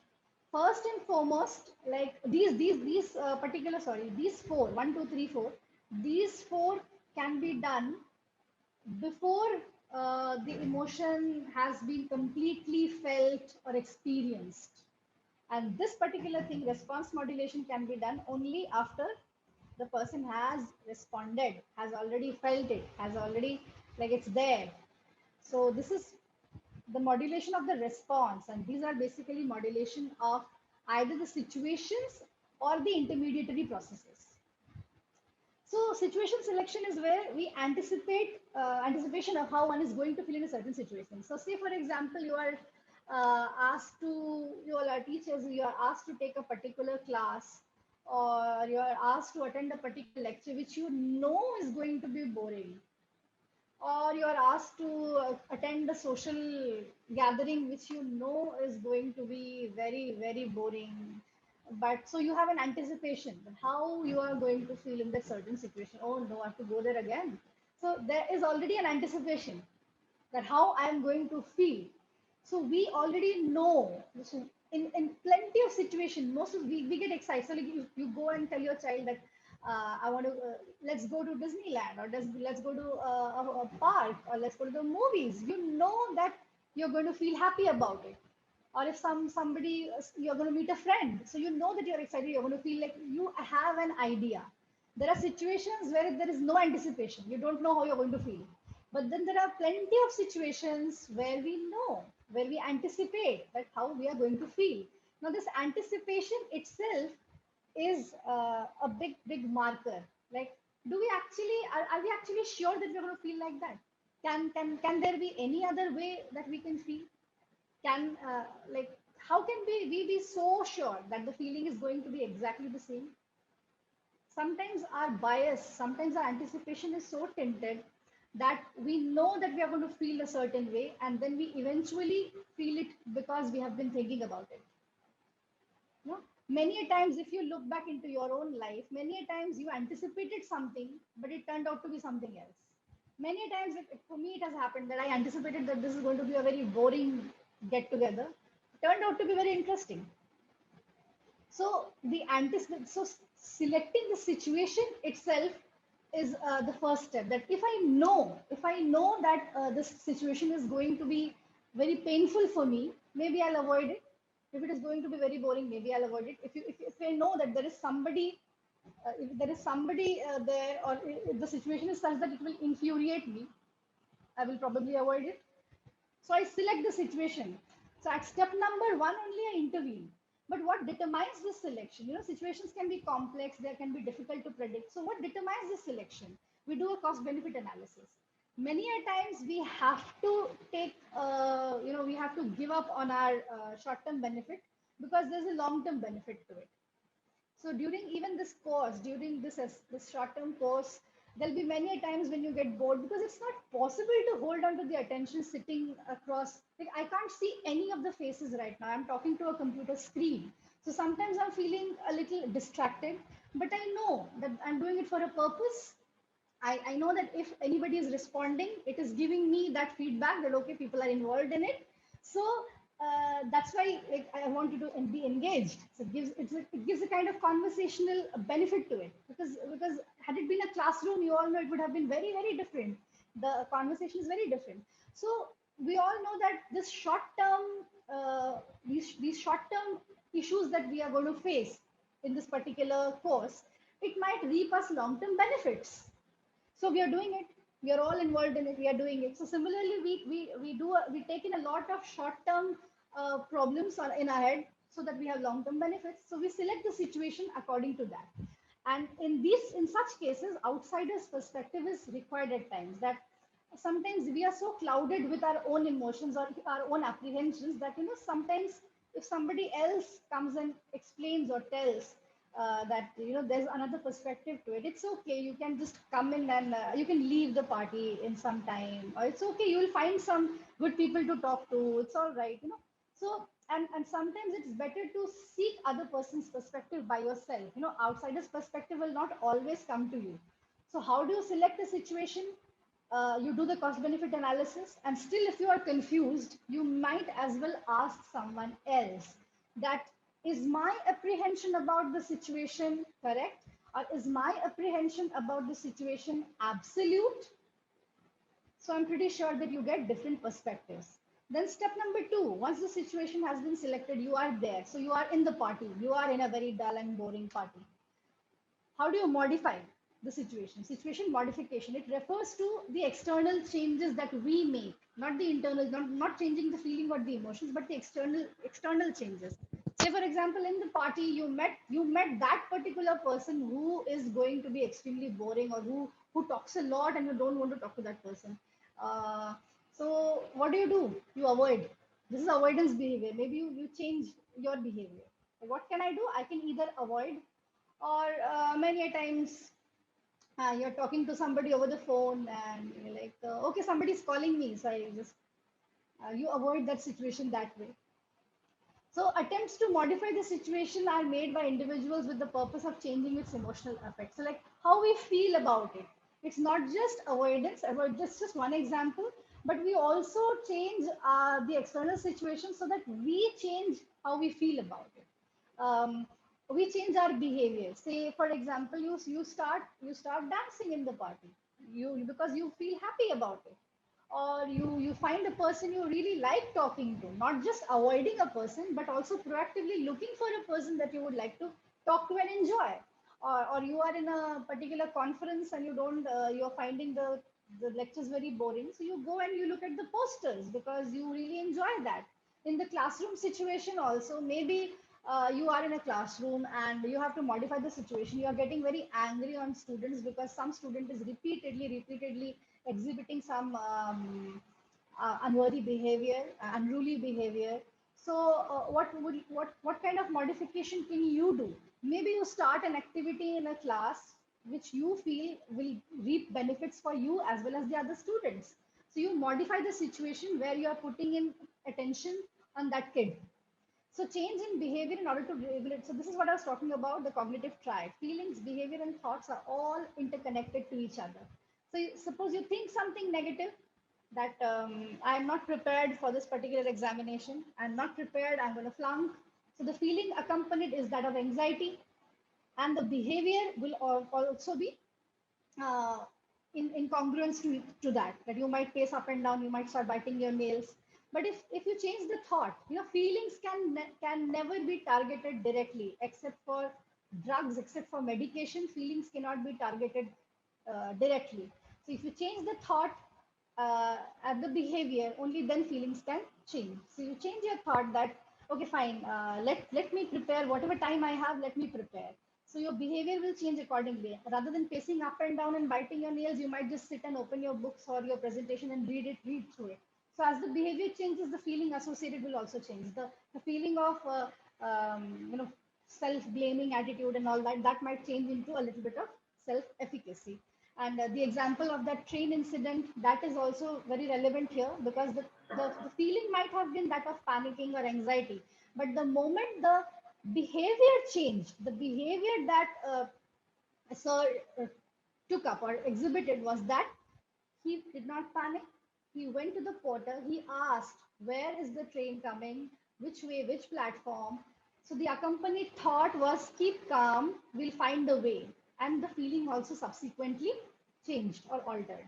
So this is like a triad. It just, thoughts will affect feelings, feelings will affect behavior, behavior will affect thought, and it goes on. So we can target our behavior or our activity, and we can target our thoughts. So if you're angry, just walk out or count 1 to 10, or just start singing anything, and you'll just you'll just imagine, you'll just experience the change in your feeling. Then we move on. The third phase is attention deployment. So now you are in the situation cannot be modified. Can you change your attention? Can you redirect your attention to some other place? Can you redirect your attention with the purpose of affecting the emotion? What are the strategies? Distraction. I already gave an example of distraction, that you distract from that particular thing which is bothering you, or you start concentrating on something else. You put your focus on something, that I will focus on, say, as I gave an example, that you start focusing on the posters, you start focusing on something that you like, you know. Then a maladaptive strategy is rumination. Rumination is where you keep thinking about the negative thing again and again and again and again. So if somebody, you might have experienced somebody who ruminates, or you might yourself ruminate yourself, that you just keep thinking about the same thing again and again. You just can't let it out of your head, and you keep ruminating. Suppose you broke a very beautiful vase. I broke it. So the whole day, for 2-3 days, you can't get over that thing. It is broken, it is gone, time has elapsed. A lot of things have been done in between, but you cannot get over the fact that you broke it, or it just broke. It broke. So that's ruminating. We ruminate about relationships. We ruminate about, somebody said something to me, aisa bol diya mujhe, and then we keep ruminating on that. So that's also like we are focusing the attention. Attention is being deployed into something. So imagine how we deploy our attention. Where do we, put our attentional resource into? Attention is a very important resource. Where you're putting your attentional resource is very important in determining how you're going to feel about it. Then cognitive change. Cognitive change is really important. This is where the thoughts, we are talking about thoughts.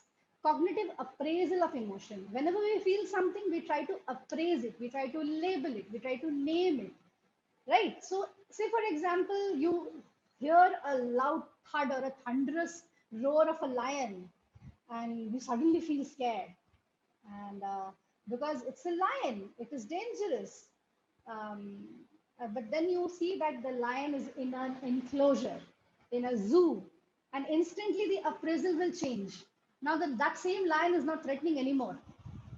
So we appraise the same emotion in different ways, in benign or threatening, depending upon the situation. So can we reappraise a situation? We can always reappraise a situation. Changing the way a person appraises a situation in order to alter its emotional importance through changing the way the person thinks about the situation. We don't have much time, otherwise I've shown you, maybe I'll show you the movie towards the end, a tiny 2-minute movie about reappraisal. So reappraisal is basically nothing but rethinking the situation, redefining it again in different terms. Say you are in an alley, where you are in a library where people are supposed to be silent. You are also reading silently, and somebody over the phone is in the gallery and is talking out loud. Maybe talking out loud, and you don't understand the other person's language, and you are getting irritated. You're like, what is happening? Not following protocols, not doing this and that. So you are basically very angry and frustrated at this person. But later on, you come to know that he or she or they were talking to somebody who has a hearing problem, and maybe sharing a very good news about their family.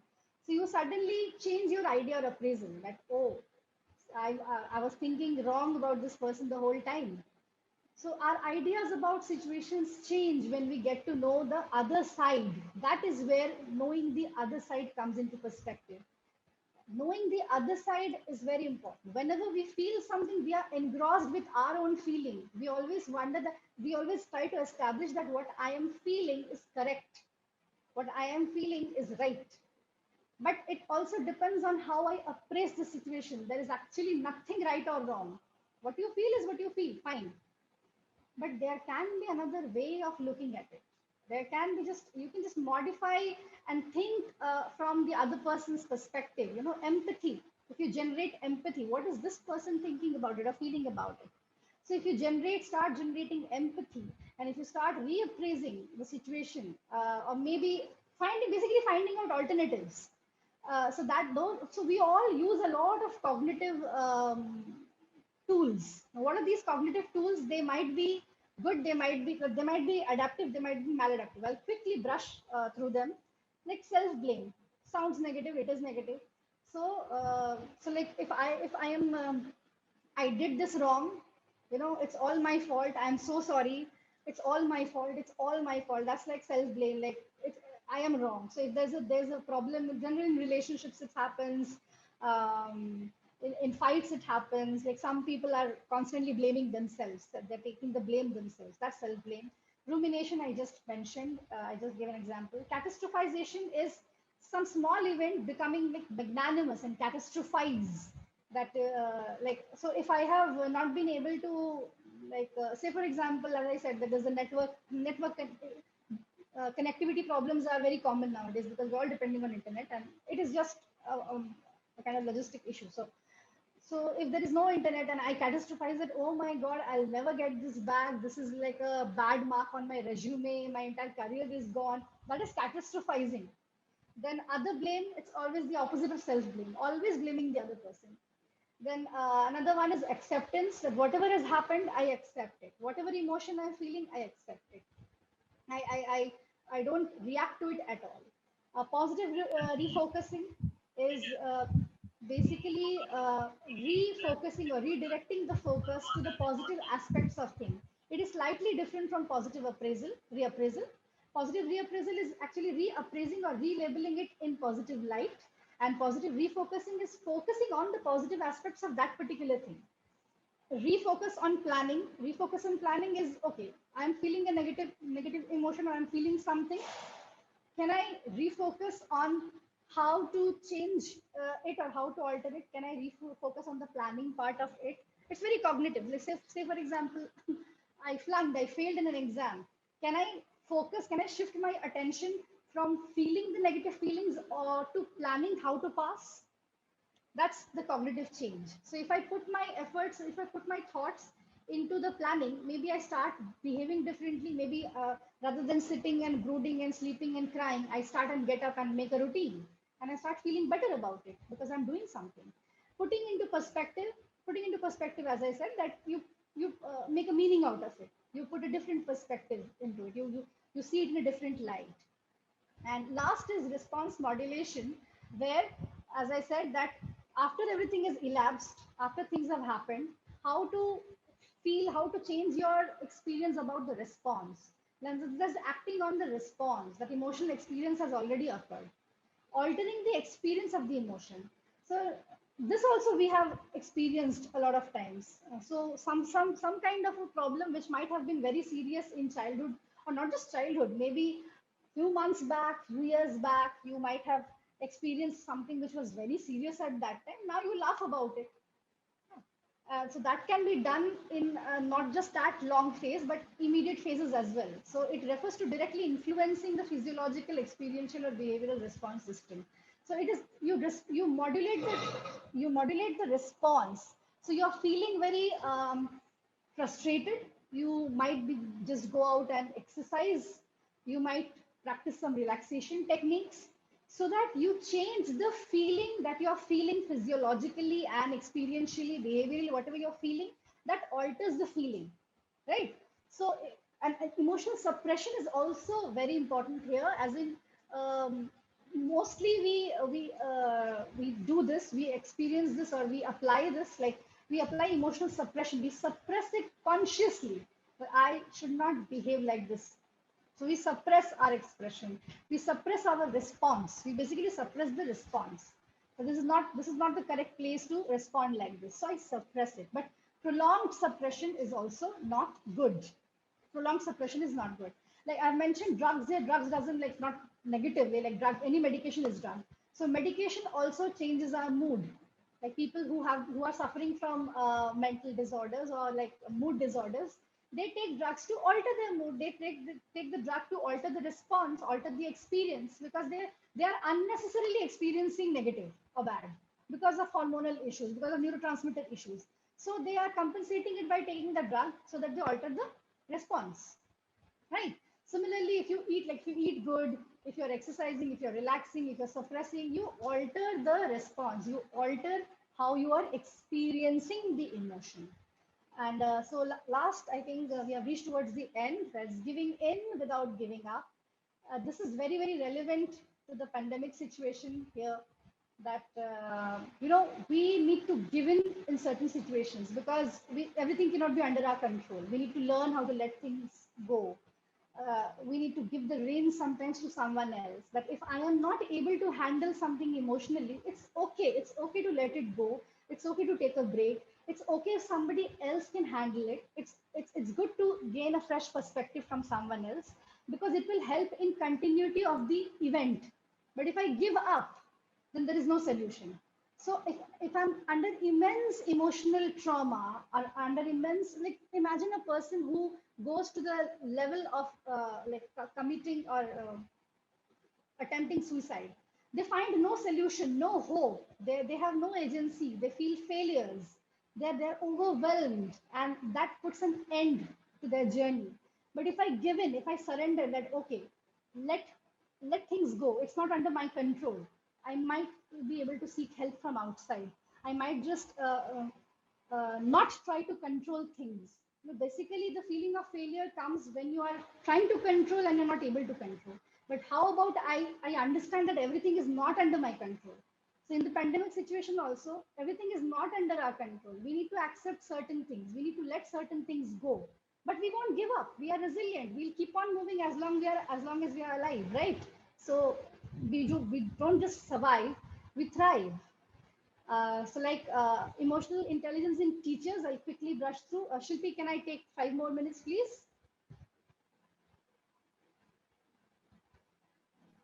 Yes, ma'am. Yes, ma'am. You can. Okay. Yeah. Okay. Thank you so much. So, like emotional regulation in teachers, it depends a lot on the display rules. Display rules means they are the culturally prescribed rules that people learn generally early on in their lives, but it's based on the protocols, the socializations with other people. So all of your faculty or teachers, you know that there are certain protocols you need to maintain or emotional display that you need to display in classrooms. Say, for example, to love or to show enthusiasm. These are like typical protocols that you need to be enthusiastic and passionate about the subject matter, because that is what students will also take. Students will immediately judge teachers on the basis of these things. As somebody in the intermediary level, I have taught students and I've been a student myself, like very recently. And like taking the tutorials and mixing with students, it gives me an idea that how students are constantly judging teachers as well. So if the teacher is not enthusiastic and passionate about the subject matter, they quickly gauge it. So the teacher needs to display that. Then they need to avoid the display of extreme emotions like anger, joy, sadness. We remember the teachers who used to thrash us. We remember the teachers who used to be extremely joyful or like show extreme behavior. Teachers, if they love their work, we admire them.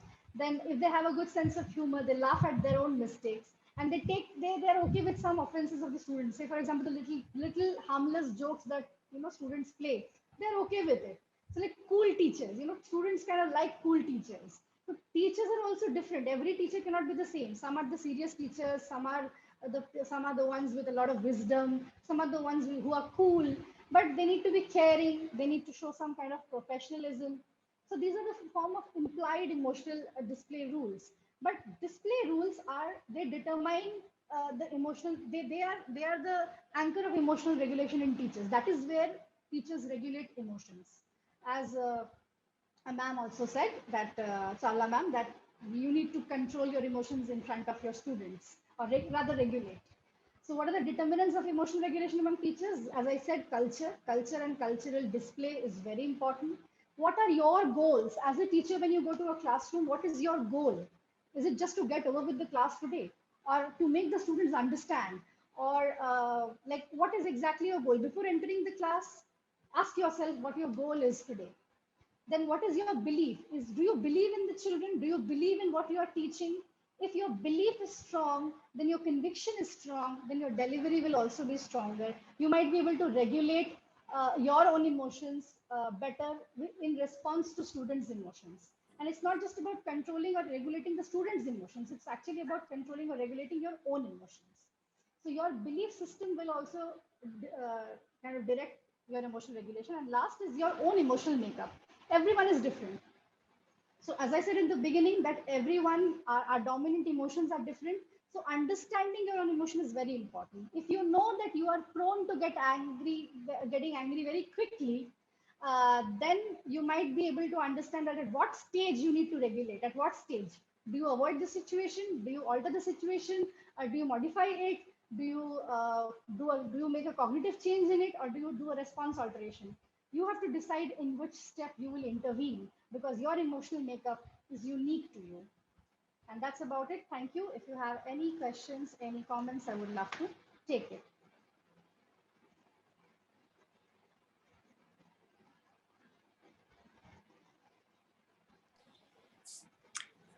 Anybody, any questions? We can have a question answer round. Anyone who would like to ask questions from the ma'am? Yes, ma'am. May I? Yes, ma'am. Please go ahead, ma'am. Yeah. Good afternoon, ma'am. It was really an excellent session. बहुत से practical aspects थे जो हमें as a teacher समझ में आए कि how can we regulate our emotions. Now my question is कि अगर हमें अपने emotions को consciously regulate करना है तो what are the ways? Consciously regulate करना है. Yeah.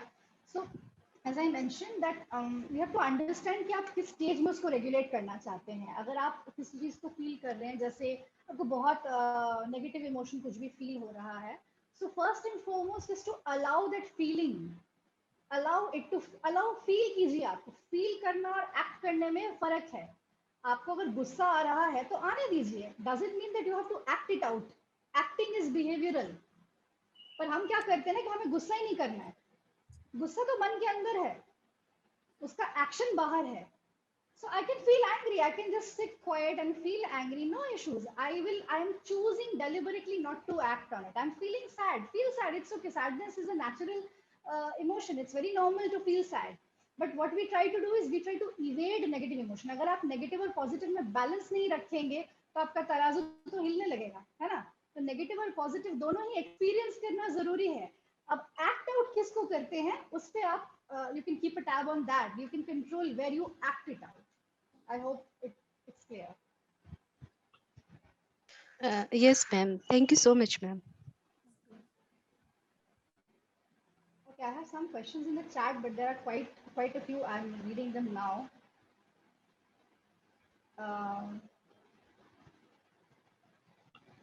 Okay, there are so many questions. Tomorrow also we have a session. I hope that we can connect, and maybe I can answer a few tomorrow. You can continue that. Okay, the movie's name I did. Any other question for the time being? जब तक मैं chat थोड़ा देख लेती हूँ.